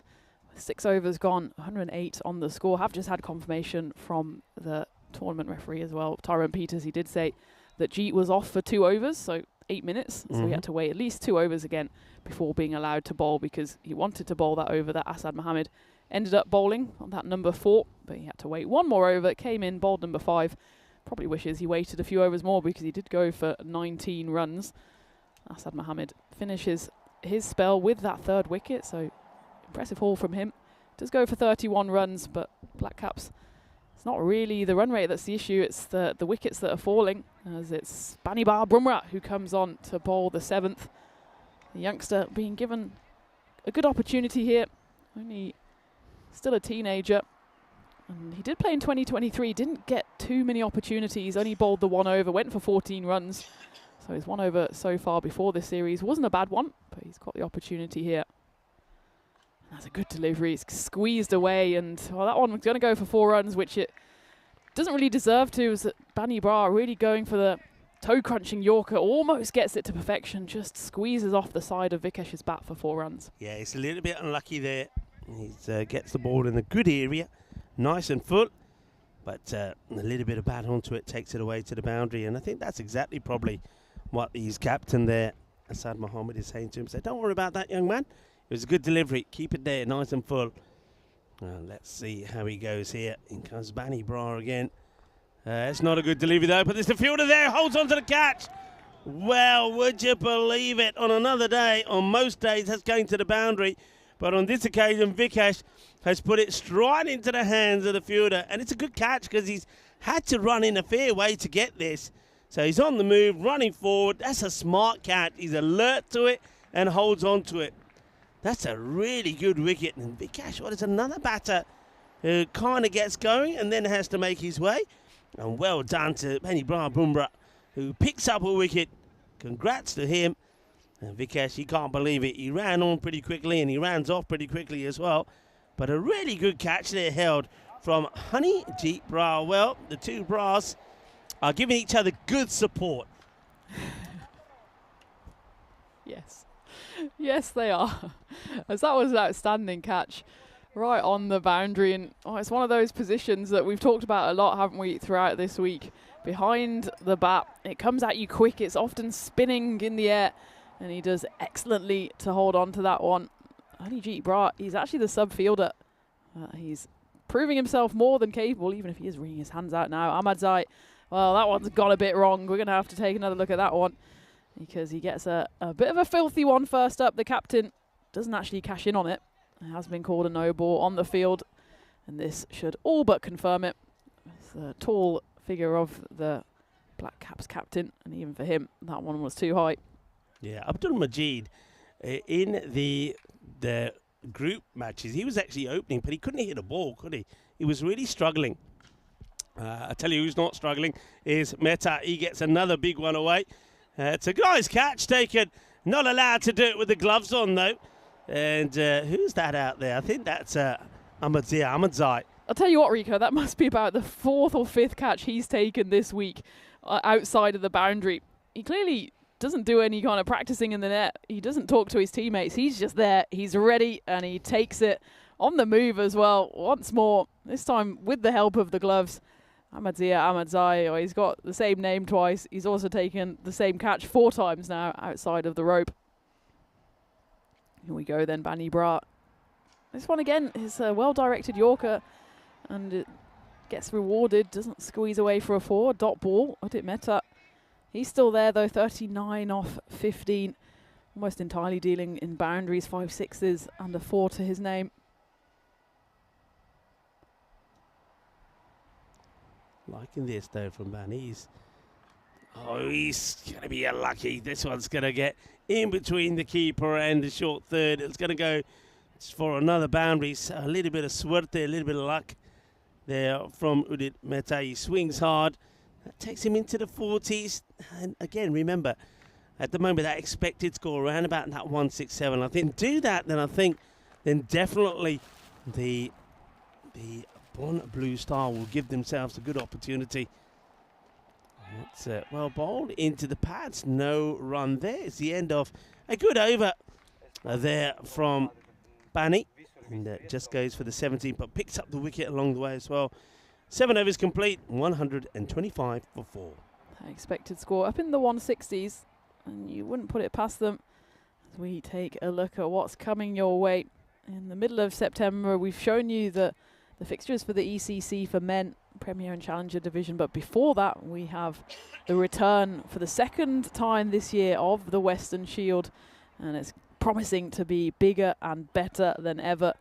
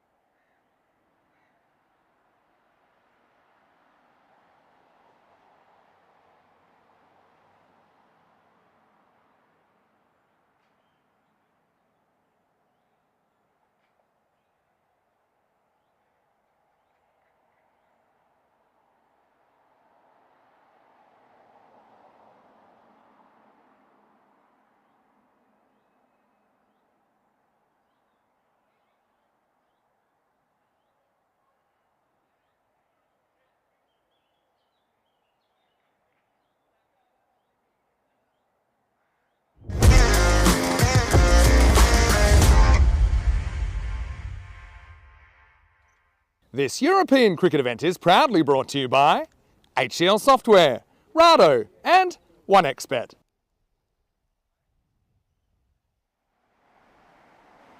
Hello viewers and welcome back. And we did have a issue with the power. I think it's so warm here and things were hotting up, not just in the temperature wise but on the middle of the field as well, that some of the cables got fried. But well done to two circles who were frantically running around, and it looks like they've got things sorted now. So we are back. Thank you for your patience. You haven't lost any of the action though. We did pause the game as soon as it happened, if you remember, right at the end of that 7th over. So the score as it was then is 125 for 4 as we rejoin the action. So welcome back everyone, and once again apologies for the little break, but the match stays the same. We still have a 10 over per side contest, and thank you for your understanding. We are ready to get started here. So I think we just confirm who's going to be the bowler for you. So welcome back. And,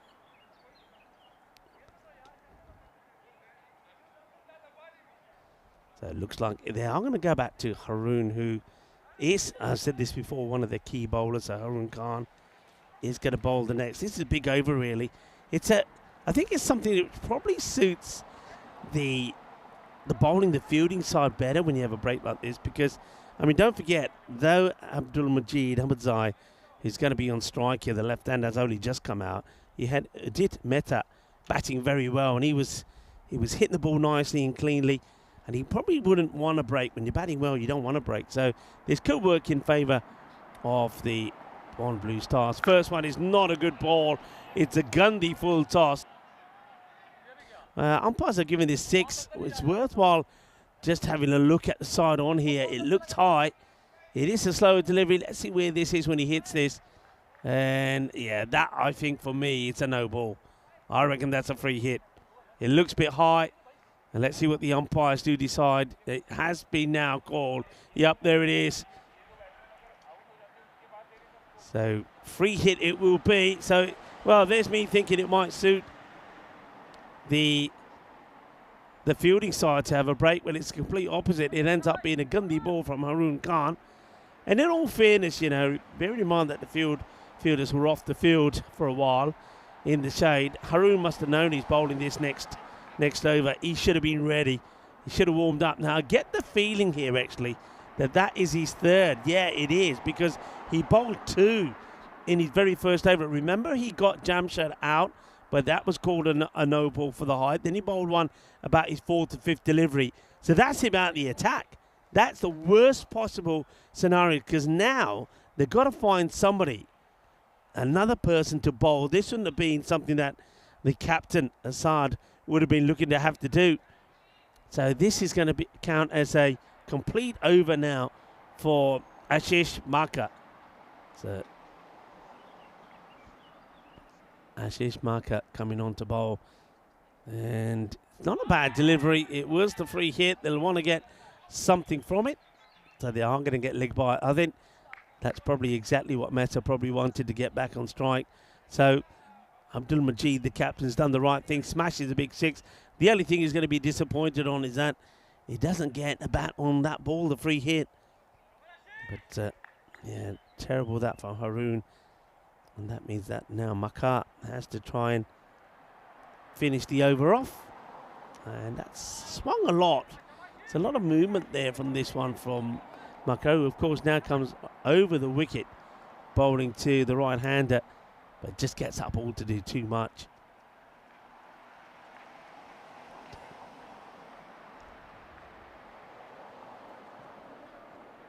Here comes Markar once again. That's up in the air. There is a fielder out there if he can get there. Well, he doesn't, but what he does do, he manages to stop that ball dead in its tracks. Would have been an outstanding catch if it was taken. It was always going to be away from him. Let's see this again. It's always away from the body, and he does, I think, pretty well to save the boundary. Mehta runs 2, gets back on strike. Ashish with the ball. That's in the slot, but it's up in the air. Second chance maybe for the same fielder. Oh, he puts it down this time. And this time the batter, Mehta says, no, just stay there. Dropped on 45. That is huge, really. And when you think how things worked out, remember, Hassan Mohammed wasn't meant to bowl that over at number 4. He did because Vikramjit wasn't on the field long enough to bowl it. He took 2 wickets. Ashish Makkar's not supposed to be bowling now, but he could have had a big wicket. He still could get a wicket. And, in the air, and this is going to be a real teaser, but I think it's a catchable one, and it will be taken, so he does get a wicket. Well, Ashish Makkar is absolutely pumped, and that's the way things go. So it's another wicket that goes to a bowler who shouldn't be bowling, and it's going to be Abdul Majid Ahmedzai who goes. Tina comes in now. Tina, it's weird how these things work out. It is weird, and well, Bond Blue Star, they must have had a tactic going into this game of who's going to bowl what part of the game, and certainly when Vikramjit was off the field, that tactic went out the window, along with our power, I think. Come back, Ashish Makkar's bowling. Could have had 2 or 3 wickets in the over so far. He finally does get one. It's a nice catch in the deep by Harun Khan, and the captain has to depart. And it's one of those where the breaks, they often just jolt you a bit, as we needed a jolt of our generator. And the Black Caps haven't exactly come out firing here. They got given the 7 up at the start of the over, but since then have struggled along, didn't manage to get the free hit away, and now lose another wicket as well. So they're 5 down, 137 on the board as Ahmedzai comes out, the man with the red lid. And this one is going to go past 2 fielders. It will be stopped by the 3rd line of defence. That's Haroon Javed. Udit Mehta, though, through all of this carnage, both on and off the field, he's still sticking there. Probably should have been out in the previous over. Gets another lifeline. He's got to go big here for the Black Caps.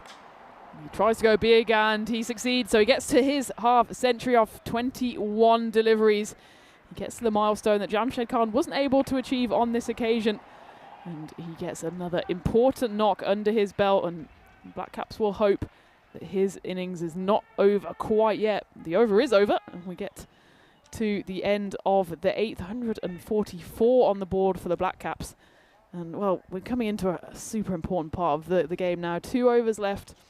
If it goes well for Bond Blue Star, maybe they can even keep it under 160, 165, but a big 2 overs here, and Black Caps, they'll feel that like they can defend 170, 180. Yeah, I think you're absolutely right. I think that Udit Mehta holds the key. He's at the wrong end at the moment, as the man who is known for taking all the off-field catches is out there at the moment. That's Ahmedzai. Big, bright red helmet, but let's see how he does here, as looks like we're seeing Kapoor with the ball, and it's hit down the ground, and that's clobbered. It's a full toss, really. The only thing it had going for it from Kapoor, at least it was straight, but that's smashed. Now, Aman Kapoor is normally behind the stumps. Of course, we've seen him behind there a few times, but with Kushik Chowdhury in the side, Aman says, well, I think I might turn my arm over. Hasn't gone well. The first ball, and he comes again. He's another Bumrah-esque bowler, isn't he, Aman Kapoor? It's a yes, no, maybe, and it's going to be a wicket from absolutely nowhere. That is just absolutely ridiculous. Absolutely ridiculous. I mean, this is, sometimes you come across poor cricket. Now, I think we're going to have to look at this side on. I'm not convinced it's Ahmedzai, because have a look here. Let's have a look. Do they cross? Here comes the throw. I wonder how much of this we got side on with the 2 batters. We have to look at the 2 batters, how they cross. But there's never a run there. Why would even Mehta be thinking about taking this? Well, we don't see anything there. Can we see it again? I think they've already decided who's out. It don't matter. They've decided that they don't cross. That's only just a pure bit of luck, really, that Mehta doesn't cross in the middle. But there was no need for that. There's still 2 overs to go.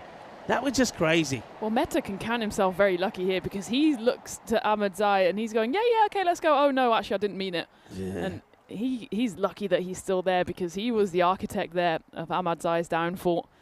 He will still be there then at the non-strikers end. I suppose the Black Caps, if they were given the choice, they'd much rather Udit out there in the middle, but I think he's he's got an apology to make to his colleague at the end of this innings, because Ahmadzai just stood there. It was only when he turned round and he pretty much saw Udit right in front of him and thought, oh, okay, I'm going to go. Does what any lower order batter should do. And then Udit, when he realised the ball was coming in, he just turns away and says, not my problem. Yeah, that was poor. When you bear in mind Ahmadzai just cracked the first ball for 6, so he can obviously hit it, so why run him out, or why even risk running yourself out? Well, that's going to get away to good bit of fielding from the man at third. That means that Mehta will get on strike here. And now, let's see how he composes himself again here. He has got 50 to his name. He knows that he's the key wicket. If he loses his wicket here, then I think they might restrict him to, maybe could even be like 165-ish. If he stays there, I think he could take him past that 172. He's the key wicket. Then comes to Bani to bowl to him. Gives himself a bit of room, hits this pretty hard. Fielder should make the stop, but doesn't. No, that's disappointing as well. And this time it's Haroon Javed, who I don't think he's been at his best here today, Haroon Javed. He's the two Haroons we know have got to be the key players for Bomb Blue Star.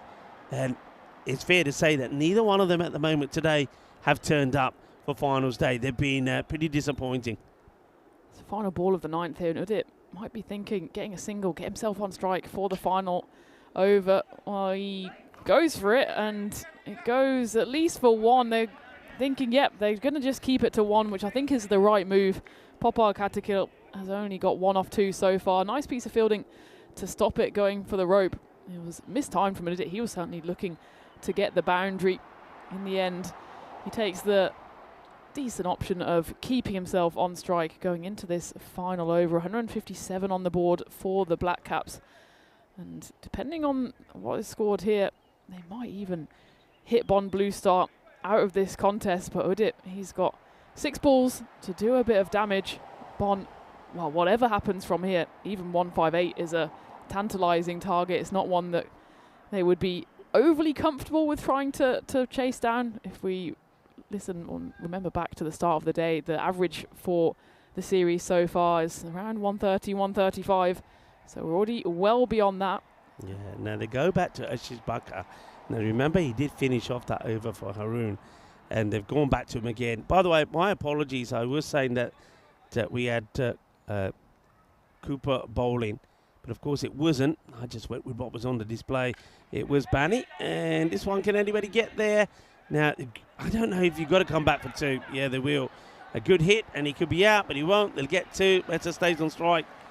So, yeah, I was surprised when they said it was Kapoor. But Aman Kapoor is, of course, behind the stumps. So it was all going a bit wayward there at one point. Yeah, so those pesky gremlins, you'd have hoped they'd already clocked off for the weekend, but they're still out on this sweltering Friday afternoon. Would it? Well, talking of sweltering, he didn't seem too keen to run back for the second. Popar had to cajole him. It's definitely the right decision to get him back on strike, because he can hit it. He hits it firmly on this occasion into the leg side. There's no one out there, so it will be another 4 to his collection. He moves to 63, and in fact, the Black Caps move to 163. And there's still 4 balls left here as they hunt down possibly even that 180 if we have a big flourish here. Yeah, he's capable of that. I did say that 171, which the expected score seems to be stuck on at the moment, that if he's there and if he has the strike of the remaining 4 deliveries, that they'd probably go past that. And Ashish Mankar is trying to get the ball landing in the right places. And that's not it. That's going to be whipped away, and that's gone over the scorers. They would have been worried about that one. And 6 runs takes it to 169. I'm pretty sure now that that expected score will probably get closer to that 180. With that one gets whipped away, it's still stuck. I reckon it's stuck. So we were talking about, the chat was talking about euros. Well, we're going to have to put some euros in the meter, because that expected score, unless it knows something we don't know, is sticking to 171. We don't want to doubt the technology, but with the humans on this one more big 6 and that expected score will be out the window. And well, there it is. It's going to be a 1 bounce for 173 now. Udit Mehta, he's put in an excellent shift here only really had the company of Jamshed Khan at the top of the order, otherwise slim pickings for the rest of the batters. But it's been a one-man slogging machine so far from Udit, and he's put his side in a very commanding position with still 2 balls left. Well, according to the expected score, one of them will go to the rope. Wonder which one it is, whether it's this one, whether it's the penultimate one. This over's already gone for 16 runs. That one's going to go, but there is a fielder out there. And again, he doesn't take the run. I think they might have even been able to go for 2 there. I think you should have chanced 2. I don't think the fielder was going to get the ball to the keeper. So I think that's a mistake. It could have been a run. I mean, it could have been Popal run out, but at least they would have gone for the potential 2, and he would have got at least 1 run on the board. Final ball, and he'll get 6 more on the board as that one's whipped away. So it will be another magical over thanks to some Udit Mehta magic, and he moves and finishes on 79 not out. That over goes for 22 in the end. And the Dusseldorf Black Caps, well, they don't quite get to 180, but they set 180 as the target for Bond Blue Star, which is a tough task for a side that hasn't really impressed with the bat so far. Hasn't needed to, in all honesty, because the one chase they did have, they managed it with consummate ease, but that was a low target. Pretty much half of the target they're being asked to chase here. And again, well, we go back to the coin toss. We were wondering at the time whether it was the right decision by Asad Mohammed. And at the start, we thought, well, definitely isn't one, because the first partnership was worth 58 in quick time as well. That was basically in the power play. When Jamshed Khan then went in the start of the 4th over, we thought, well, this could be a turning point. He's such a key wicket. But you can't forget about Udit Mehta, his fellow openers. He kept on crashing boundary after boundary. Ubaid Manzoor and Kashif Shahab went in pretty quick succession, but Udit stuck it out, and he saw his side to a very healthy target of 179. Yeah, he hits the ball so well, doesn't he? And especially if you stray onto his pads. He's very similar to, of course, Shahib Khan, who plays for Glenson in that way. Anything that's on his pads, he's very powerful on, and you can see here he just plays those shots so nice. But I tell you who would be very disappointed, and that was, of course, I think Kashif, because he played some nice shots, gets to 16, and he plays one on the leg side, but finds the safe hands of the fielder. So Kashif a bit disappointed, and then the other batters that came in after him, so Vikash, they all tended to play a shot, then got out, and Abdul Majid, the captain, was very much the same. Of course, then we did have that little bit of a delay as well. We came back, and then this was Bumrah again in action, and this was a crazy run out. I mean, there was no need for this at all. I mean, we'd already seen that Ahmadzai had shown he was more than capable of hitting the ball big down the ground, but he gets run out. It didn't mean that Popal had to come out, but didn't have to do too much, really. He just had to get the single to get Mehta on strike, and Mehta, when he was on strike, unless he was hitting a boundary, that's where he was staying. He wasn't interested in taking any singles.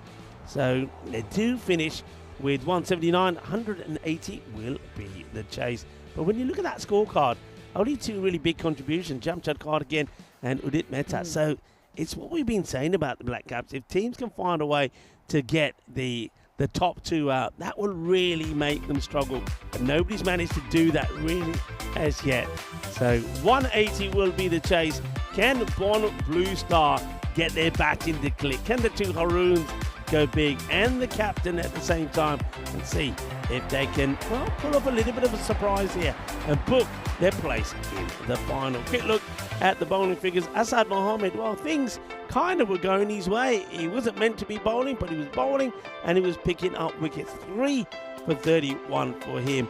And those 2 overs from Kiran, though he doesn't pick up any wickets, still pretty tidy.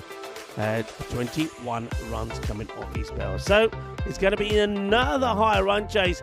It seems to have been the story of the day so far. We've had 201 on the board, 195, and on this occasion, in this qualifier number 2, 180 is the chase. Can Bond Blue Star do it and book their place in the final? Or are we going to see Black Caps in there again, the reigning champions? And there will be one hell of a match between them and Glenson, that'll be sure. Join me, Rico Full, and Tina Goff when we return in probably under 10 minutes time. Hasta pronto, mi familia.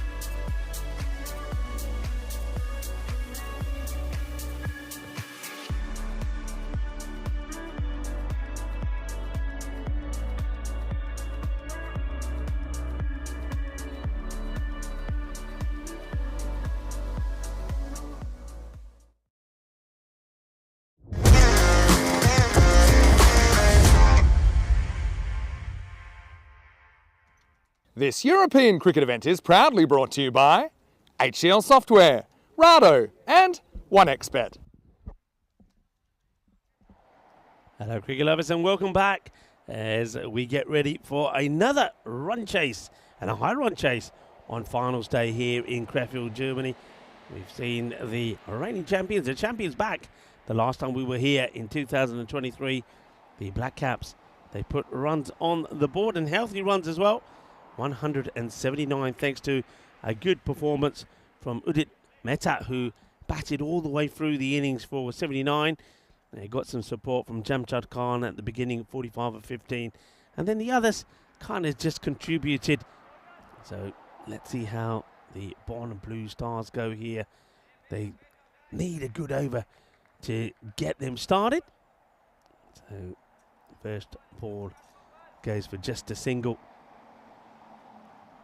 And a lovely, warm, hot, sunny day here in Germany, Krefeld. The warmest day that we've had so far. Temperatures now up to 27 degrees in the shade.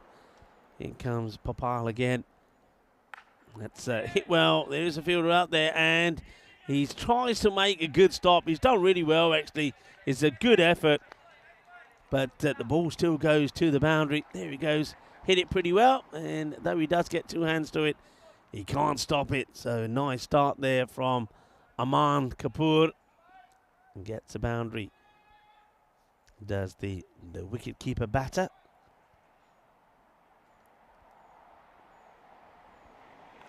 And now he's going to get another boundary. That's going to be an edge, which goes down to the vacant third man boundary. Nobody back there. And that's going to be 4 more. Goes a little bit shorter and wider. Does kind of hill. But the batter just manages to get a good chunk of bat on this. So that goes down to another boundary. That's what they need at the moment. The required rate will be, of course, around 18. But they will want a couple of big overs to take that down. If they can take that down to, say, something like 15 and keep it at that, and then have a real, with wickets in hand, have a real go at it the last 2 overs of the innings. That's probably what the plan would be. It's up in the air. It's going to go in the same place again. This might even go all the way. I think it just bounces before. So now there's a decision to be made here by Abdul Majid Ahmadzai. Does he push that third back? Because that's 2 that are going in that way, and I think he is making a change. He had a backward point back on the boundary, and you can see now he's decided, right, he might as well move that man who's backward point all the way around a lot finer. And he gets the third finer, and but he does still stay with a much wider backward point. So there's the 2 men that are out. That means nobody here, and that's going to be an easy hit. It's going to bounce over the rope. It's going to be 6 runs. So this is a good start. And Aman Kapoor is probably making the most of a field that I don't think is the best that's been set here by Abdul Majid. And I think to have a third on the boundary and a backward point, I don't think Katahil is bowling with that much pace or bounce to justify this field. And it's a swing and a miss of the last ball of the over, but they get the 18 they need. In fact, they get exactly 19 off that one for Popal. And that'll mean that they've made the perfect start. And they go at this rate, they end up winning the match. Let's see this. It's going to be now new bowler coming on to bowl. This is going to be the captain himself. It looks like Abdul Majid, he's been up and down with his bowling. It's been expensive at times as well. And just having a look at the field that he's got for himself, looks like it is. It's going to be the same field. So interesting field. Tina G joins me. Tina, what's your thoughts on this field? It's a very interesting one. Yeah, it is a strange one, of course, in the power play. So only 2 allowed outside. And I suppose you can call it aggressive. Certainly, he's able to bounce it in on the offside, but you're asking quite a lot of a bowler who hasn't necessarily impress too much. I suppose he's the captain, so he can set his field however he wants it, and he's clearly backing himself here. You have to say there has been a lot going through that backward point third region, but the two fielders out there, they're what, a good 30 meters apart. Yeah. So I feel like if you're setting a trap, they've got to be much closer. And at the moment, there's no one on the leg side, which means that one's going to race away. Will it be stopped? No, it won't. As that one flies to the boundary, Pranoy Tugnawat on the chase. Abdulmajid Ahmadzai, he's trying something different, which you've got to commend him for. It's always good to see different kind of tactics being used. I'm not quite sure this is the time you want to go funky. You've got runs on the board, and actually just bowling line and length and having a regulation field, get out of the power play, maybe even not taking a wicket, but if you restrict them to something like 45, 50, then you can at least set up the rest of the innings. And well, you can't set a fielding for that anyway, because that one goes for 4 runs. It's a genuine edge, and Aman Kapoor won't mind. Well, keeps messing around with the field. So this time, after a couple of deliveries, he's brought the third back in because he wants to push the long off back, who's now on the boundary. But nothing's kind of been hit in straight down the ground here. If they are hitting, they're hitting across the line, because you can see that Abdul Majid is a little bit, he is not quick, and he's a little bit short, so batters will be looking to put him on the leg side. So for me, you have for me it's very simple. Third back where he is now, and you have a wide long on stroke mid wicket in play. But now he's gone with third back, the point has come up, and long off back.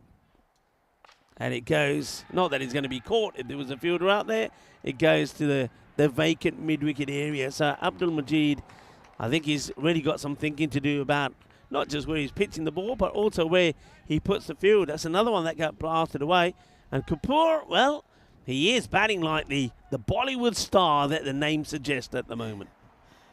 It's getting heated out there in the middle. It's heating up in here as well, and I've got my handheld fan. Have a load of that on your face, Rico, because that's pretty cool. We bought these for Wimbledon. I remember saying earlier in the week how hot it was at Wimbledon.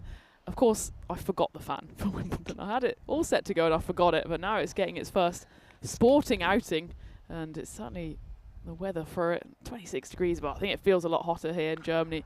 This one, well, this could be interesting, and it's a catch taken in the ring. The tinkering and the tailoring pays off in the end for Abdul Majid as he gets his man, and Aman Kapoor, well, his Bollywood ending doesn't quite pay off as it just gets a little big on him, and he goes for 32 off 9 deliveries, and Bond do lose their first, still in the power play, 34 for 1.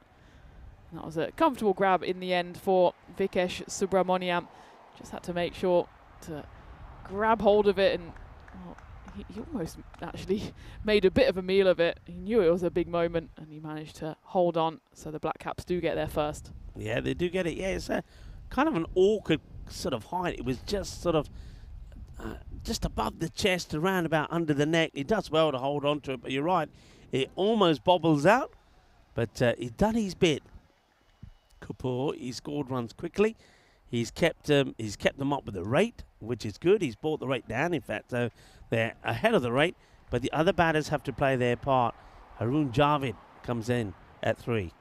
Oh, and wow. That's a dirty one. We saw a lot of those in the first innings, and Abdul Majid delivers one of his own. It's a good duck by Haroon Javed. We'll look at this onside on. It'll be difficult to see much because Haroon goes full turtle, down he goes, but certainly evasive action. He's put his arm up, so does the square leg umpire, and it will be a free hit. Abdul Majid Ahmadzai, oh, he gets the wicket. You still have to say, though, it's not exactly paid off bowling the second over. He's gone for 17 runs, and he's got the free hit coming, so the chances of him going magical are relatively high. And he will, as that's been smashed high and handsome, and it will be 6 runs. So he goes for 23 runs in the over, a costly no ball as Harun Khan cashes in. And they get to the end of the second. Bond Blue start very much on the run rate, if not above it. They're going at 21s, and the run rate required is just a touch above 17. It's 42 for 1 after 2. Yeah, that's exactly what they needed. And, well, I know from being here in the past, if the 2 Haroons get going, then they're capable of winning this match. They are. And that's a good hit, powerful hit, and it sends a statement there. So, yeah, Abdul Majid Ahmadzai, it's a funny old over, the way he was setting the field and moving the field around. I mean, even now, if you look at this field here, I think they got too many out. One of them's got to come in. So it looks like the sweeper on the offside is going to, well, no, they're going to keep him out. They're going to bring Long off into the mid-off position. Sweeper stays out, and a wide Long on. It's going to be a wide ball to start, though, from the bowler, who's acting like he's got sweaty palms here, Manzoor. I wouldn't blame him if he does, but he just doesn't get that right once more. Dusseldorf. Once more, we were saying that the bowling has really let them down, if anything, so far. We thought even in the group stages when they didn't quite play at their best, their batting has always been relatively consistent thanks to the likes of Jamshed Khan and Udit Mehta. But the bowling has always just been able to scrape by because they've so often had 200, 180, 190 on the board. Now they have, of course, 179 on the board, and still it's now a pretty formidable batting lineup, but it could be a second wicket to fall. It's a steepler. The wicketkeeper is settling underneath it, and it goes straight through his hands as the bowler turns away in disgust. And I don't think, really, Rico, he even got his hands to that at all, did Kaushik Chowdhury. That's, for a keeper, that's a bad drop. It really is from Chowdhury. Look, he's got his eyes on it all the way. He just doesn't take the extra step he had to take, and no wonder Manzoor is disappointed. So Haroon Javid, remember that, gives a chance on 0, doesn't get taken. And, now, this is interesting. This is interesting. Has he been caught napping? Well, he's saying, have a look at my foot. It's there. Well, let's see if it was there. Let's see this side on. Oh, well. Let's have a look. Is he caught napping with that foot out? So He's at out the there. moment, it's out. Let's see how he stays. Now, you'd have to... Well, is there anything back? Here comes the throw. He's leaning forward, leaning forward. When's that ball going to hit the stumps? This is going to be so close. It's going to be a matter of millimetres that decides this. He starts to rock back now. No, he doesn't. Where's this ball? It's going to come sooner or later. There it comes. Right, you make up your mind there. Is there any part of that foot behind that line? Oh, that is so close. Remember, you've got to allow for the shadow. You know, I think if you allow for the shadow there, ooh, that is close. We could be talking a whisker. It's certainly not the way he said it was when he moved his foot back. That is so close. I think he might get the benefit of the doubt here. I think you have to go for benefit of the doubt and also umpire score. And umpire says not out. But we're talking a millimetre there, Tina. A millimetre. Well, we were just criticising Kaushik Chowdhury, weren't we, for shelling what was a tough chance, but one he should have at least got his hands to. And he's back on the ball on the previous occasion, and it was a millimetre decision. I think it was the right one in the end. Benefit of the doubt goes to the batter, and he makes the most of his life as the next one goes flashing away for 4 runs. They've got this right, haven't they? I mean, how many boundaries now have gone here in this area? All they've got to do is push that third back, and they could have kept him back for the power play, and he probably would have had a chance to catch a few and stop a few. They've put fielders where the ball hasn't been hit. It's really weird. And you can see the man who's at to long on saying, bring me in and push him back. But, yeah, they're toying around with this field. It ain't working. Now what they've done is they've moved the short third round to backward point. But they've only moved the third. He's not going to get any chance of stopping this again. It's a swing and a miss from the batter, but they haven't been able to sort this field out. So that third is pretty wide, and yet everything that's gone in that area has gone and hit the banner. So he's in the wrong area, and that ball flies down there as well. But so far, Manzoor, I suppose, if he can finish this over off the way it is, it'll be a big over. Only 6 have come from it. And that gets dragged to the fielder. It's going to be a shy at the stumps, only a single, and it ends up being a top over. Just the one boundary, 1-4 from it. 7 runs of that over, and that certainly means that the power play does belong to the Black Caps as the score moves to 49 for 1. the one thing you can criticise the Black Caps for doing here, you mentioned it there, Rico, is just chasing the ball in the field. In the power play, they're probably lucky and grateful that it's been lifted now, the fielding restrictions. They had the 2 fielders, and every time a ball went somewhere, they were like, okay, go over there. And they didn't really put them in the right place, and then the ball went somewhere else, and they said, okay, let's go over there. And they were just chasing shadows. It was only really because of a few mishits from Bond Blue Star that they weren't able to completely cash in on that. And you got to say as well, Ubaid Manzoor in the end bowled well in that over, just went for that streaky 4. I suppose it is tough in the power play. You don't want to set a field for bad bowling. You also don't want to set a field for misplaced shots, because no one means to edge it for 4, so you don't want to waste a fielder down there. You've just got to say, okay, well, sometimes you get a bit of luck and you hope that the cricket gods adjust. But there's still a few things that are not quite right with the Black Caps in the field. As we go into the 4th in, Vikesh will come on to bowl this one. It's flat down the pitch, and well, even if there was someone there, he wouldn't have stopped it. As the 50 comes up for Blue Star, they move to 55. And Harun Khan, who's on a life, is making the most of his second chance here as he moves to 19. Yeah, nicely played. And he sees that fielder is pretty wide. They got quite a wide long on. He's trying to cover, I think, that and that's not good. Oh dear, right through the gap of the fielder is going to be 4 runs. So 6 and 4, hungry for more, but this is a blunder in the field. I mean, that's poor. Should have been watching me in the commentary box earlier, doing the long barrier perfectly well. All right, my throw wasn't that great. Obviously, I accept that. The throw rebounded back and almost got you. But at least I stopped the ball. Yeah, you can't be making mistakes like that. And you can't hide fielders in the game of cricket as well. Fielding becomes such an important part of the game. Edge, and there you go. There you go. Have him back in the right ear, moved him finer, and they get the wicket. So that's a big wicket as well. Harun Khan will go. And finally, they stick with the 3rd back. Look, he's just to the side of the banner, takes the catch. He says, see, why didn't you just leave me here? I could have had a few more of those. That's a big wicket. Harun goes for 23 of 10 deliveries. It's almost like you've watched a few of these games before, as that one does flash away to the 3rd boundary, and it's a nice catch to dismiss Harun Khan, who probably should have been taken out earlier in the innings. That one that went straight through the gloves of Kaushik Chowdhury. On this occasion, the gloves, he takes it cleanly and says, what are you all worried about? As both openers now for Bond Blue Star back in the shed. And that run rate just creeping a little. It's up towards 19. And it's one of those run chases again, like the 2 we saw this morning, where you just have to keep being relentless. Yeah. Even just 1 or 2 magical overs, you think, oh, okay. We get kind of trapped in that, like, oh, well, they're going to be on this. They're actually going well. And it's just 1 ball or even 1 over, a couple of wickets, a low scorer, and suddenly you're back in trouble again. Well, nothing troubling about that one. Ashish Makar into the attack here for Bond Blue Star, the number 4 batter, Vikesh. Well, he just invites him, just too short on that occasion. It just takes a little dip into Ashish, and he deposits that one into the bushes. Yeah, it could be one of those overs where, okay, there is a wicket, but there's still 16 runs have come off it with 2 balls to go. So it's, again, Bond Blue Star will be thinking, yeah, we're losing wickets, but we're staying up with this rate.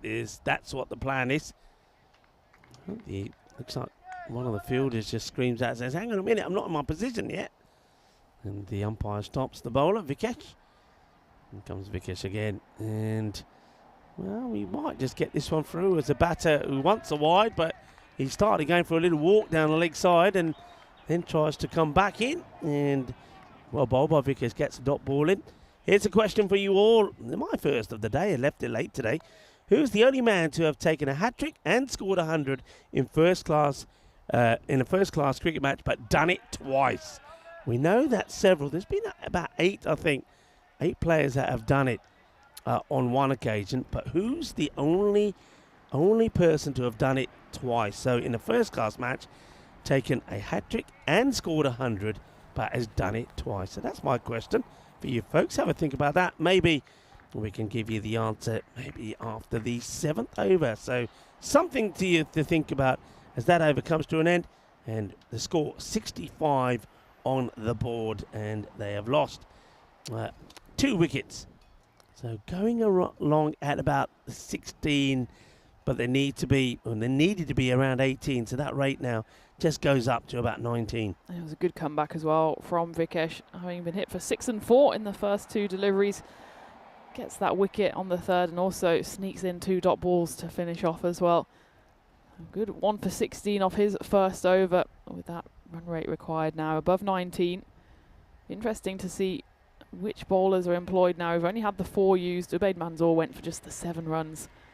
It looks like it will, though, be the man with the red helmet, the man also who takes some great catches outside of the rope. He's got the ball in hand now inside of the rope. It will be Ahmadzia Ahmadzai to bowl this 5th over for Bond Blue Star. So they're cycling through the bowlers. This will be the 5th bowler used in the 5th over.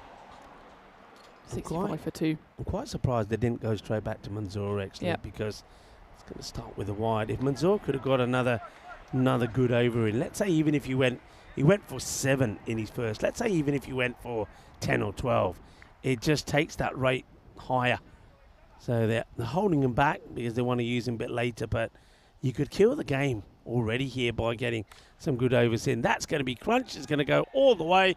Balle, balle, balle, ginna sona, shaka lagya. That's just a little bit too short from Ahmadzai, and it gets absolutely walloped. Someone they haven't used yet either, who probably will feature in the latter stages of this bowling innings, is Jamshed Khan. We rarely see him before about the 7th over, but that one has been obliterated through the covers, up and over Harun Javed, 6-6. I'm just wondering, I even posed the question to Jamshed when we met him before this game. We said, well, why don't you bowl earlier? Every time you come on, you seem to do something and stop the run rate, stop the momentum like you did in that game earlier today. And he said, well, they just like me at the end because I can try and keep it tight. But it feels like in a game like this where, well, let's just call it 2 magical overs, could certainly give Bond Blue Star a sniff. If Jamshed comes on now, you don't even give them that opportunity, because if he gets in a quick over here, only goes for 10, 12 runs, it's not quite game over, but it makes the task so much harder for Bond Blue Star. Feels like if you have a secret weapon, you don't want to hold it back too much. But it'll be interesting to see. Obviously, this will be the 4th bowler used. No, the 5th, in fact. And Jamshed might be then... No, it is Ahmadzai coming back, actually, isn't it? Yeah. No. I think you're right. They've got the wrong one up. Yeah. They've got Abdul Majid listed as bowling. He's 2nd, but he's not. So we're going to have to get that corrected. It is an Ahmadzai, but it's not the Ahmadzai. It's not the captain. That's played away nicely, but just like the captain did, he's getting the treatment. Is Ahmadzia Ahmadzai, and that's cracked away as well. So they're just... it's been the thing today, isn't it? I'd say today, I think in general, that so many of the bowlers have bowled a short line here, and on a pitch which does it no justice at all. You think they'd have taken a leaf out the book of the games this morning and just think, okay, well, that, for example, is a far better length. Not only is it a better length, it's a wicket-taking delivery, and you can see how much that means to the Black Caps as Harun Javed has to go for 17, and Ahmadzia Ahmadzai, he came in for a bit of punishment so far in this over. 6-6-4, a couple of wides in there as well, but he comes back strongly and gets the big wicket. Yeah, that is a big wicket. Fair play, you know, to Ahmadzia Ahmadzai, because he's been, though he's not got it right all the time, there's been a couple of wides where he's just missed that line. He starts wide and he gets that ball to come inside, and then the batters have gone for it on both occasions.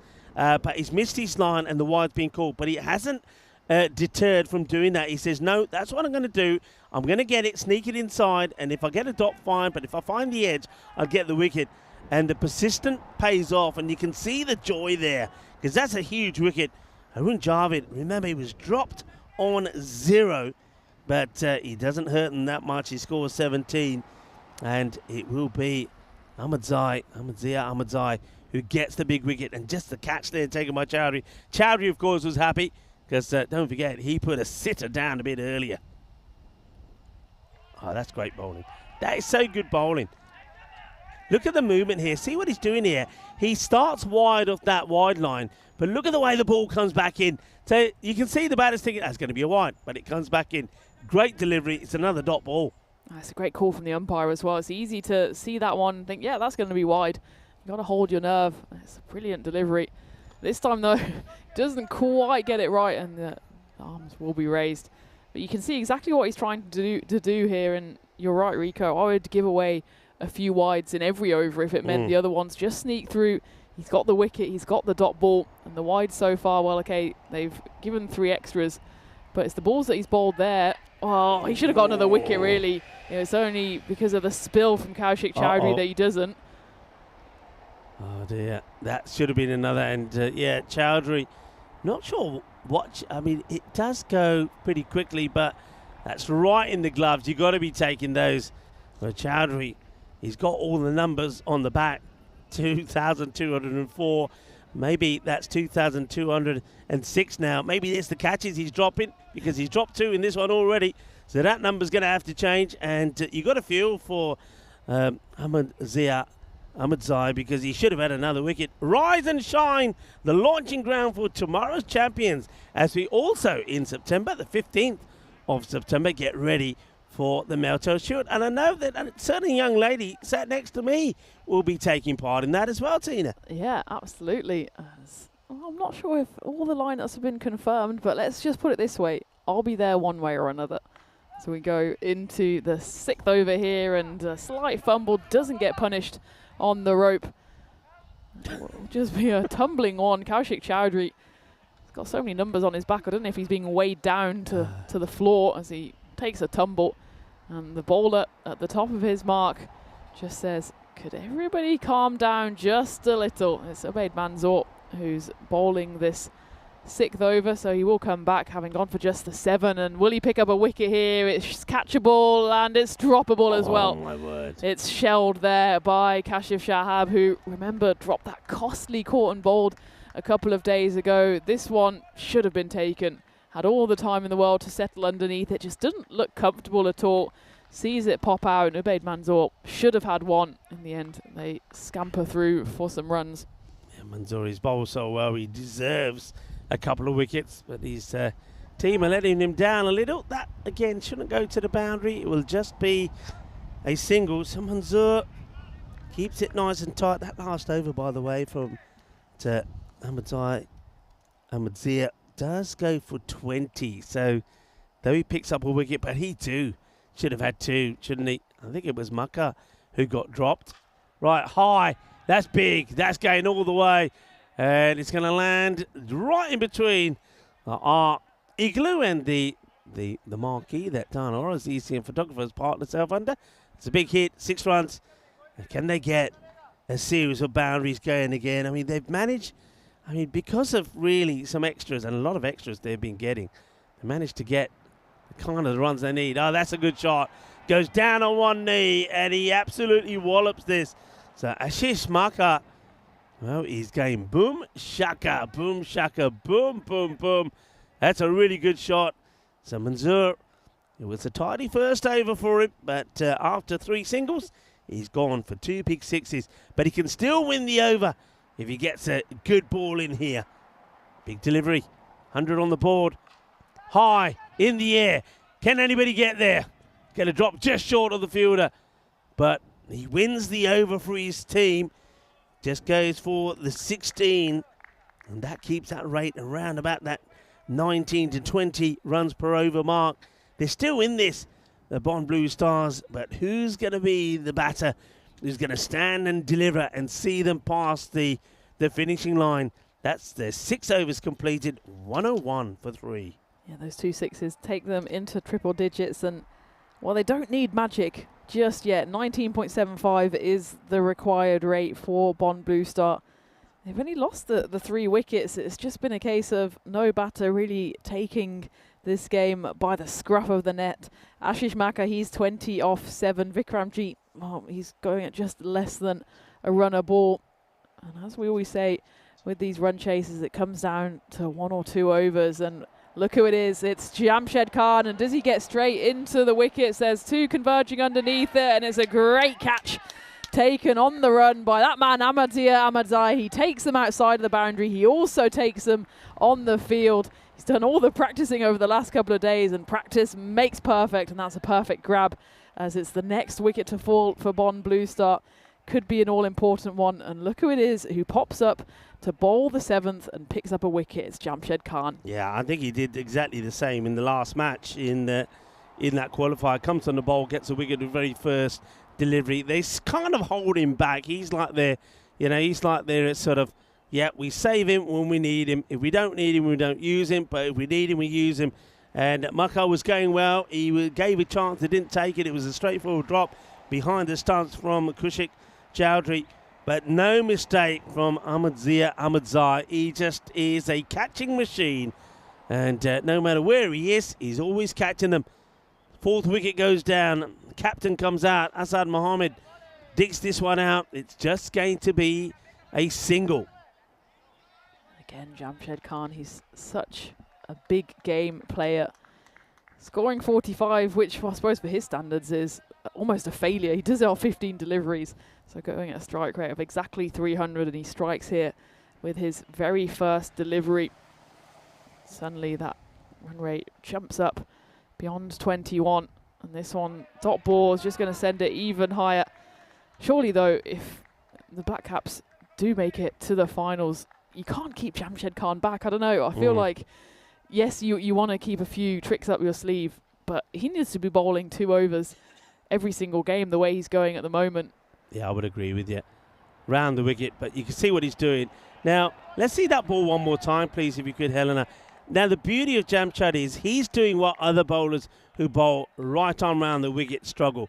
Goes wide, look at the angle, and that is just a perfect delivery. And for any batter, even if it was one of the top order batters, to get that one away, it's hard to do. He gets it right, and then he varies his pace as well. So there you go, right on cue.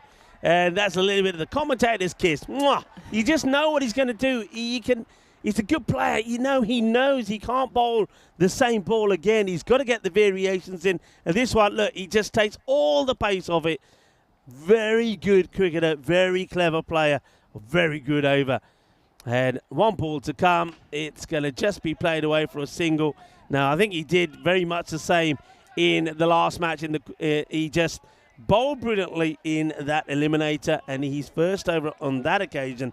And the only over he bowled went for, I think he took 2 wickets and only gave away 1 run. This time he gives away 2 runs, 1 wicket, and that really, for me, sort of kind of kills this match now, because now they need to go and score 77 in the last 3 overs. That is going to take some serious amount of hitting. Jamshed Khan, he's such a match winner. Remember, he was the MVP of the series 2 years ago, and if he puts in a similar performance in what we assume will be the final Gelsenkirchen against Düsseldorf Black Caps, then maybe he could go back-to-back MVPs, and the Düsseldorf Black Caps also, of course, looking to go back-to-back ECSs here in Germany with the little 2024 break. Of course, we weren't here last year.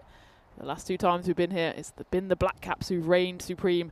Not quite over yet here, but we need something miraculous to happen from Bonn Blue Stars. And the 2 out there haven't exactly gone on all cylinders so far. Vikramjit 5 off 9. Asad Mohammed, well, he's only faced the 1 delivery. And this time it is Abdulmajid Ahmadzai, the captain, to come on for his 2nd over.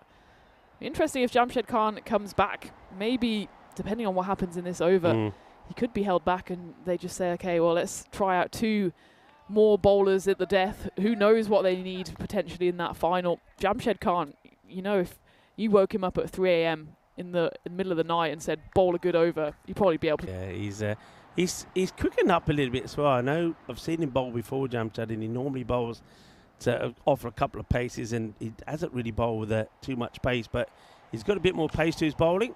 Ouch, that is the way to book yourself an appointment in casualty. Well, Abdul Majid puts a foot in the way of this when he really shouldn't have done. He's got 2 fielders straight. It would have only been a single, but look at that. Ouch, there was no need to do that. Well, he's still walking, and he's walking and talking. But is he going to be able to run on that? That's caught him right on the bone of the ankle. That wasn't good. And now he's going to have to bend down and pick the ball up as well. Oh, dear, Abdul Majid. And that one certainly would have hurt. They only get a single, though, from it. And he comes again.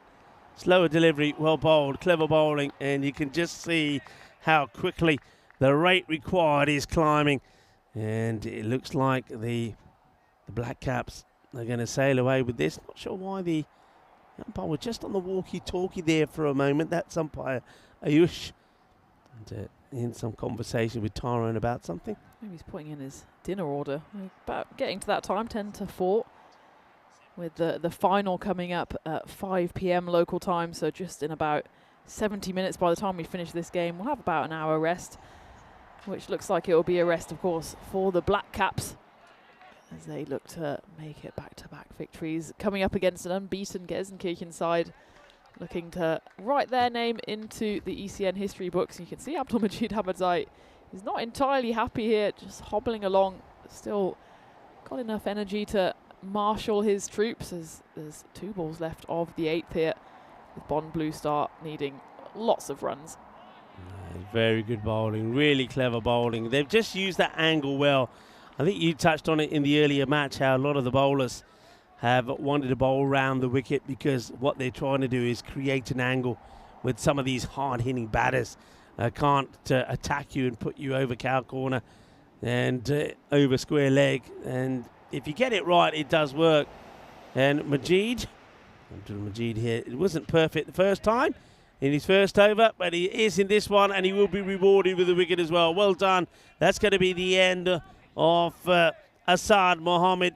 So the 2 captains do battle, and is the captain of the Black Caps that will take the wicket of Asad Mohammed, who will go for just 2 or 4 deliveries. That wicket falling right at the end of the over, and I think there that captain and his body language kind of tells you the story. It looks like this match is going very much in the way of the Dusseldorf Black Caps. 107 for 5 at the end of 8. And time to reveal the answer to my question. So who is the only man to have taken a hat-trick and scored 100 in first-class matches and do it twice? And, of course, it was in 1972. And the only one of 10 men to ever have scored 100 and taken a hat-trick in first-class match on 2 occasions. Mike Proctor has done it on 2 occasions. And the first one he did was on this day. As that one's so wide. On this day, he took 8 for 73. And in the same match, he scored 51 and 102 for Gloucestershire against Essex at Westcliff-on-Sea. And his hat-trick was all LBWs as well, from around the wicket. And we know that here, around the wickets work pretty well as well. So maybe they were taking a little bit of what Mike Proctor did back in 1972. That's what the bowlers are doing here. But yeah, Mike Proctor, the only man to, on 2 occasions, has taken a hat-trick and scored a century in a first-class match. Edged, same fielder, watch the spin, no problems. In comes the throw. He's done his job well out there. So Tina, what do we say here about the Bond Blue Stars? I suppose, look, they finished top of their group, but is it fair to say they had a little bit of good fortune go their way? Yeah, I think the weather gods smiled down on them, which allowed them to nab that top spot in, well, strange circumstances, I suppose, as that one's going to be slapped away for 6 runs thanks to the fielder out there, Ubaid Manzoor, who throws up his hands. Yeah, they won that first game against Strass and got the 4 points. That was through circumstances outside of their control. Then that second game against Mönchengladbach was abandoned, so they got 2 points. So they managed to get 6 points from day one without lifting a finger. Yeah. And then they lost to the Black Caps in that big game where it was almost a bonus point win. And this, it's another chance for a catch, and it's taken. It's Ubaid Manzoor, who just signalled the 6, and now he can raise just his 1 finger because that's another wicket to fall. 115 for 6 now for Bond Blue Star. So they went into that final game knowing that they basically had to get points and win against the Krefeld Boosters.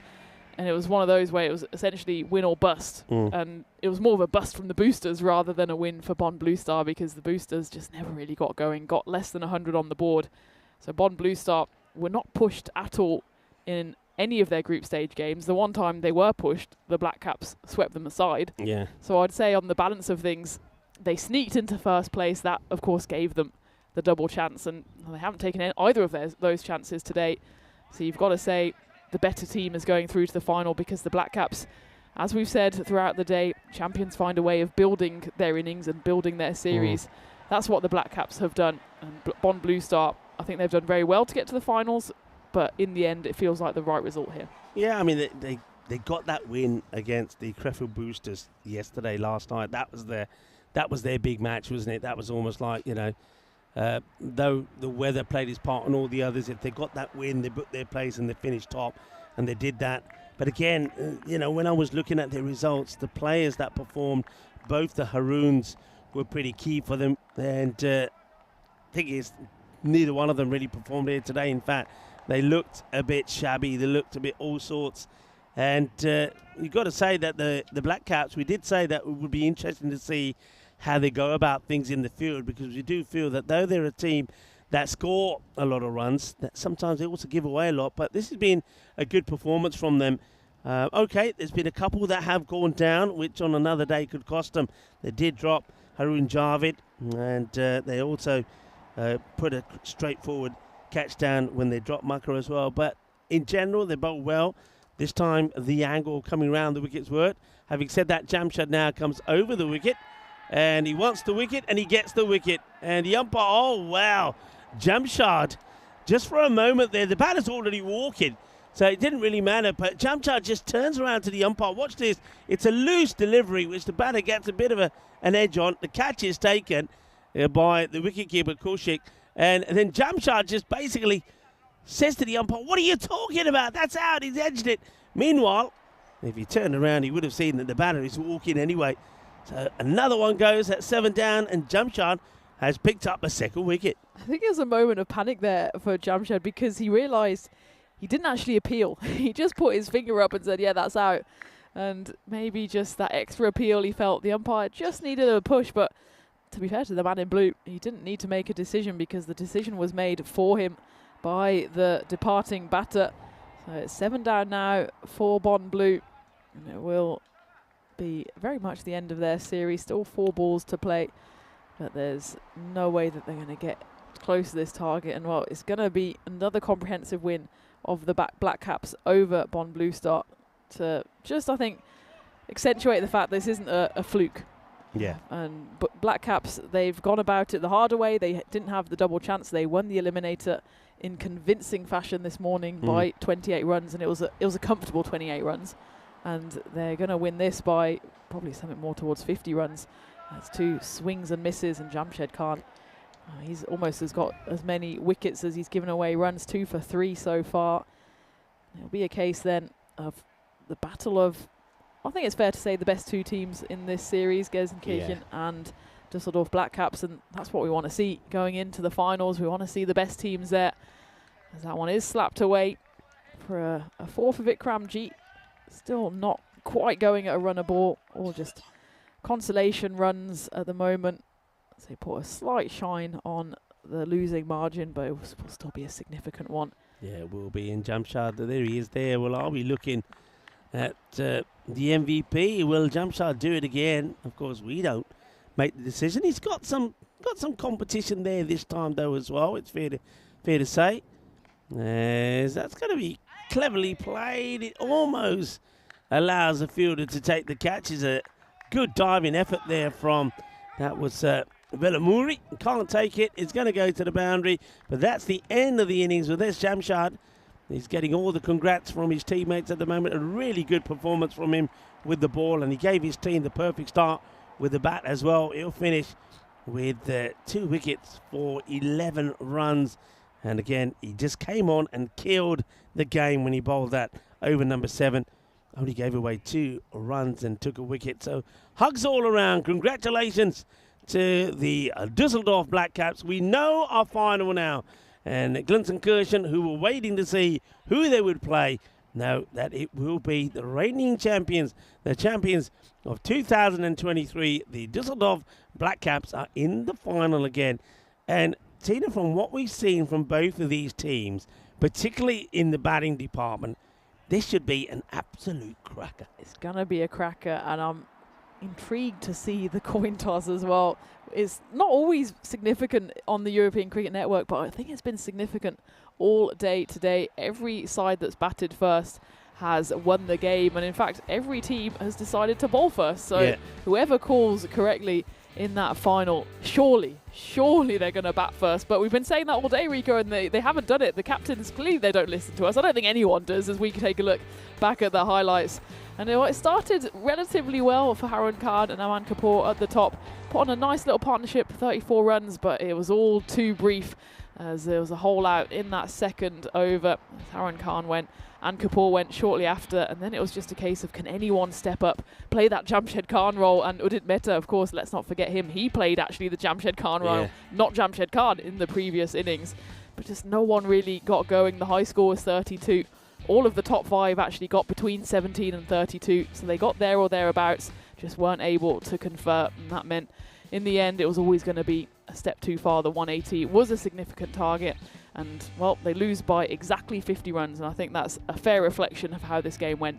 Yeah, very much so. And Udit Mehta, who played a big part in the batting, he doesn't even bowl. We know that he also has turned his arm over and been a pretty good all-rounder, but not needed this time round.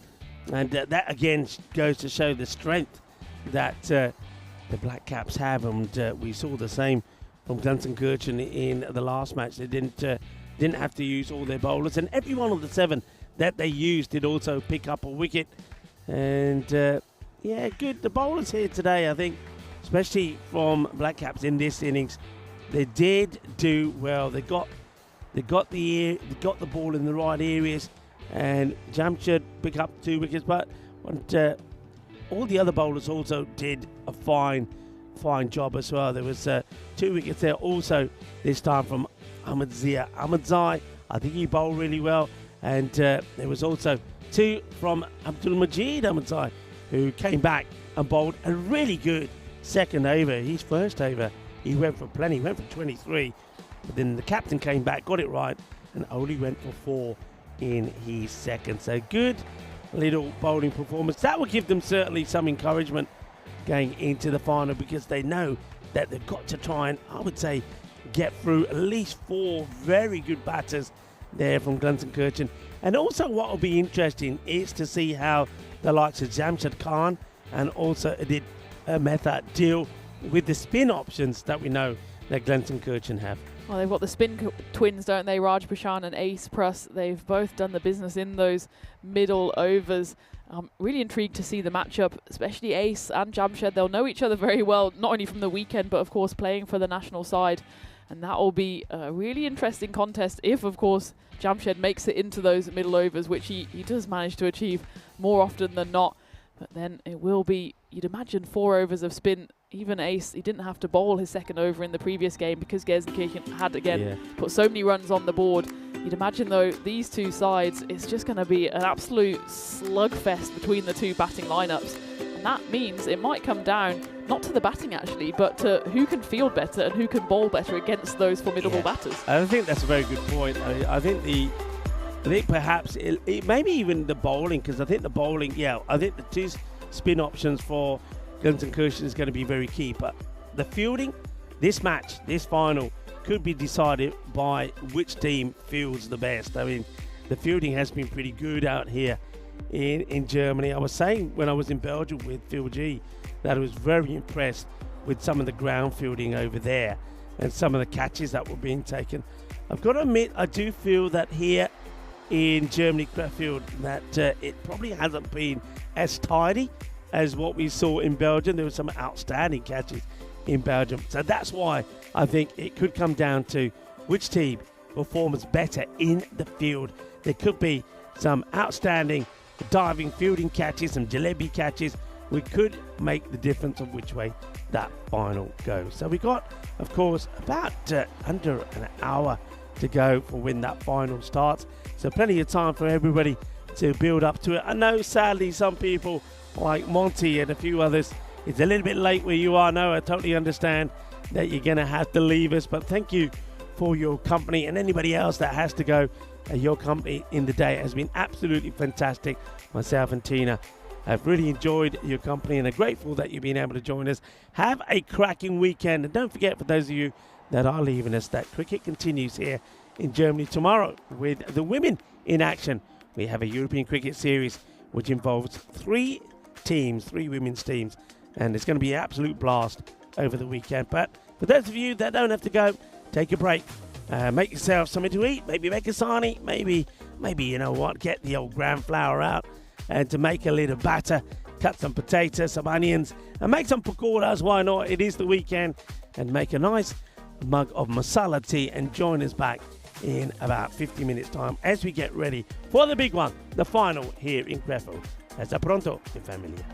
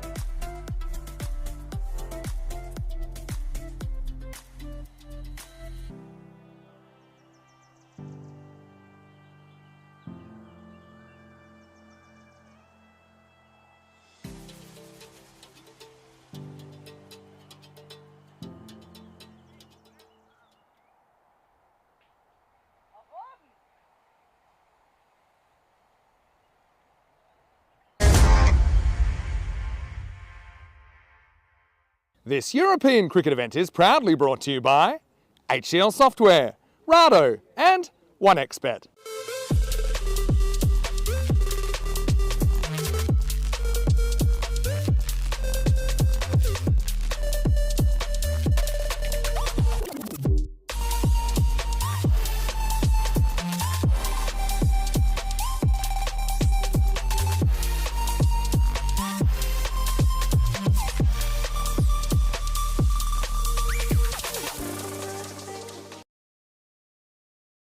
Where the glorious sun is glinting off this equally glorious trophy. It's the big one.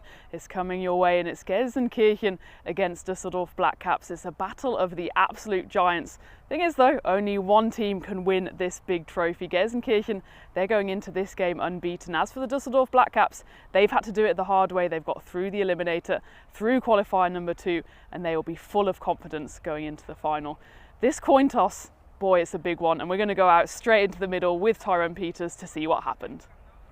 The Düsseldorf Blackcaps to call. Tails. Tails is a call. It's a head.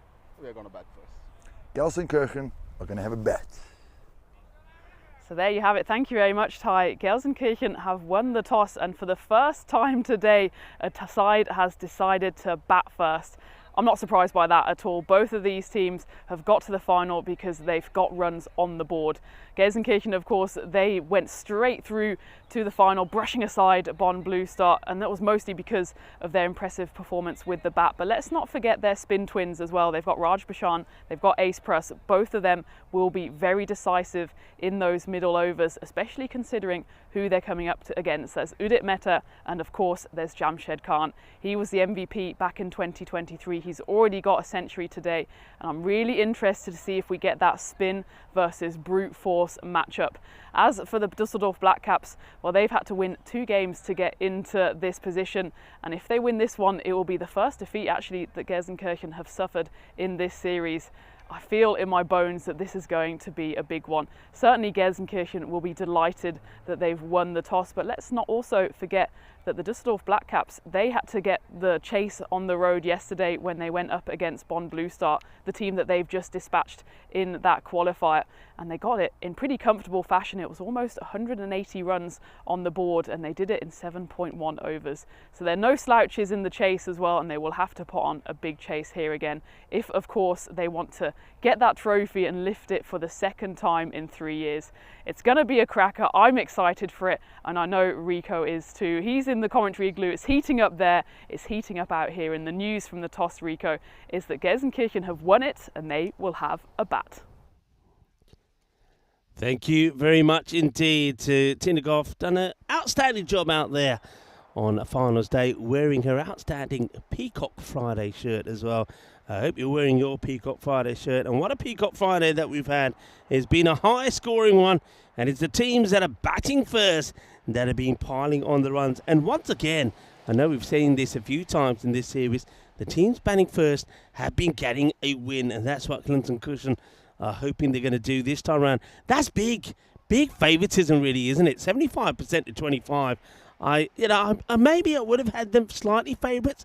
I'm thinking 55-45, no more than that. So the win predictor certainly is feeding something on this Nelson Mandela Day. That's right, the day celebrates the idea that each individual has the power to transform the world and the ability to make an impact. Of course, Nelson Mandela was born on this day, and he, of course, is an iconic figure there for South Africa, and helping South Africa make several changes, and very much an international peacemaker, and the first, of course, democratically elected president of free South Africa.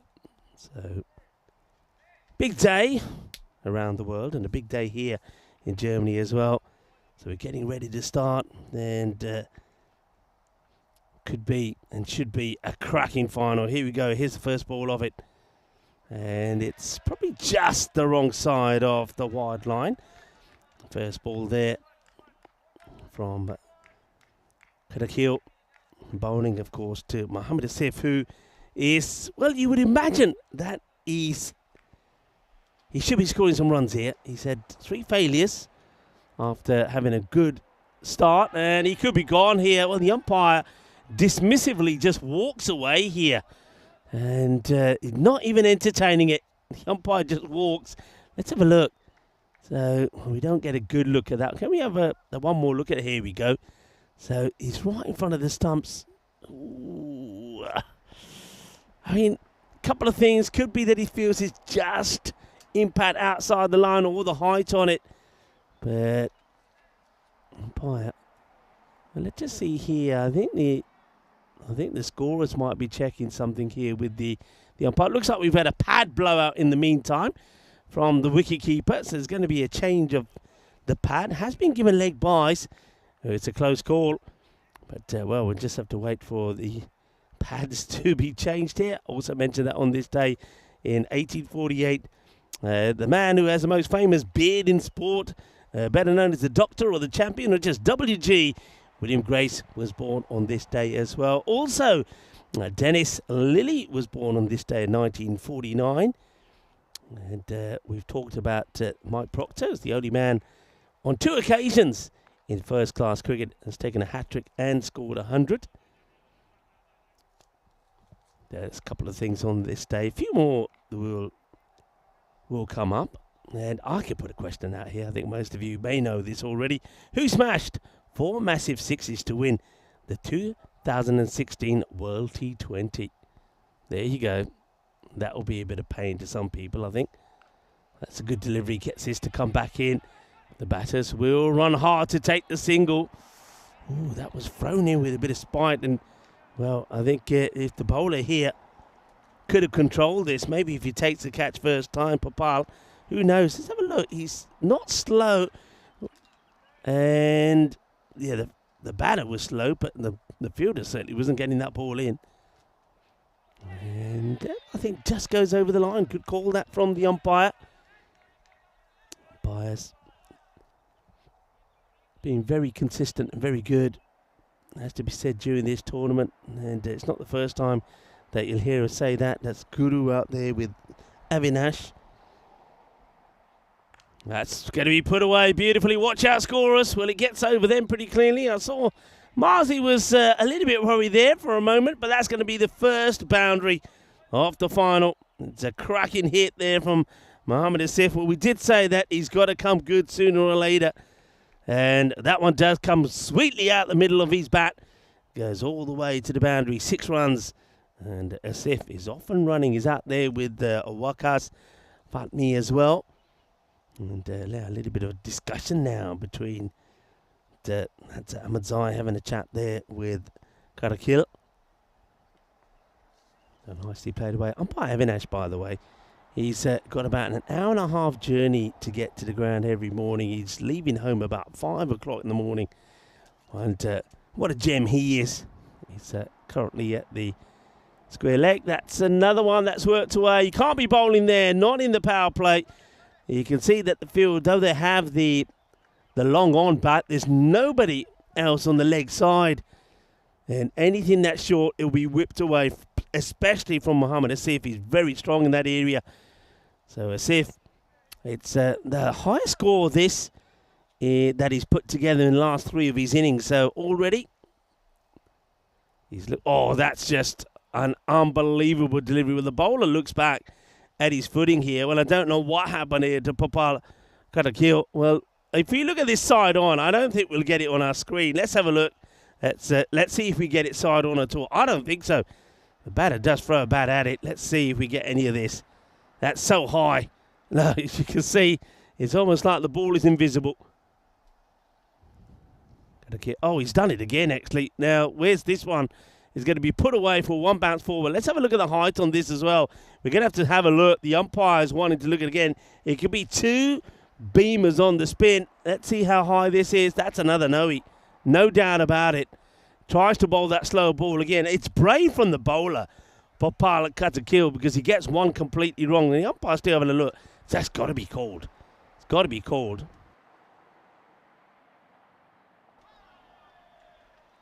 Well, there you go. In fact, we're okay. The umpires have given it as a no ball, and it's going to be another free hit to come. And also, that puts a lot of pressure now on Popal got to kill. He can't bowl another, otherwise he will be off. And we've already seen that happen once today. Of course, Haroon was taken off because he bowled too many. That's down the leg side, and that will go all the way. Balle, balle, balle, kinna sona. And Mohammad Asif, maybe he's just waiting to go good again in the final. That's whipped away. It's not a good delivery. It's not a good over at all. And it's a cracking start. Not quite supersonic, but more or less there. 29 come off the first. This is the way the day went today. And, of course, I've thoroughly enjoyed talking you through finals day here today. Rico Full here. And alongside me back in the igloo, it's Tina Goff.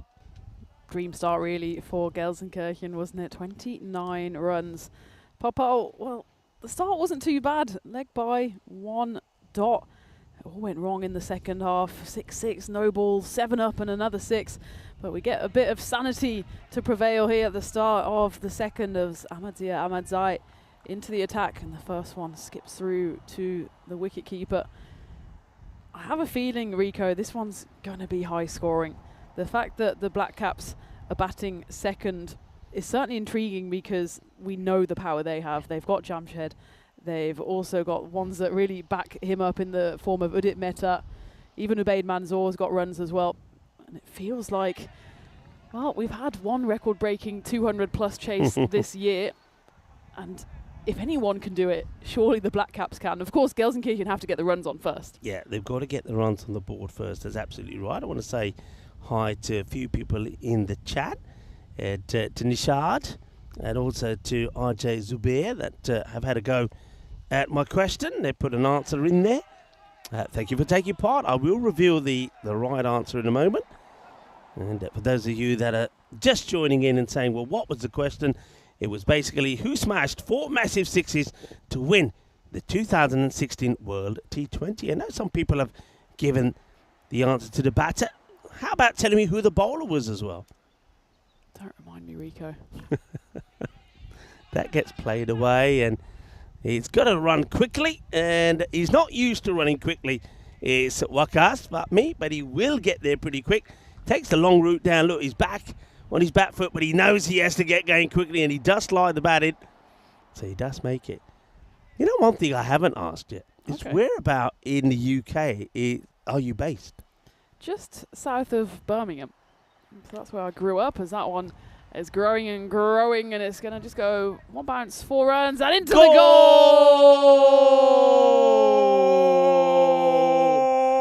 It's in the back of the net, and we do it South American style, the way the Brazilians do. And it is a goal. And, well, there was a few who were screaming goal yesterday as well.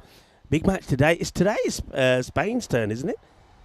It's Spain and Spain, Switzerland and Germany against France in the big one tomorrow. And, well, where would you rather be for a German football match than in Germany? Saturday night, that one could get exciting. But, yeah, just south of Birmingham, but I'm very nomadic when I go back to the UK. You don't have an accent, though, do you? There's not a bit of Brommy girl in you, though. It used to be, and whether I'm angry or if I feel like there's an injustice in the world, the Brommy comes out. As this one's gone down the pitch, there's 2 after it. Oh, how about this? How about this for a proper plug? This one hits the deck and spins backwards. The batter can't believe it, thinks he's getting a boundary. This spins backwards. Look at this. I mean, everybody's money is on the ball going to the boundary. Look, it hits the deck. It actually spins backwards. It's like a proper shot from one of the golfers, you know, getting it on the green and getting the ball to spin backwards. End of the over, 37 without loss. Not the worst of overs, that one from Ahmadzia. And just the 8 plus, just the 8. They only run the 1 there as well. It was synchronized running as well from the 2 fielders. They both went absolutely full pelt to the boundary and both put on the brakes, screeched to a halt as the ball went backwards before they did. Taking a look at the calendar for 2025, so much to look forward to, but I think we're looking forward to another 90 minutes or so of action here as that one just goes over the sprawling hand of Vikesh Subramoniam, and the start of the 3rd over brings the next boundary. Yeah, this is Manzoor, who bowled very well in that last match. You would probably say that he's really got his team into the driving seat with a good first over that only went for 7. Interesting for me is whether they go to Jamshad earlier. They normally have him bowling about the 6th or the 7th. They might call upon him a little bit earlier because that is beautifully played. And Mohammad Asif seems to have got his timing right. Well, Waqas might be struggling a little, 2 of 5, but Asif is going beautifully. He's close to a strike rate of around about 400 here. What a shot. Well, it seems a long, long time ago, doesn't it, that Mohammad Asif smashed 140 not out. That was game 1 of 37 deliveries. He's not quite there yet, but 35 off 10 is certainly a solid start. Gelsenkirchen, well, they need someone to go big here because we know what the Black Caps are capable of. Jamshed Khan, certainly a destroyer with the bat. As you say, the Rico, though, possibly a destroyer with the ball that we will need to see earlier than later as that one goes high, high and over the scorer's kiosk. 6 runs added to the collection. And Mohammad Asif, he's scored almost all of the runs so far. That brings up the 50 as well for the side. 53 not out. 53 off 0, I should say, of which Mohammad Asif has 47 not out. Yeah, bowler's got to be smart here. I mean, bowling around the wicket to a batter who likes to play these shots is risky business because he's just stepping across and whipping. Watch. Well, this time it's a bit wider, so it's a better delivery. That's where you want to be. But, yeah, Asif is so good in picking that ball up. He's raced to 47. And I seem to remember when he scored his 140, he did the same thing. He outscored Waqas in the first 3 overs quite outrageously, and he's doing the same thing here. Here comes Mazur once again, and, well, maybe he sneaks it in. So he's learnt quickly. I was about to say, the bowlers have to learn. If you've got a batter that likes it on his pads, then you've got to go wider to him. Or, if he's stepping across, you get that full delivery in and go for the LBW decision. But trying to do that around the wicket won't help. But going across him certainly would.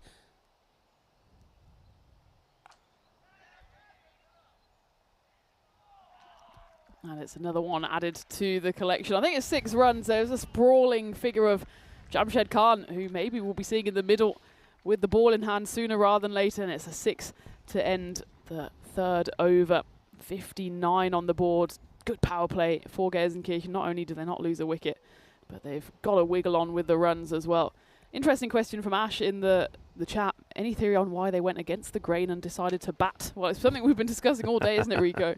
Yeah, well, I think here you knew Gelsenkirchen were going to bat first. They've batted first all the time, and they've won healthily. It's probably one. I think if any of the two teams probably did want to chase, probably would be the Black Caps, but I still feel that they too would have wanted to bat first, just basically to throw Gelsenkirchen off and say, right, in the final, you're going to have to do it differently.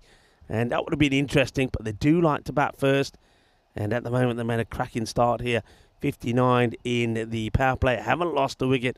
And Waqas, well, he's playing exactly the way he did when Asif, who's on strike again here, made that incredible 140. That's going to be called a front foot no ball. Unless it's a fielding mistake. And when it gets hurled in, it's, again, just a tiny bit wild. The throw doesn't lead to any overthrows, but we're going to certainly have to take a look why that was a no ball. Free hit certainly coming here for Gelsenkirchen, and let's take a look. Is it an overstep here from the Düsseldorf skipper? Back foot is okay. Looks like then probably the front foot. You can see there as the heel comes up. There's nothing to speak of behind the line, and he gets double punished as that one ends up in the bushes. And, well, just to finish on the toss as well, Gelsenkirchen, they're not going against their grain. They've batted first in every single game, and it's paid off for them because they've won every single game so far, and by some margin as well. That winning margin in the second qualifier against Bonn was 95 runs. Brushed aside Bonn. And they're in danger of putting on a big, big score here. Again, we're going to have to check this one for side on.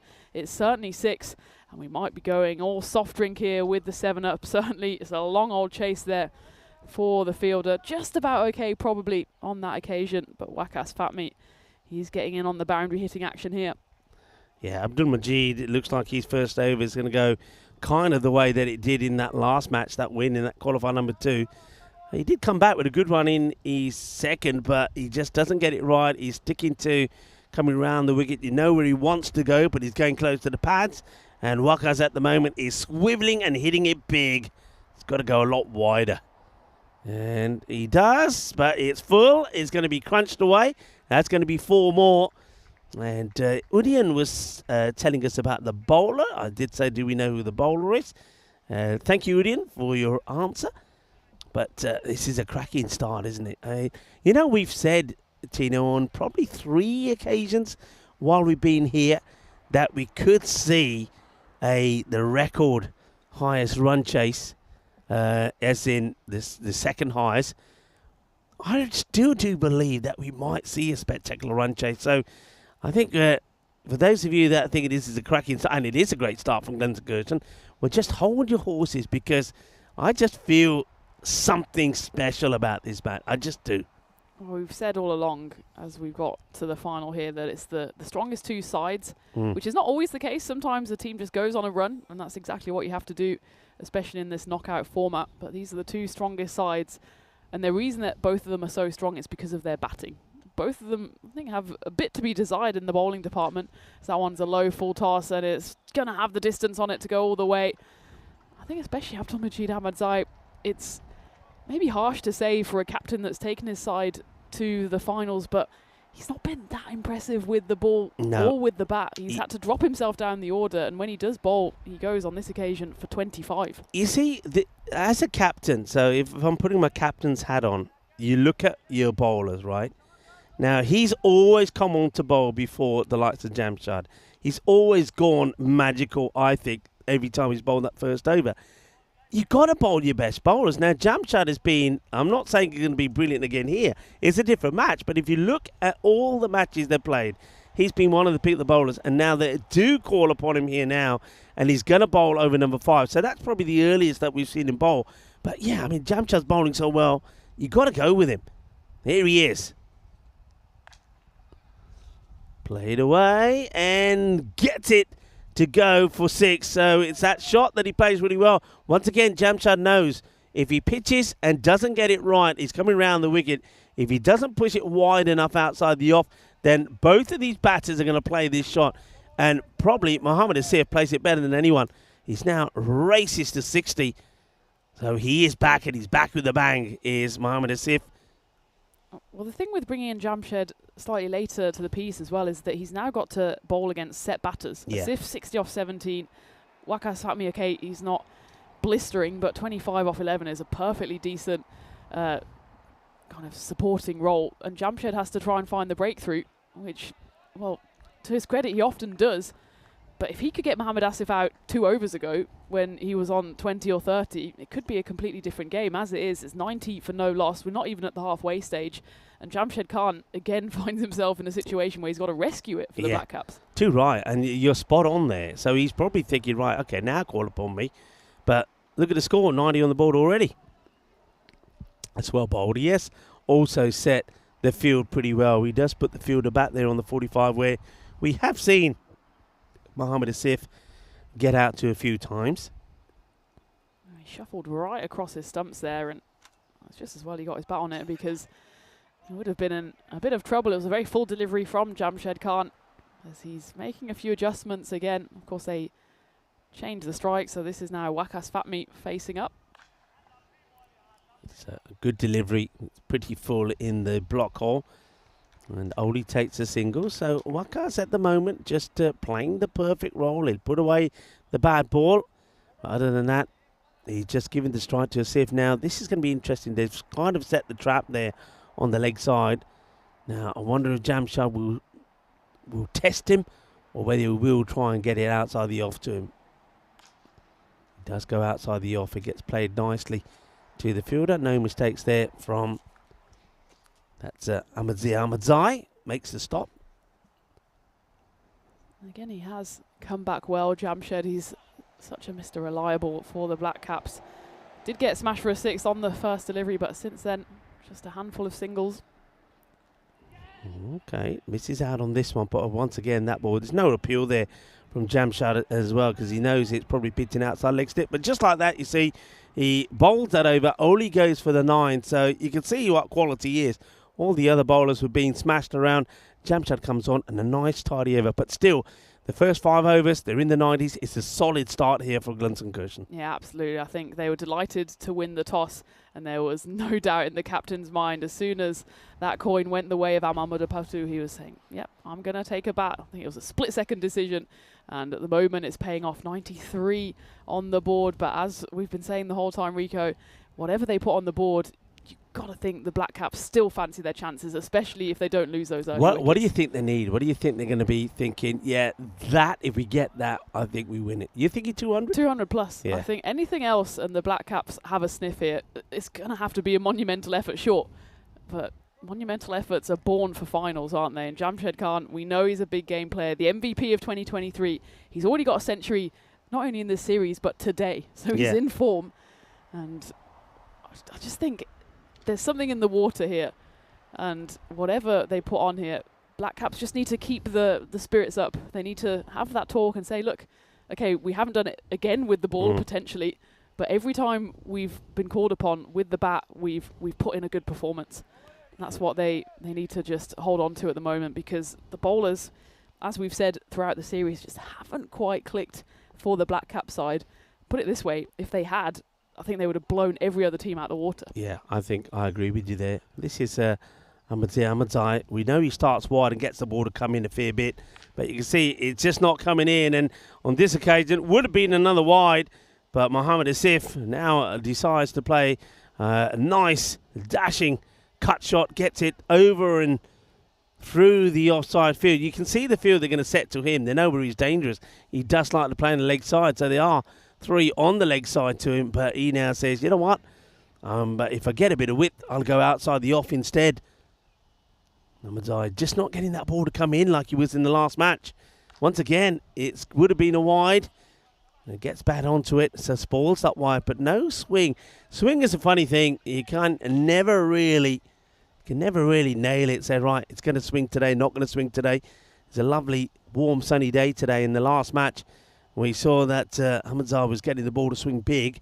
It was starting outside the wide line and coming back in. In this match, it ain't doing a thing. There you go again. You see, it just goes straight. And unlike Asif, Wakas, it's quite easy just to leave it alone. Hey, I used to go to Droitwich a fair bit. Was that anywhere near where you are, Droitwich? Yeah, it's not too far away. Droitwich Spa. That's a strange place to be going. What were you doing there, Rico? When I was a training consultant, there was a DIY place that had just been taken over. And I was travelling up there a fair bit, doing a lot of training. And I was driving up there a fair bit. And, of course, the motorway, the M1, M6, could always be a bit of a nightmare until somebody gave me a great shortcut. I still remember that shortcut. I think it was the A50. All right, this one should be caught, and it will be caught. So Wakas, who never really found his rhythm, Wakas is going to go. He gets caught up for 26 of 14, and Ahmadzai, he does get rewarded for his persistence in trying to keep that ball just outside the wide line. Something's vibrating, Vish. Is that your Wow, how's that little thing? That little thing is... I had my fingers on the table, I thought for a moment it's my phone going off. I thought maybe it's the fan on my laptop. But it's the fan that is... It's small but mighty, this. Small but mighty. And, you've lost that now. You ain't getting that back. It's like one of those old-fashioned microphones, but... That's what's making all the noise. And that's good, that is. Yeah, I'll get you nice. one. I'll get you one for Christmas. That's Rico. nice. Yeah. And you didn't take that to you with Wimbledon, though. I should have done it. It's 35 degrees, but I'm making up for it today. That's what gives me the glow. And, a direct hit would have been trouble. I think he would have been out, in all honesty. It flashes past the effort there, coming in from Vikesh Subramaniam. This is now Sazib Khan. Now, he has been. We talked about Asif, how he lost his form, and he's obviously found it back again. But one man who sort of, when he lost his form, stepped up was Khan. Could have gone there, run out, but he survived. That's going to be another wide. So that's the 5th wide in this over. Time now will become a bit of an issue, because remember, one thing that they don't have is the spin bowling. So with no spinners in the lineup, the time could be an issue. Look at that, 13. It's coming down to, by the time this ball is going to be bowled and played, It comes down to about 13 minutes to go. That's going to be crunched. It's going to get it over the boundary. It's going to go all the way. Ginna Sona, Ginna Buddha Shaka, 6 mas for Mohammed Asif. And he is going well. And dare I say it once again, we've already seen, as you said, 1 century today from Jamshid Khan. Well, we could see another. And he's got one to his name already, Asif. But look what he stands. You can see what's on his mind.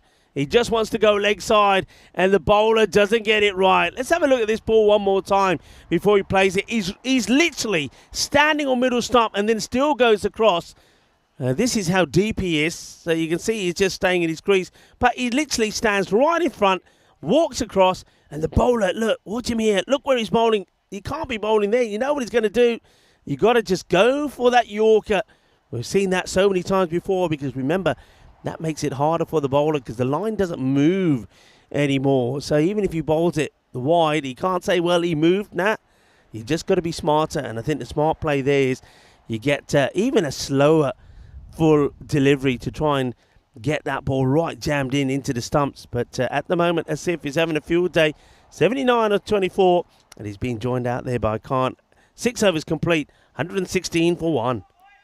He's doing excellently and has a bit of a drink there at the end of the 6th over. Maybe hitting it into the bushes is tactical for him. It's so hot out there in the middle. He just wants to get a drink and he gets a few seconds rest.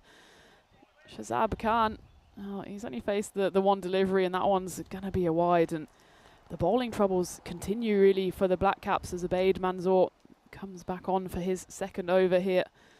So again, it's just the 5 bowlers used for the Black Caps. And the pick of the lot so far is Ahmadzai. He's bowled out, though. Everyone else has gone magical, apart from, of course, that mad man, Jamshed Khan. He's going to have to bowl at some point, surely. I think Black Cap's wishing at the moment he could bowl all 10. Yeah, definitely so. Jamshad, he's 1 over. Only goes for 9. He didn't pick up a wicket with his first ball this time, but... Right, Manzoor, he did bowl well in the last match. Can he get it right? And... high in the air, one hand comes off the bat. This is definitely the opportunity, and it's going to be taken. Well, speak of the man, and he appears. There's Jamshad, looking as cool as a cucumber, wearing his shades, and takes the catch. So, Shazib Khan, he goes for the wrong shot. It's good bowling, actually, from Manzoor. Keeps it short outside the off. Doesn't allow him to get the right shot in that he's looking for. So, Khan, it's just a pity. Every time that Asif is performing, Khan doesn't perform. That's the way, that's a pattern that's developed with Glinton Kirshen. That's a good wicket to get. But as we know, there's still plenty of batting to come. Next coming in now is, that looks like it's Gopinath. Yeah, the left-hander, Gopinath Manoharan. I'm a bit surprised that they go and stick with him when you got something like Mirwali Jabrakal in the side, who, of course, earlier today crunched a sensational half-century, 70 not out of 24. He also got a half-century in Game 9 as well. So Jabakil certainly someone who's battered himself into a bit of form. Gopinath, well, his high score on the network is 79. That was in 2023. Something similar here would be ideal timing as well. Direct hit again would have been interesting as it's flashed in from point. Kaushik Chowdhury actually not with the gloves on for this game. It's Benjamin Das who's come into the side, who takes the glove duties. That one again would have been close. Howard Asif hustles down, so he's got 3 opportunities here to add to his score.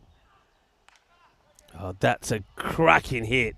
I mean, you can see what the bowler Manzoor is thinking. All right, I'm not going to allow you to swivel and hit me over cow corner, so I'll go wide outside the off. But look at the elevation on that shot. The elevation, the wrist work, he's seen it the size of a football, is Mohammed Asif. Moves to 85. Is he going to bring up his 2nd century in this series? Just look where he's standing. Can he get a Yorker in here? Tries, but a little bit short. Asif miscues. And he's sending it. I can't believe it.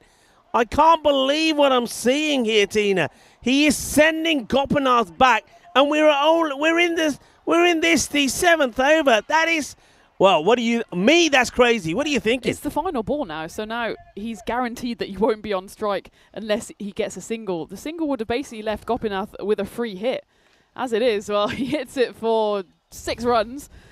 So he can feel vindicated, but now Gopinath has got to face a delivery anyway. He's a number 4 batter, Gopinath, and he can bat, he can hit the ball well. Why would you turn down a single? All right, he does hit the next one for 6 and moves into the 90s. That's him on 91.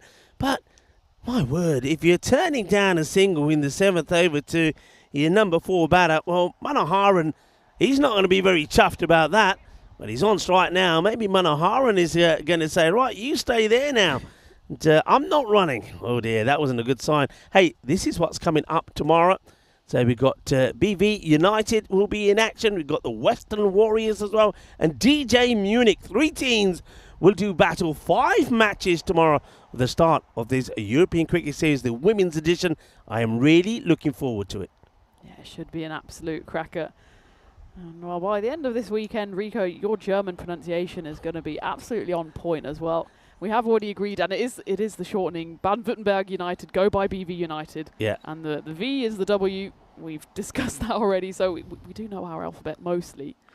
I think we'll settle for BV United as that one's fielded excellently. But it's a single that gets scampered through. So Gopinath, I suppose, he defers here to Mohamed Asif, does what he needs to do. As he clearly knows here that Mohamed Asif is on an absolute hot streak. But Gopinath, I'm sure he can hit a few bombs himself. He's not going to get too much of an opportunity, but this is a big matchup. Jamshed has come back on here against Mohamed Asif. It's a low full toss, and it's going to land safe just about as they run through for 2 as well. Gopinath turned and put his head down straight away, and they do get through to put Mohamed back on strike. And now just 7 away from his milestone. Yeah, he's not going to change his way, Mohamed Asif. We saw that all the way back in match 1 when he scored that 140, when he got close to his 100. Did he slow down? No, he still went for these kind of shots, asking the question. But Jamshed, remember, he is bowling around the wicket, so this ball is probably pitching outside leg stick. But once again, they don't run. I don't like that. I must admit, I don't like it because Gopinath Manoharan is a very good batter. He can bat. Also, he's left-handed, so he would cause a few issues for the bowlers who have to change from bowling to a right-hander to a left-hander. So I don't think it's the best decisions from Asif not to take these runs. And now he will. You see, now he does take the single. So Asif, as good as he's been here today with the bat, turning down those 2 singles, and especially when you think, we know that the Black Cats can bat very well. Turning down those 2 singles, that could be the difference of winning or losing the match. A few changes made now to the field by Jamshed. He kind of is in reverse world, isn't he? Because he's actually going around to the right-hander and back over to the left-hander. You usually see batters doing the opposite. And, well, this is exactly why we wanted to see Gopinath. Rico, he's applauding because he's thinking, well, this guy, he's the number 4 bat. He's not exactly a number 11 bunny, and he's showing here exactly what he can do. Yeah, and this is where Jamshed now is thinking, all right, I've got to get this right. I've got to go a little bit fuller. Gopinath is prepared to get a bit funky. And also where Asif is saying, yeah, I think I probably made a couple of mistakes there and not turning down those singles. But anyway, last ball to come here. Probably just needs to get a boundary. Comes down, goes for it, misses it, and a big appeal again from Jamshed. He wants to know why it's not out. Probably the ball has a lot to do. If we look at this again, Gopinath does come a long way down. Here he comes down, and probably is going to go and miss the stumps, actually, because this is angled across him. But it is a dot ball. It does mean that Jamshed finishes with very respectable figures of just 17 off his 2 overs. And the score, 138 for 2 after 8. Well, they haven't quite got away from the Black Caps, have they? It's not for a lack of trying for the Gelsenkirchen batters. I suppose they have lost 2 wickets in the last 3 overs. And we were talking about 200, weren't we? It'd be an absolute monumental effort if they get there from here.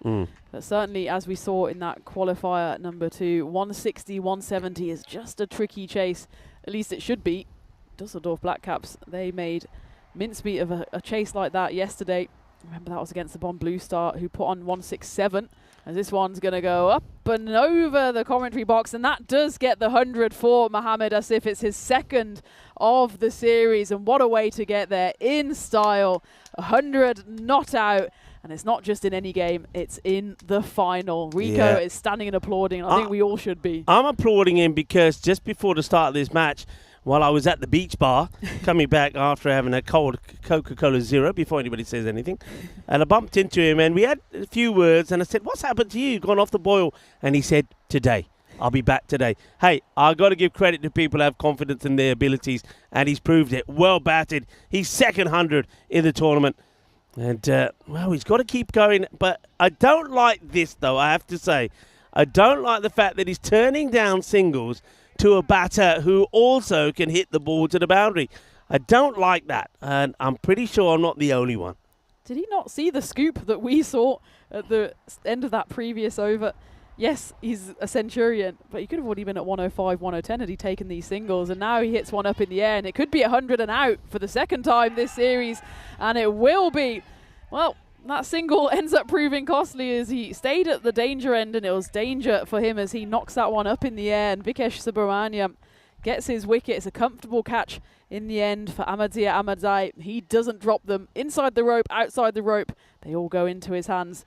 We've got to say congratulations and well played to Mohammad Asif. Another 100 for his series. It's just a shame really that he didn't stick around for the final 9 balls because he could have done even more damage to the scorebook. In the end though, he does depart for exactly 100, gets himself into the Hall of Fame and gives Moali Jabakil a chance to deal some late damage here. Don't think they'll be turning down the singles anymore, Rico. No, I don't think so. I still feel that those singles, 3 of them that got turned down, could end up being pretty crucial in this match. But well done to Mohammad Asif. That one is going to be a dot ball, and also well done to Vikesh. The only thing I will say is when he gets out on exactly 100, now there might be a couple of leg buys that will call as runs that might get taken off and he'll end up being less than 100. I think batters these days, my advice to you is get past 100, just in case, you know. Yes, that's hit up in the air. Fielder will just watch it bounce comfortably in front of him to take the single. Now, still got 2 good batters out there. I think Gopinath Manohara will want to prove his worth after, well, Jamshad didn't really give too much confidence to him. And Mirwal Jabrakil, we know what he can do if he gets going. But good over this from Vikesh. He's first. It's only gone for 7. Manoharan, though, is going to be looking to latch on. They've made a change in the field for that scoop shot of ease. They put the fine leg on the boundary. They move another player across to get in that short third kind of gully area. Now let's see how Manoharan reacts to this field change. He'll still be probably keen to try and step across and guide this to the vacant square leg boundary. Well, in fact, he crunches it to the fielder at point. It will only be a single. Great over. Really good over. Now, remember what we've talked about all day is that scores in the 160s. 160s are not always going to win you the match. And 146 for 3. It's a pretty good comeback there from the Black Caps. Another great over there from Vikesh. And don't forget the spell from Jamshad. Just a 17 off his 2 overs. So they've got themselves back in this. But a magical over here could be disastrous for them. So they want to try and keep it tight. My question is, who do they go to? And it looks like it's the captain and Abdul Majid to bowl it. Interesting call to bring back the captain. But he's leading from the front here for the Black Caps, and this one goes high up in the air. It doesn't have the legs on it. I think it's going to land safe between the 3 fielders, and they jog through for 2. Just as a reminder then, the Dusseldorf Black Caps against Bonn Blue Star in match 18 yesterday. Bonn put on 167. The Dusseldorf Black Caps not only got there, they got there in 7.1 overs. And who was it that got the runs? Jamshed Khan, 80 off 21. Udit Mehta, that was that 11 ball 50 that we've referenced today. So if those 2 get going, this could be an intriguing run chase. But those runs will certainly help the cause for Gelsenkirchen.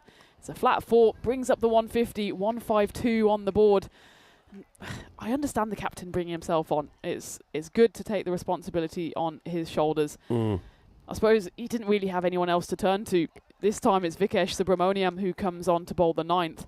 He ends up with figures of 1 for 8. Of course, he can't bowl 2 overs in a row. Yeah. So unless you go back to Popal Katakil, who had a bit of a stinker first up, going for 28, the captain was really the only option.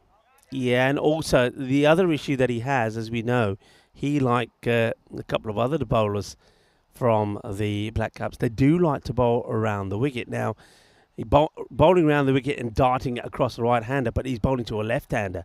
So that sort of angle will suit Gopinath. He'll be just looking to help the ball along to that leg side boundary. So he's got to find a different line here. He's got to now sort of kind of think, right, I'm bowling to a left-hander, so I've got to get this ball to sort of, you know, stay straighter. I don't want to whip it across, because if I whip it across, the batter, the left-hander here, Gopinath, is likely to do the same.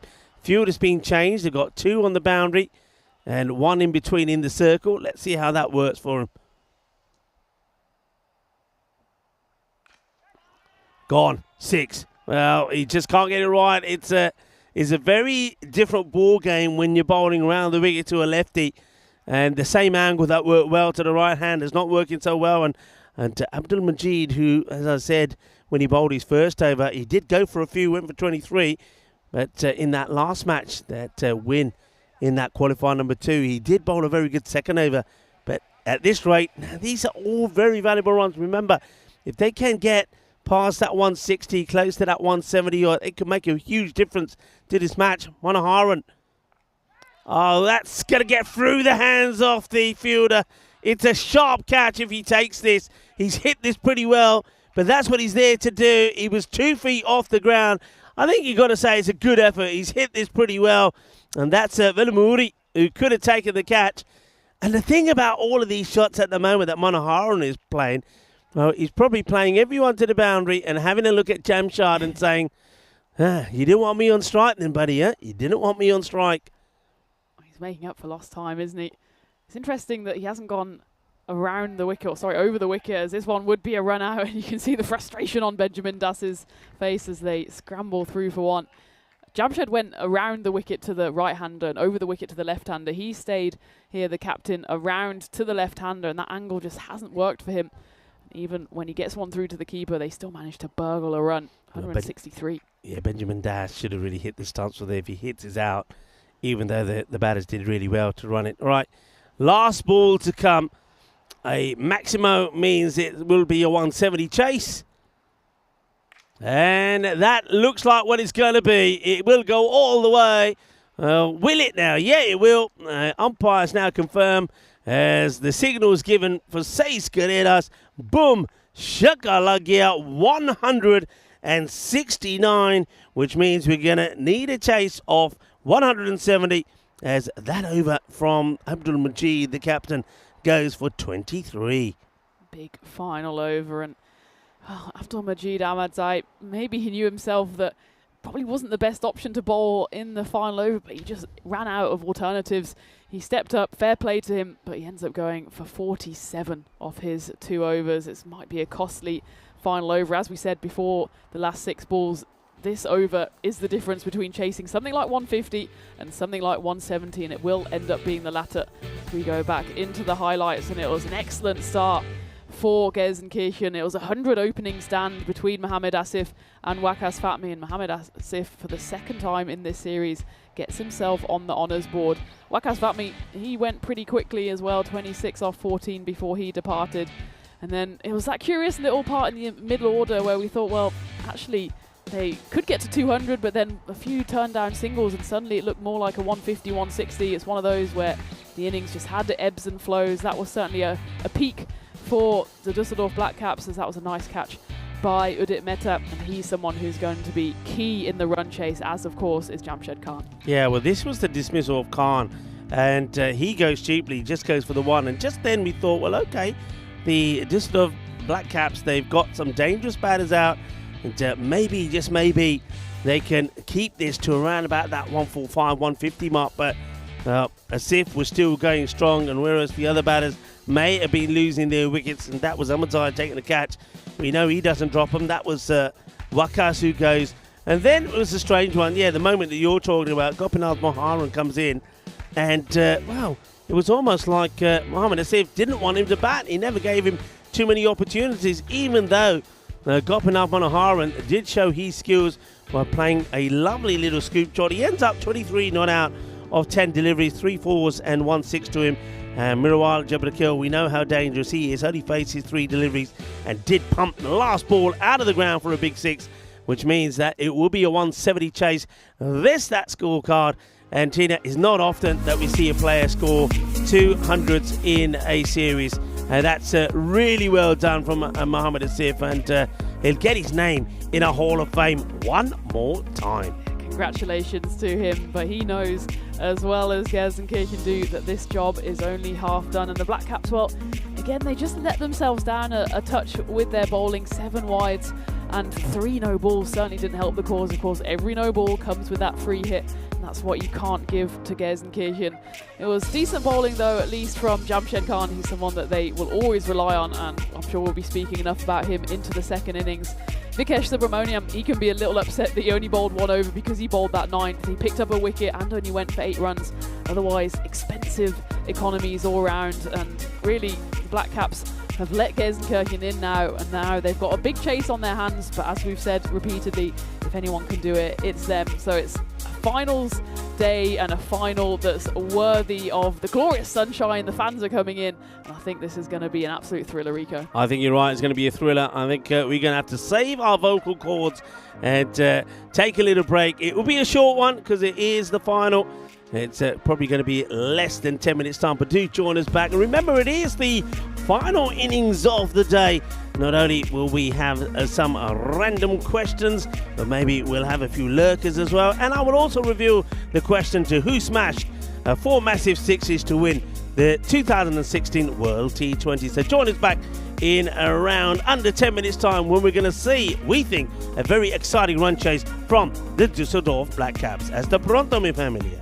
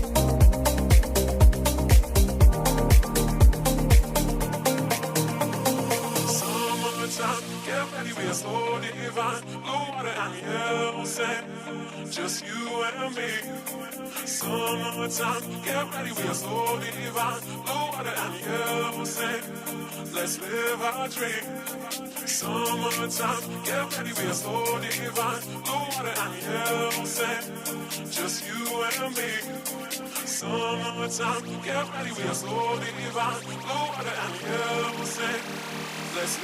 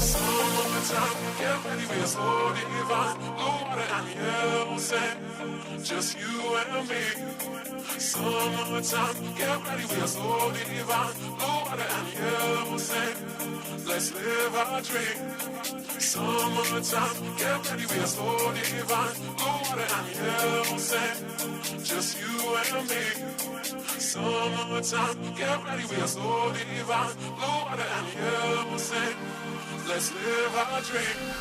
Summertime.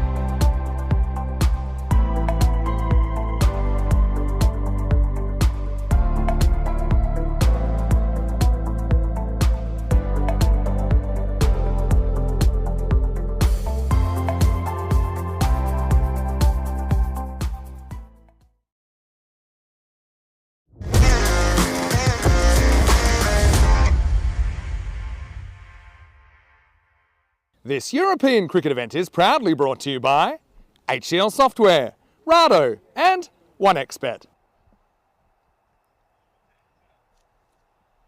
Hello viewers and welcome back to the last innings of this European Cricket Series, the men's edition here in Krefeld, Germany. And it is the final. And in the final, we're going to have to see a run chase of 170 in the Black Caps if they want to retain and keep their hands on the title. Or otherwise, we're going to have new champions in the town, and it will be Gelsenkirchen if they can defend this. And in this day in 2003, a northern outpost of Australia gets its first test. Darwin became Australia's 8th test venue when it hosted Bangladesh in a match that lasted 3 days. More on that in a moment. Here's Mohammad Raheel to start with the ball. And gets dragged away. They will take the single. The fielder goes down. That's ace. He gets down, but he gets up again. Yes, Bangladesh were bowled out for 97, after which Australia vandalised their bowling attack. And Darren Lohmann and Steve Waugh making hundreds. 407. The visitors eventually lost by an innings and 132 runs in 2003. The first test being played there in Darwin in Australia. Oh, that's a bit of an ugly shot, isn't it? And you've got to be careful because we do know that Mohammad Raheel does get that ball to come back and gets it to come back a fair bit. And you've got to give him a little bit of respect. He's a very good bowler. And Udit Mehta did perform well in the last match for his team. This time he's crunched down the ground. Well, Tina, if you were here, this could have been yours. Oh, it's just hits the outside off the cube. Yeah, Tina will be joining me back shortly.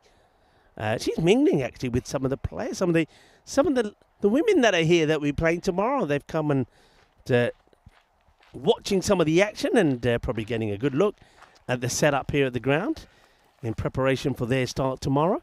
And of course, Tina knows quite a lot of the players. That's high, and how high catch is taken.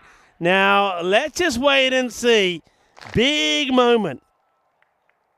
Yeah. Big moment. Raheel feels he's got his man. Here we go. He's inside the crease. So let's see how high is this. Starts to play it here. Where's this Grizzly? Where's the height on it? In it comes. And I think that's okay. I think that's going to be given out. It's a slower ball for Mohammad Raheel. There's the decision. And Mehta will go for 4. That is a huge breakthrough.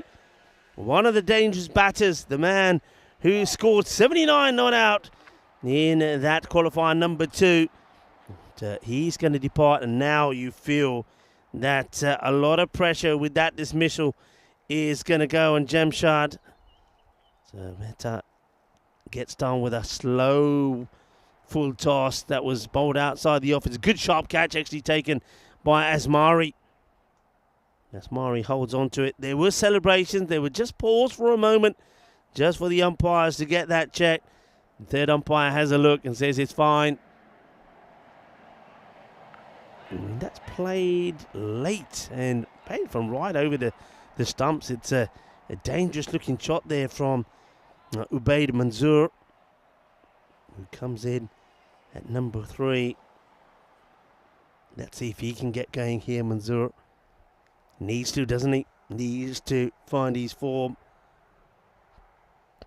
Jamshad at the non-striker's end. Slower delivery, but this one is down the leg side, but still not capitalised on. He doesn't get the swivel on it, plays it too square. If he went fine, it would have gone to the boundary. So Raheel really is getting his variations going there. All right, they may not have been the best of deliveries, but they're wicket-taking deliveries. First over just goes for 6 for 1. And Mohammad Raheel, as he always does, Mr. Reliable with the ball, picks up one of the very important wickets, gets the one of Mehta, who's been in good form in this tournament and also today. But the one they want is that of Jamshad Khan. They know it.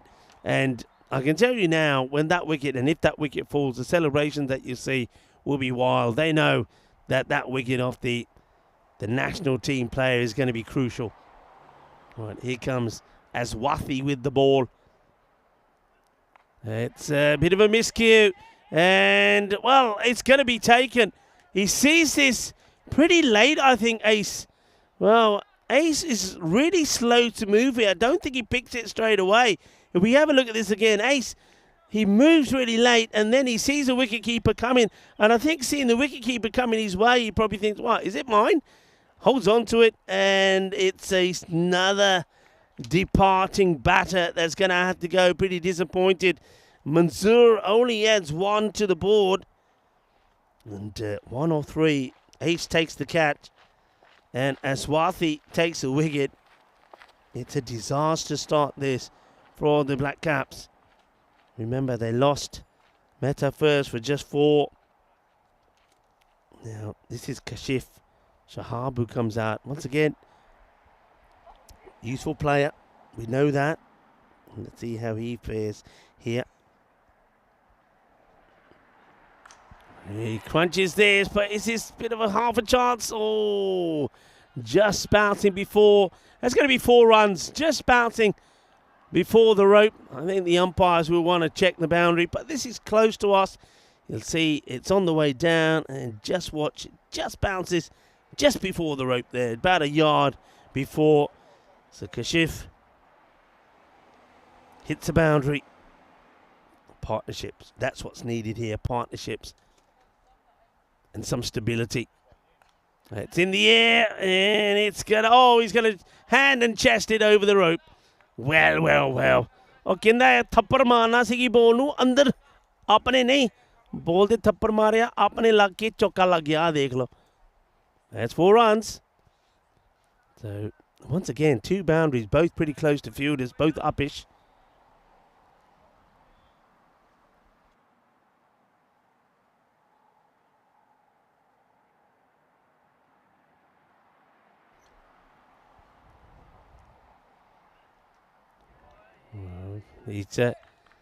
I know he needs runs quickly, but he doesn't want to give his wicket away. He's got to be careful. So another swing and a miss. So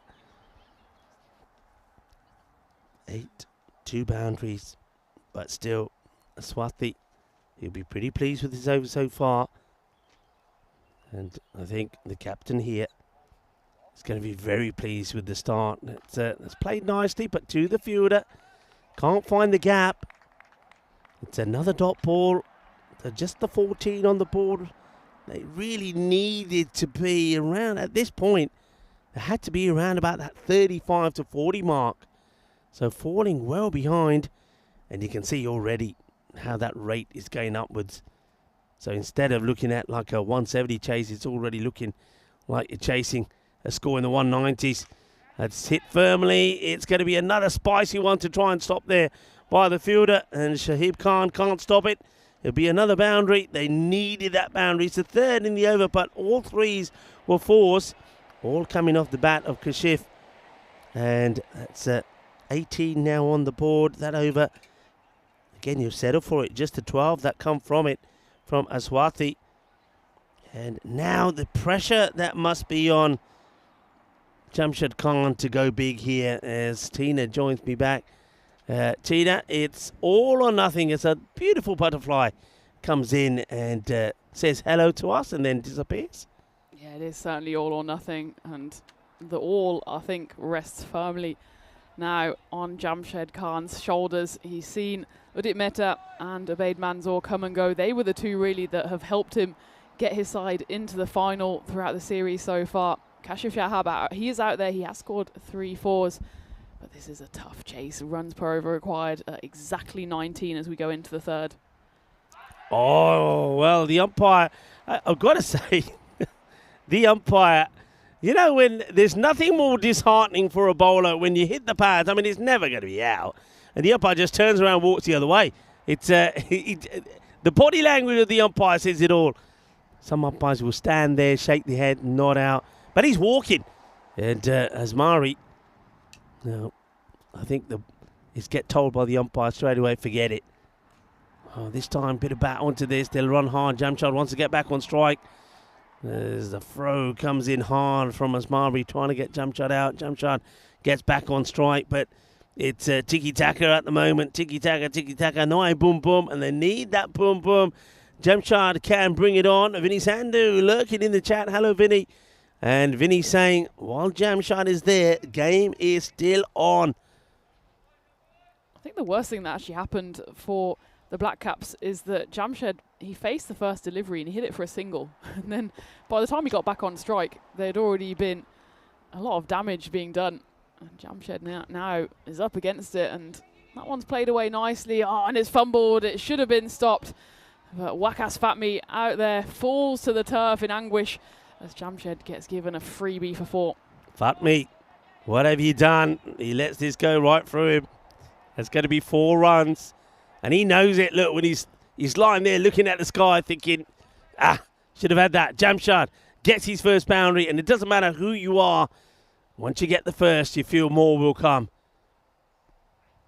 And there it is. He absolutely smashes this for a biggie. Jamshad, when it comes to playing this shot over long on or over mid-wicket, the sound that bat makes, the timing of it is just absolutely sensational.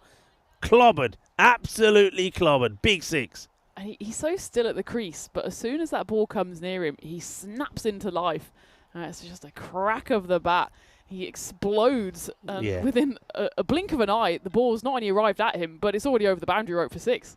Yeah, he picks the length of that short ball, and it's not even that short, but he picks the length so quickly, and the distance he gets in and the bat speed is amazing. Right, Asmari. Short, and they like it. He's walking. He's gone. The big wicket. Look at the celebration. They know what that means. They know what it means. Jamshad goes. Asmari gets the edge of Jamshad. The catch gets taken behind. Amal Madhupatu, the captain, holds on to it. And look at the joy. Look at the delight. They think they've won it already. Why? Because they get the big wicket of Jamshad Khan. And he's absolutely wheeling away in celebration. And here, Jamshed Khan, he is a picture of disappointment. Fair play to him. He knew he'd edged it, and he more or less walked before the finger of doom was even raised. But how big a moment could that be in this final? 30 for 3 now, the Black Caps. There's still 1 ball left of the power play.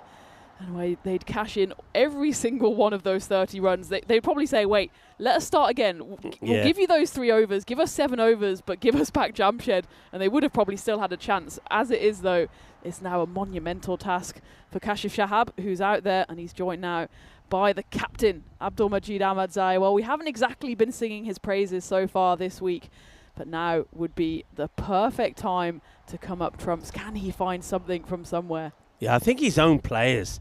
You can't say the commentators. His own players have cursed him. And Abdul Majid Ahmadzai, well, that one's going to get away, and they're only going to get the single. Yeah, before we started there, back on their start of their group, all of their players were saying, yep, our captain, Abdul Majid, is in great form in the domestic game. He's been scoring big runs. He just scored a century. But he just hasn't been able to show that kind of form in this format. But will he save the best for last? Will Kashif and Abdul Majid come good when it matters for the team? Because they're a long, long way behind here. Have a look at that. 31 for 3 as opposed to 59 without loss. There we go. It's not the power play we're used to seeing from the Black Caps. Sometimes they lose wickets, but they usually can't be stopped when it comes to the run rate. But just 6, 12 and 13 so far. And significantly as well, a wicket in every over in the first 3. Bowled by 3 different bowlers, and Gelsenkirchen well on top. And we haven't even seen or spoken about the spin twins, Raj Bhushan and Ace Prue, still waiting in the wings as we go into the 4th, and it will be Mohammad Asif to bowl it. Someone who's already contributed a fair bit to this final. And well, we've got to start talking about MVP at some point. If Asif gets a couple of wickets here, he hasn't got too many wickets so far in this tournament, but now is as good a time as any to get some. Yeah, with that century, he has joined Arslan Siddiqui as the top run scorer. And Arslan Siddiqui, of course, himself, I mean, he's got to be in the frame. But both have scored 304 runs. Jamshad had a chance. If he scored 32 or more, he would have taken top spot. But Jamshad, look, he's still good. You know, you can't, all right, he doesn't score runs here in this match, but he scored a century earlier. He's got to be in the talk as well. But yeah, Asif, if he gets a good bowling performance in there, who knows? And that's probably what he's trying to do. He knows that as well. That's in the air. Fielder just can't get there, but he does make the stop. That's good fielding. It really is. He knew that he had to try and get there for the catch. And once he realised the catch wasn't on, he knew that by hook or by crook, he just had to try and stop the ball getting past the boundary. And he's done really well. That's Mohammad Raheel doing good work there on the boundary behind the keeper. Look at that run rate, over 20 now. Every time the Black Caps feel like they can just not even build a partnership, maybe just the sniff of a partnership, a wicket falls, as it looks like Asif was all ready to bowl then, and then at the last minute the call came in from the boundary from Shahzaib Khan to say, hold on, we need to bring someone in here. Good spot by the boundary rider here from long on, and it feels like here Gelsenkirchen, they're just switched on, aren't they? They're up for it in the field. They're all looking about. They're all waiting for the ball to come their way. And we've been saying it all week as well, that fielding has really been the difference between the good teams and the best teams. And at the moment, Gelsenkirchen are doing the job. Yeah, that's a powerful shot, though. That's going to clear the field.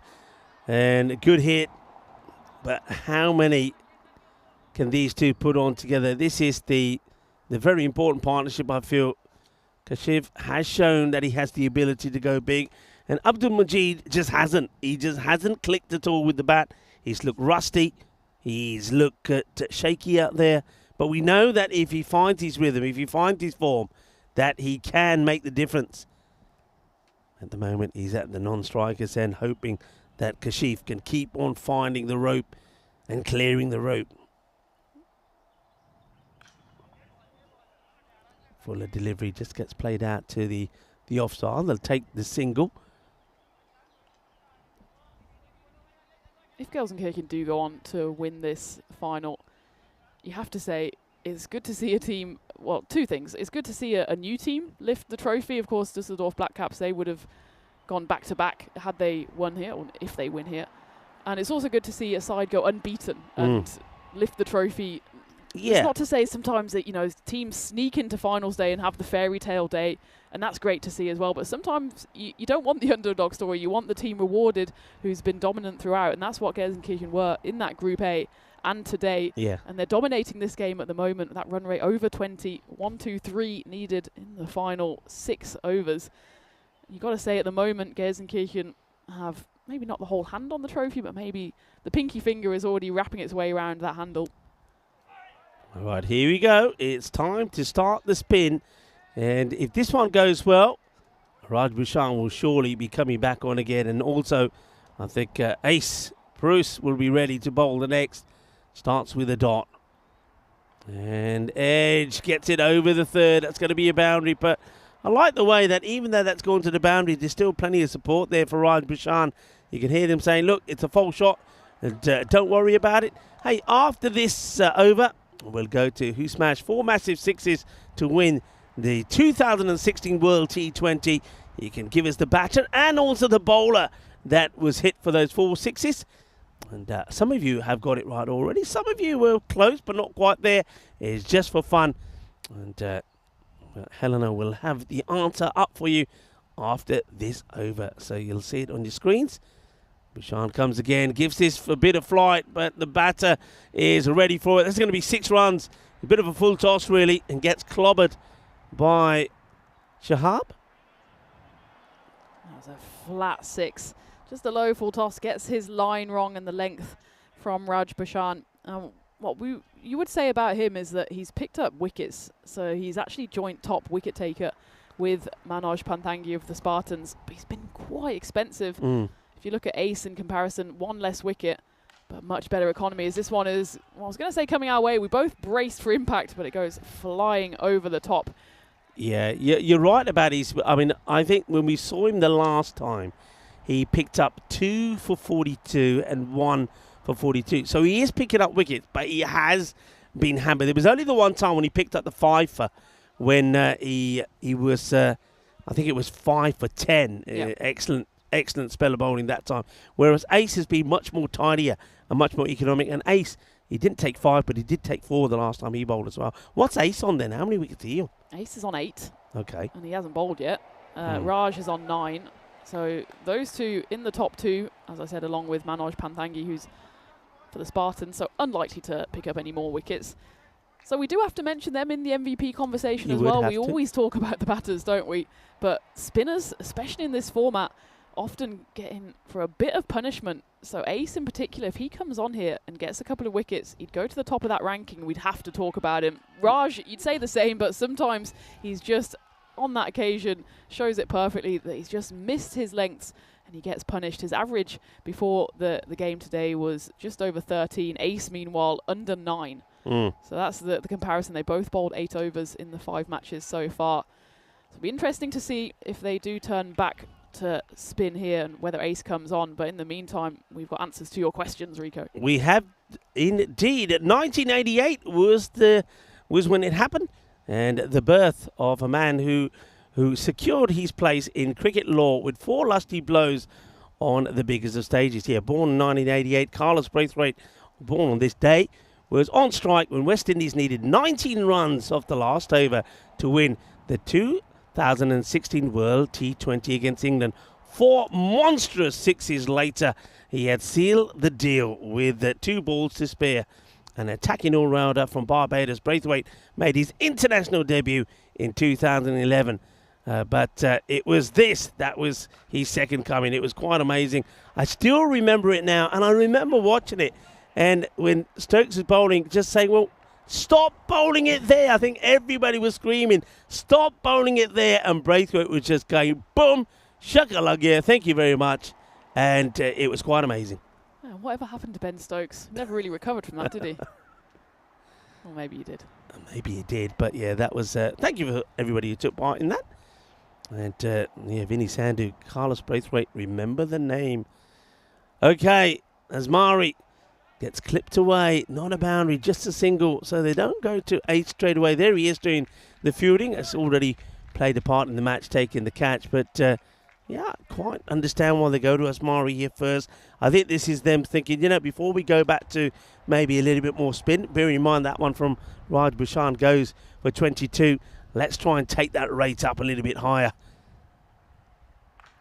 Hits it firmly, but again, every time that Abdul Majid Ahmadzai hits the ball, you can see the disappointment in him. He just can't get the boundaries. I mean, look at him there. He's going at run a ball 5. Now, Tina, horrible thing to be thinking about if you're captain, but he's not helping the side. The rate's going up.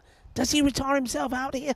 I think you've got to roll the dice. It's the final. There's no point dying wondering. And at the moment, they're just limping towards the finish line. Kashif Shahab, got to say, fair play to him. He's got to his half century in 17 deliveries. It's now 51 off 18. He just needs Abdul Majid Ahmadzai to do something even remotely close to that to give themselves an opportunity. They need magical overs. And the problem is they've only had the 1 magical over so far. That was in the previous one, Raj Bhushan, all off the bat of Kashif Shahab. Unfortunately for Abdul Majid Ahmadzai, it just hasn't clicked for him with bat and ball the whole series. As much as they were bigging him up before the series, he's got the chance here to do something, but again, you can see how frustrated he is swinging the bat as he just is able to jog through for a single. It's just frustration from him, and you can understand it. If you're in form as well, you think nothing can stop me, and then suddenly you feel nothing's changed. But cricket can be a bit of a cruel sport, and you can see Abdul Majid Ahmadzai here swings the bat. It's frustration for him. Well, that's going to be a boundary. It's also very difficult here for Shahab. Yeah, you're absolutely right. He gets a 15. It's a pretty quick one as well. He's going well. He gets another boundary there. So it's 5 6s and 5 4s for him. But it's really frustrating because he wants his captain to do something for him. I mean, normally of 6 balls, what we've seen in this series, players have been around about 16 runs already. That's been kind of the average going. So you can see that Ahmadzai is really hurting them. But he's got to make a call sooner or later, whether it's better off having somebody else coming in that can, just just get them some quick runs. You know, do you go? Maybe Vikesh can come in there and do it. Somebody's got to be able to do it for them. Maybe it's going to be Chowdhury, perhaps. Chowdhury, we know he can hit the ball. But, yeah, the captain at the moment, Abdul Majid, just not happening. And it's not going to get any easier because they're going to go straight back to Mohammed Rahil. So they definitely are. The plan here, I think, for Gelsenkirchen is they've got the rate at 23 required per over at the moment, 92-24. They're trying to take it as high as they can before maybe going back to maybe something like or introducing ace into the attack. Yeah, they've still got the ace in the pack. Remains to be seen whether they shuffle it as they go continually here with a bit of military medium, but it's doing the job here for Gelsenkirchen. Mohammed Rahil back on for his second over. His first went for just the 6, and he picked up that all-important wicket. One of Udit Mehta, who's one of the few that's really able to keep pace with Jamshed Khan. But if Khan, Mehta and Manzoor are all back in the hut for a combined 16, then you know the Black Caps are going to be struggling. Vinny's just cracked me up. I think Vinny's staying at his mum and dad's at the moment. I know he's having a bit of work done to his place. Oh, they're taking the run on. They're asking the question here. The umpire may want to check. And Mohammed Rahil feels he's got his man. He feels he's got his man. He gets the hand onto it. It goes onto the stumps. I don't know if this by luck or chance. We'll take a look at it here. So he has to get quickly going. Let's have a look. Oh, he's gone. He's gone, you know. We'll have to see this one more time. I think this is hand onto the stumps. Let's have a look. The ball goes onto the hand of Rahil. I don't think he's broken the stumps in any other way. Let's see. Ball's intact. Ball on hand. No, ball's gone. Ball. Oh, what's hits there? I think it's his hands that hit the stumps and the ball's gone. Ball's hit the base. So I think, yeah, good spot. I mean, the batters know we're in the shot, but we don't think the bails are broken by the ball. The ball goes away from the hands. The hands hit the stumps. Yeah, not out. Those bails are broken before the ball makes impact on the base. So I think we're expecting, yeah, there you go. A good spot from you, Tina. So the bails did come off way before the batter got in. That's where technology is so important. That's where technology is so good. I mean, I know it's not always used, but they get that one spot on. And, well, finally, Abdul Majid, wakey. The giant has woken after going a run of ball 7. He gets the maximo. He gets the boundary. Here it is. Boom, shaka, boom, boom, boom. Yeah, go back to that. Vinny just had me in stitches. So he's at home at the moment, and he said, my mum asked me if I wanted a night light on, and Vinny had to remind his mum he's 44, not 4. I love it. Mums will always be mums, Vinny, and I mean, I've had the pleasure of meeting Vinny's mum and his dad, and if they are tuning in, and a big hello to you both, but they're absolutely lovely. But I think Vinny's mum is a proper mum. Doesn't matter how old you are, she'll be nursing you and looking after you. So Vinny, enjoy it while you can, and I hope you're having some great food there as well. Vinny likes his food. I was going to say, he probably doesn't mind too much that he's getting mothered if he's getting well fed, gets the laundry done, you know. I'd have the nightlight on as well. Why not? Bit of mood lighting. I think it's probably just past midnight in Australia. Yeah, can you imagine? It's okay, lights out now, go to bed, Vinny. Vinny will be like on his laptop trying to watch and get involved in the chat, and Mum will come in and say, what do you think you're doing? Right, I'll have that. That's confiscated. And you're grounded for the day. Well, Vinny, be careful. Don't get grounded, you know. If we don't hear from Vinny the rest of the weekend, we know that he's in the doghouse. He's had all his technology taken away.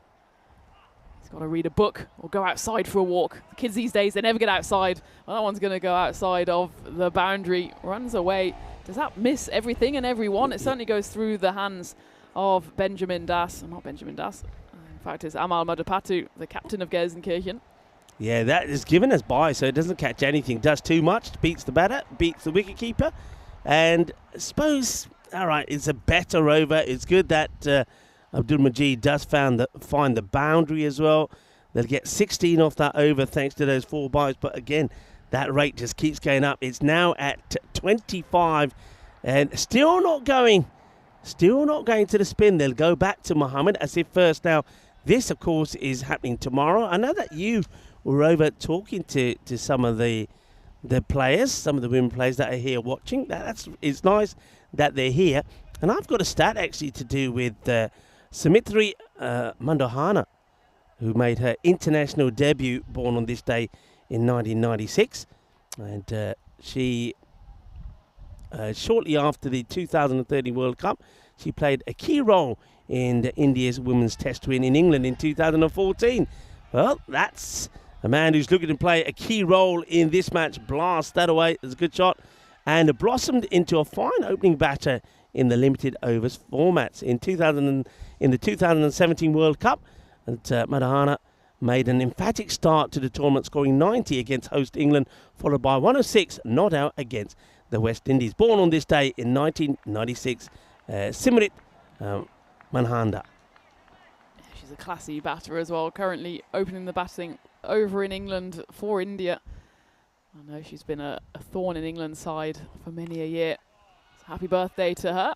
And while the celebrations will start for one of these sides in a few moments' time, and it's looking increasingly likely that it will be Gelsenkirchen, despite the efforts here of Kashif Shahab, who hits that one away for 4 runs. But every time there's a dot ball, the magic just gets ratcheted up a notch, and now it's 26 plus needed per over for the Black Caps. Yeah, it's one of those, you're right, Tida. Every time there's a ball that doesn't go to the boundary, even if it's a single, and to a degree, even if it's a 4, it's like a pretty much a win for Gelsenkirchen. That's played away. It will, once again, just bounce in front of the rope, so it's 4 runs. 4s are good. I'm not saying 4s are not good, but they're not going to get you the 26 that you need. You're going to have to go, especially a few 6s, and try to eliminate the dot balls, which they've had one already. But 4 balls bowled, 14 off the over. So you get another single or dot in here and they win it big time. So you're looking at a couple of decent balls on over. And there it is. That's the dot. And it's a shame, that one. He should have gone the other way. He could have taken them wide. But it gets right between him and the pads. So dot ball. So Asif gets another good over in. Tosses this one up. Gets scuffed onto the leg side. Fielder should make the stop wheel. Just a single. And that means, just like that, it's just another over like the one before. Went for 16 off Raheel. This one goes for 15. And the rate just keeps on rising. Well, Mohamed Asif doesn't get a wicket.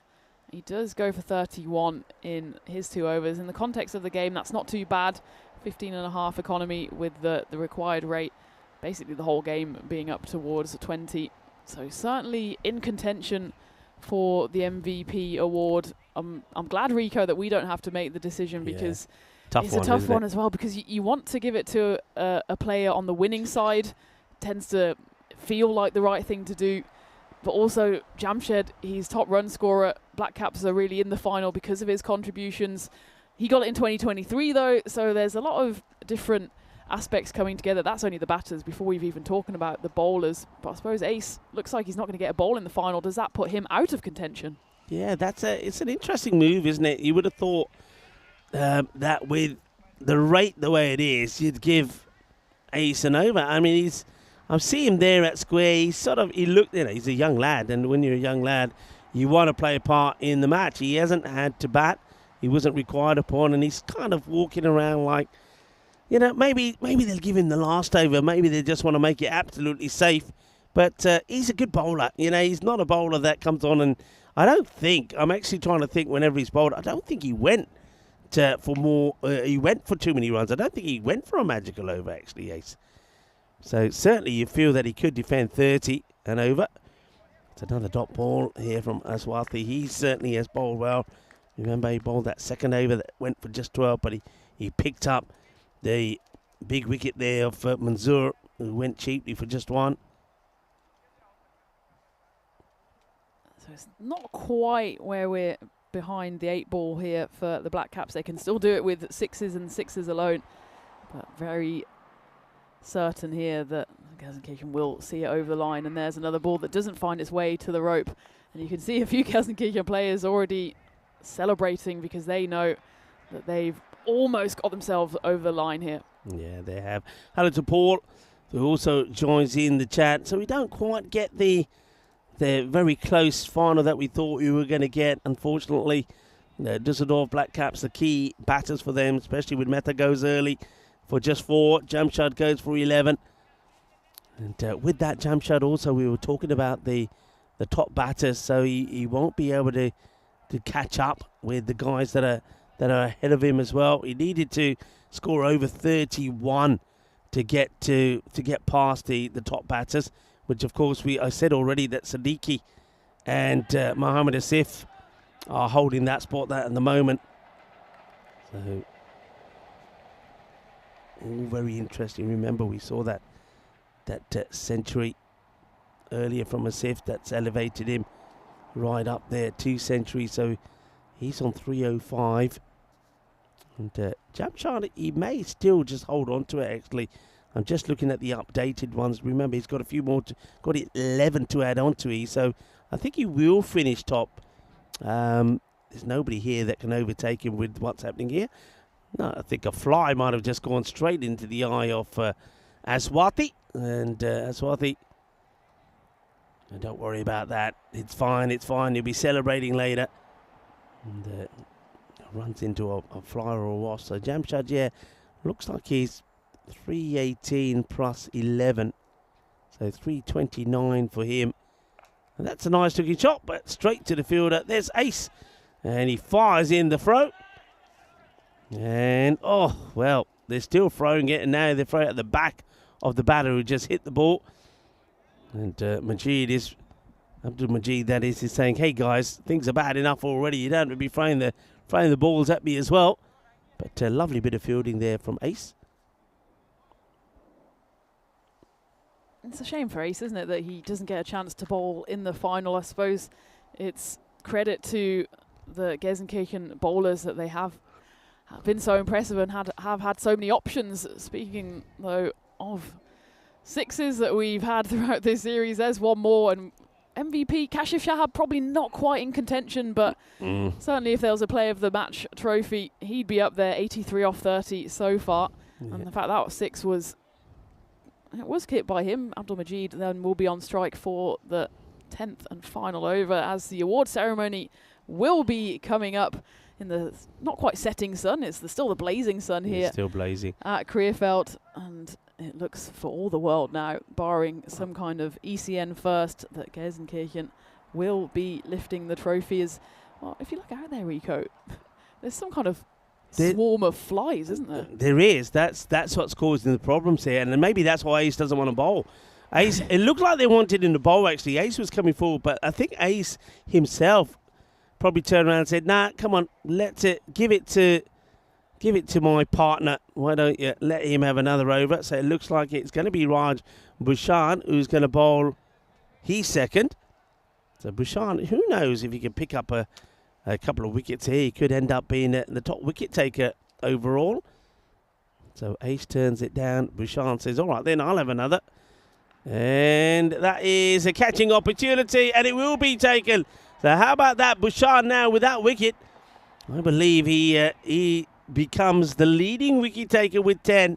And he's got Ace Bruce to thank for that, because Ace was called upon to bowl. And Ace sort of came up and he sort of said, look, Raj bowled it over already, give it to him. He does the team thing, and just like that, Raj Bhushan now is the leading wicket taker. Though it has to be said, though, he's taken a bit of stick as well, though.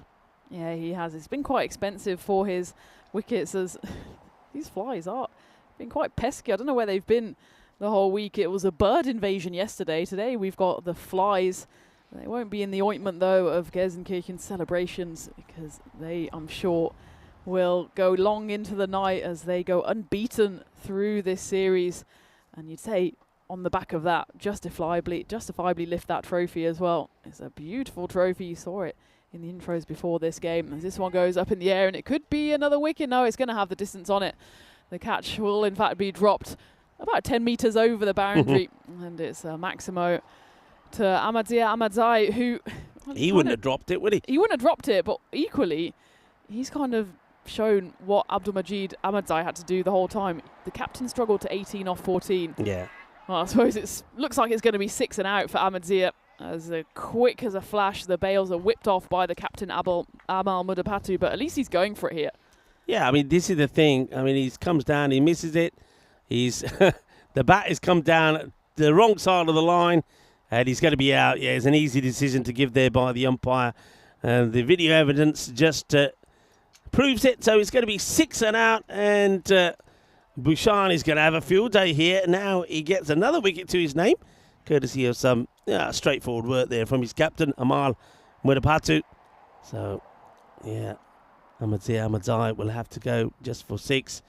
But, yeah, I'm with you there. I think Abdul Majid, he stuck with himself there, but he really did struggle. He only hit 1-6 or 1-4, and that's 10 runs off 2 of the 14 balls that he faces, and that means that of the other 12, he only managed just to score 8, and that's not really good enough. I think the right thing perhaps for him to have done a bit earlier in his innings when he was going a run of ball 7 before he hit his first boundary was probably to get somebody else in. All that's, though, in vain now. It is Benjamin Das who comes out, and he's hit this just over the fielder, and that will go for 4 runs. That was a close one. Just got enough of it. The fielder was in the air, trying to get there, not able to. 4 runs for Das.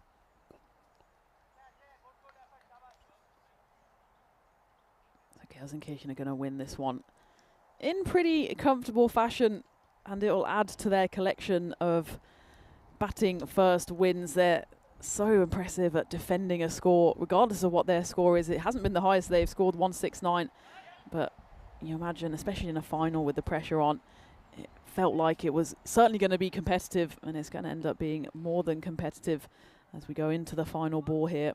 Yeah, and hey, do you have one of the old face masks?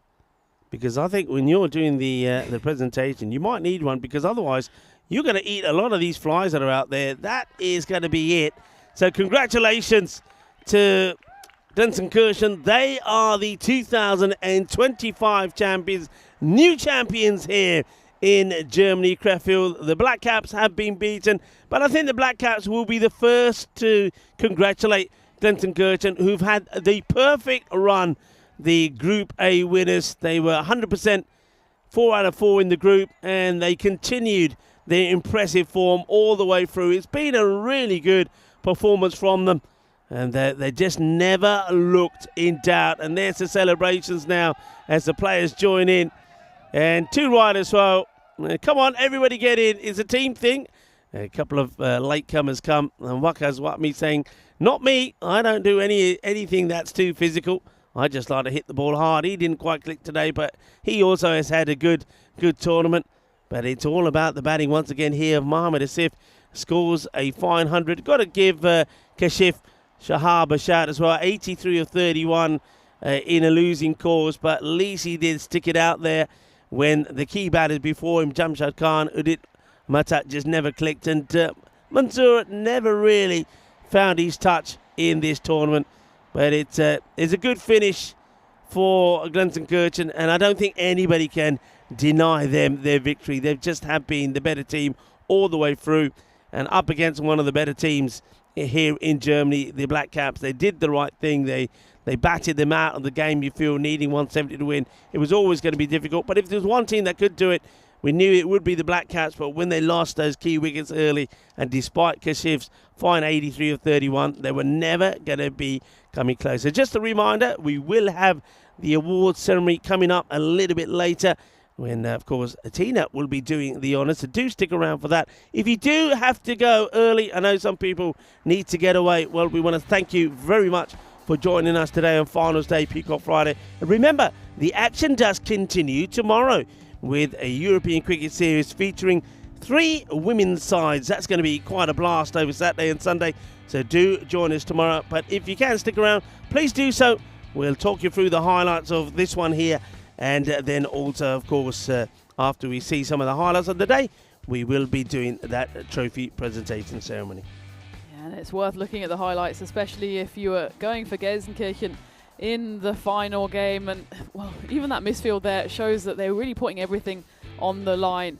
And in the balance of the game as well, I think they probably bowled better, and they certainly batted better. And The celebration started early there, as that was the monumental wicket of the opening batter, of course, for the Dusseldorf Black Caps, Jamshed Khan. And when he went, it certainly wasn't curtains, but it meant that someone else who hasn't got runs so far this series had to step up to the plate. There was a few big hits from primarily Kashif Shahab. He gets 83 not out in the finals. And Abdul Majid Ahmadzai, well, I suppose we have to commiserate him as the captain of the Black Caps, and maybe also commiserate him because he just wasn't able to get it going this week. Kashif Shahab, hats off to him. It's not too often you score 83 not out in the final, and it probably won't even come in the conversation because Gelsenkirchen were so dominant. In the end, they get themselves over the line and the celebrations start. Or maybe that's just them trying to get rid of the flies. That's one way to do it. Those flies have been a nuisance.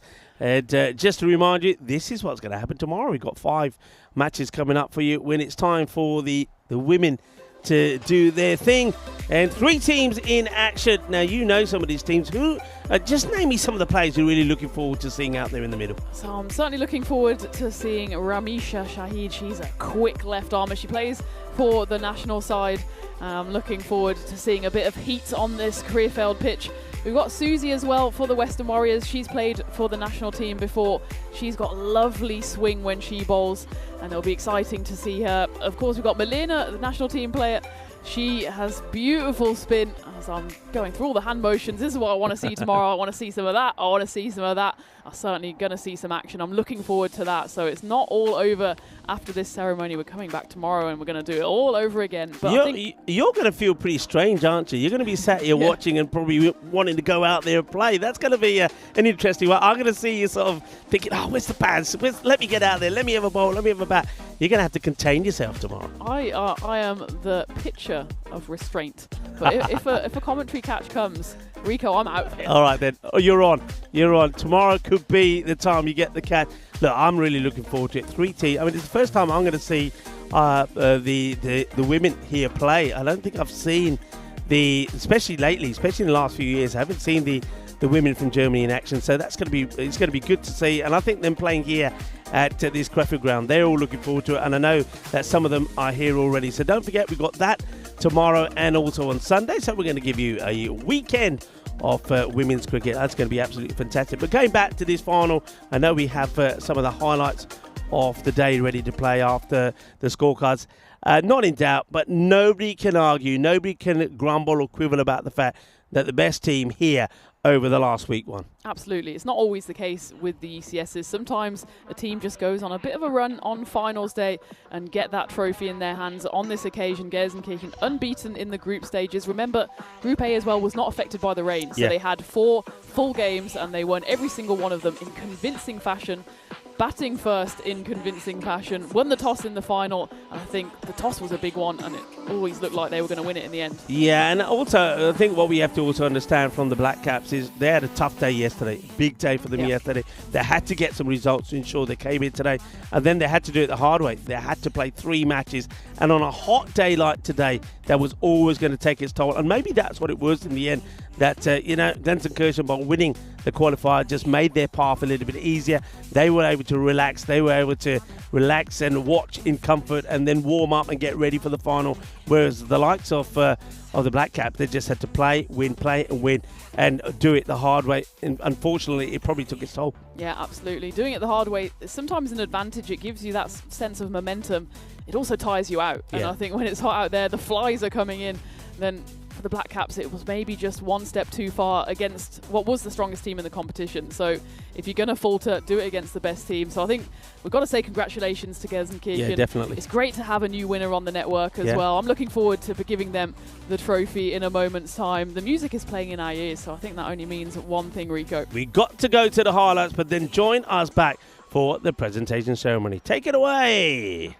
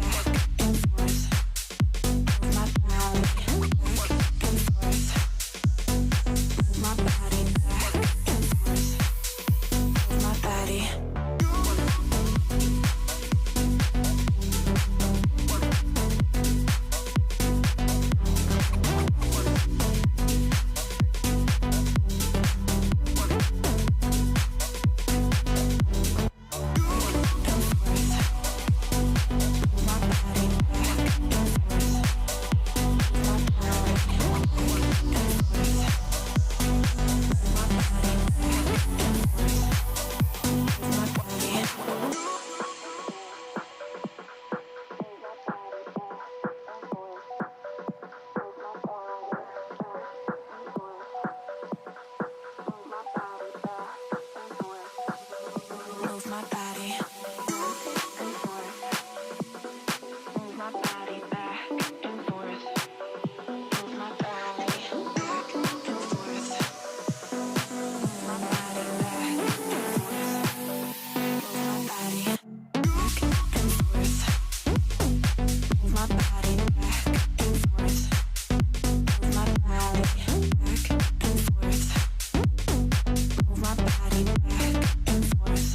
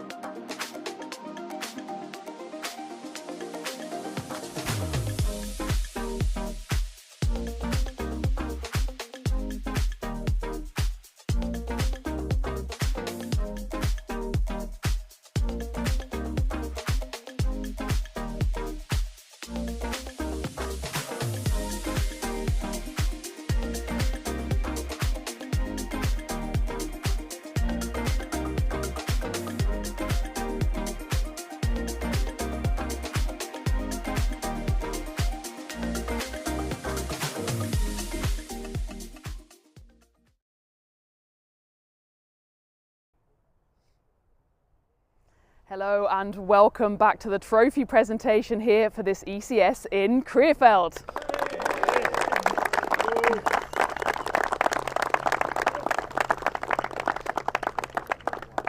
And well, what a week we've had so far. We've had thrills, we've had spills, most of them were on that wet day we had a few days ago, and we've had a week of absolute cricketainment once more. And before we go into the cricket, there's a few sponsors we'd like to thank, of course, Dream 11, HCL Software, Rado, OneXBet, Microlino, our mobility partners. They are all true heroes and we couldn't do anything without them, so thank you very much to them. And while we're on the subject of thank yous, there's a few local people who've been working tirelessly behind the scenes to get the cricket on. Especially Omar, he's been working and he's been bustling around all week, so certainly give a round of applause to him. Mahintha as well, I know he wanted to be featuring in finals day, maybe as a player, didn't quite get over the line, but he's been running around giving us all coffee, and the whole club here at Krefeld have been excellent. Krefeld, there we go. Mahintha, he's got two shoes, different colours, but he's used those shoes a lot to walk around the pitch, and we couldn't do it with without all those local organisers. And of course, Krefeld is a brilliant facility. It's the home of German cricket. It's one of the best grounds across Europe as well. So we've loved coming back here after a bit of a break. Two Circles, the production team, they've been amazing all week. They've had everything to deal with. They've had rain, wind, they've had flies. Flies somehow came out today. The birds came out yesterday as well. So thank you very much to Two Circles again for your continued partnership.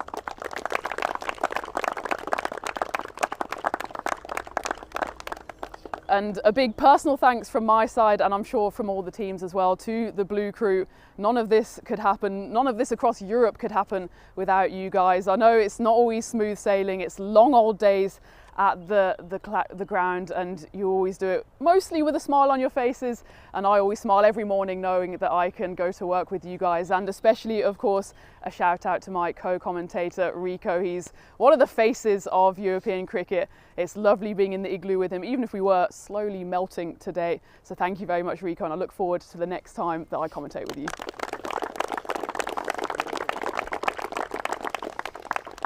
So enough of the thank yous. I think it's about time we have a bit of a chat about the cricket, and it's been a wild week. Group A now feels like a long time ago. We had Group B then, which was a bit damaged by the weather gods, but we got, I think, the best two sides in the final. Sometimes it's not the case. Sometimes you go into finals day with a team you think, how are you guys here? But sometimes they get there and they go all the way. This term though, I think you two, probably the best teams. No, I wouldn't say probably, definitely the best two sides in this series, and that's why you put on such a great show. So first and foremost, thank you to you, and of course all of the players of the 10 sides.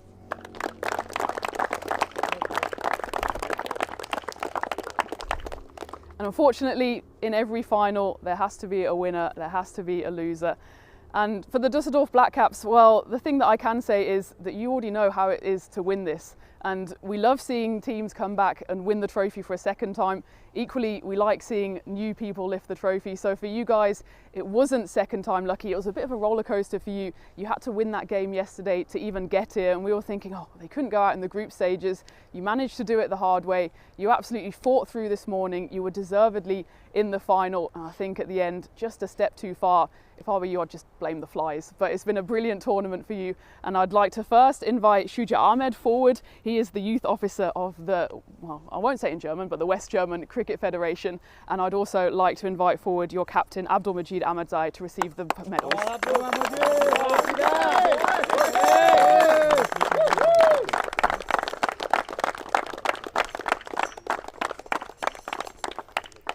So congratulations and commiserations to the Düsseldorf Black Caps. I know you'll be back stronger than ever and still looking for that second trophy. In the meantime though, good luck for the rest of your season as well. So before we get on to the winners, we do have the little matter of the MVP trophy to award. And to award this, I think it's Tyrone Peters, who he's looking dashing in his sunglasses. And it's good that he's got some big muscles as well, because that's a hefty trophy. And well, there was a couple of contenders. Remember, we had that hat-trick earlier in the week. We've had a fifer. We've had our fair share of centuries as well, including one, of course, in the final. And well, unfortunately for Mohamed Asif, It's not often you get a century in the final and you don't win the MVP trophy, but you do finish with 305 runs throughout the tournament, 3 wickets and 6 catches. So although you don't get the trophy, I think a round of applause for you because it was an unbelievable tournament.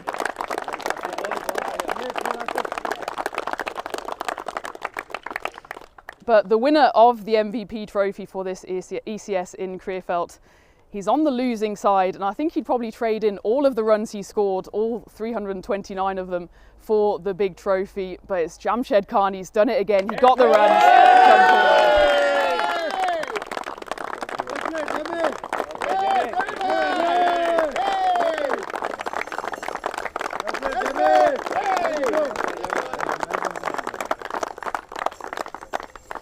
To be honest, Jamshed, we were getting a bit sick of saying your name because in that run chase we said if Jamshed's there, they've got a chance. If Jamshed's there, they've got a chance. And well, when you fell, I think there was a lot of supporters of the Dusseldorf Black Caps thinking, oh no, but you've had a tremendous tournament. Let's not forget you were playing at the weekend as well. So you've had a lot of games of cricket and you've been an outstanding performer once more. Looking forward to seeing you come back, and that's another trophy to add to your collection. Thank you.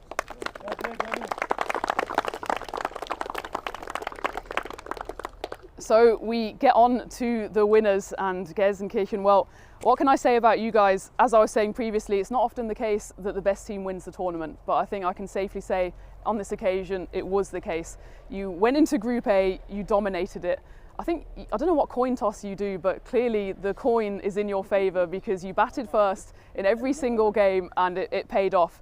I don't think we quite calculated how many runs you won by across the tournament, but I think it must have been about 300, 350, the winning margin throughout.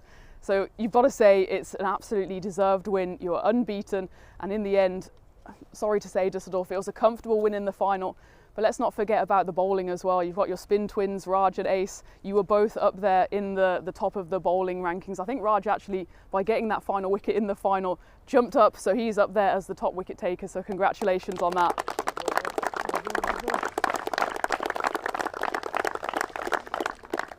So I don't want to keep you in suspense any longer because, of course, you've got this beautiful trophy that is going to be, well, maybe both of you can step forward if you want to help as well with the medals. So Omar Sada, the Vice President of the WDCV, is going to step forward, also the team manager of the national side, and also an absolute hero doing everything you did this weekend. So you're going to step forward and the medals will be presented, of course, to the captain and to the whole side as Amal Madhupatu can step forward. Everyone come and get your medal, and congratulations to Gelsenkirchen. We're going to hold off on the celebrations though, because while you come forward and get your medals, I'm going to have a little chat to the camera because, of course, this isn't the end of the week here at Krefeld.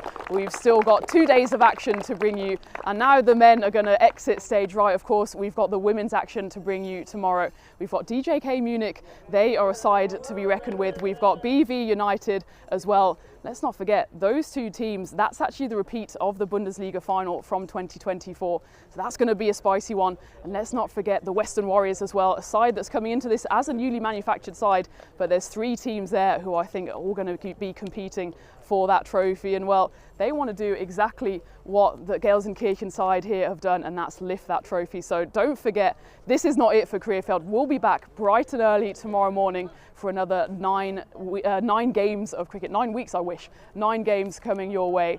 But without further ado, we'll have plenty of time to talk about the women at the weekend. But for now, I'm going to leave you with your thoroughly deserved winners, the winners of the ECS Krefeld 2025 Gelsenkirchen.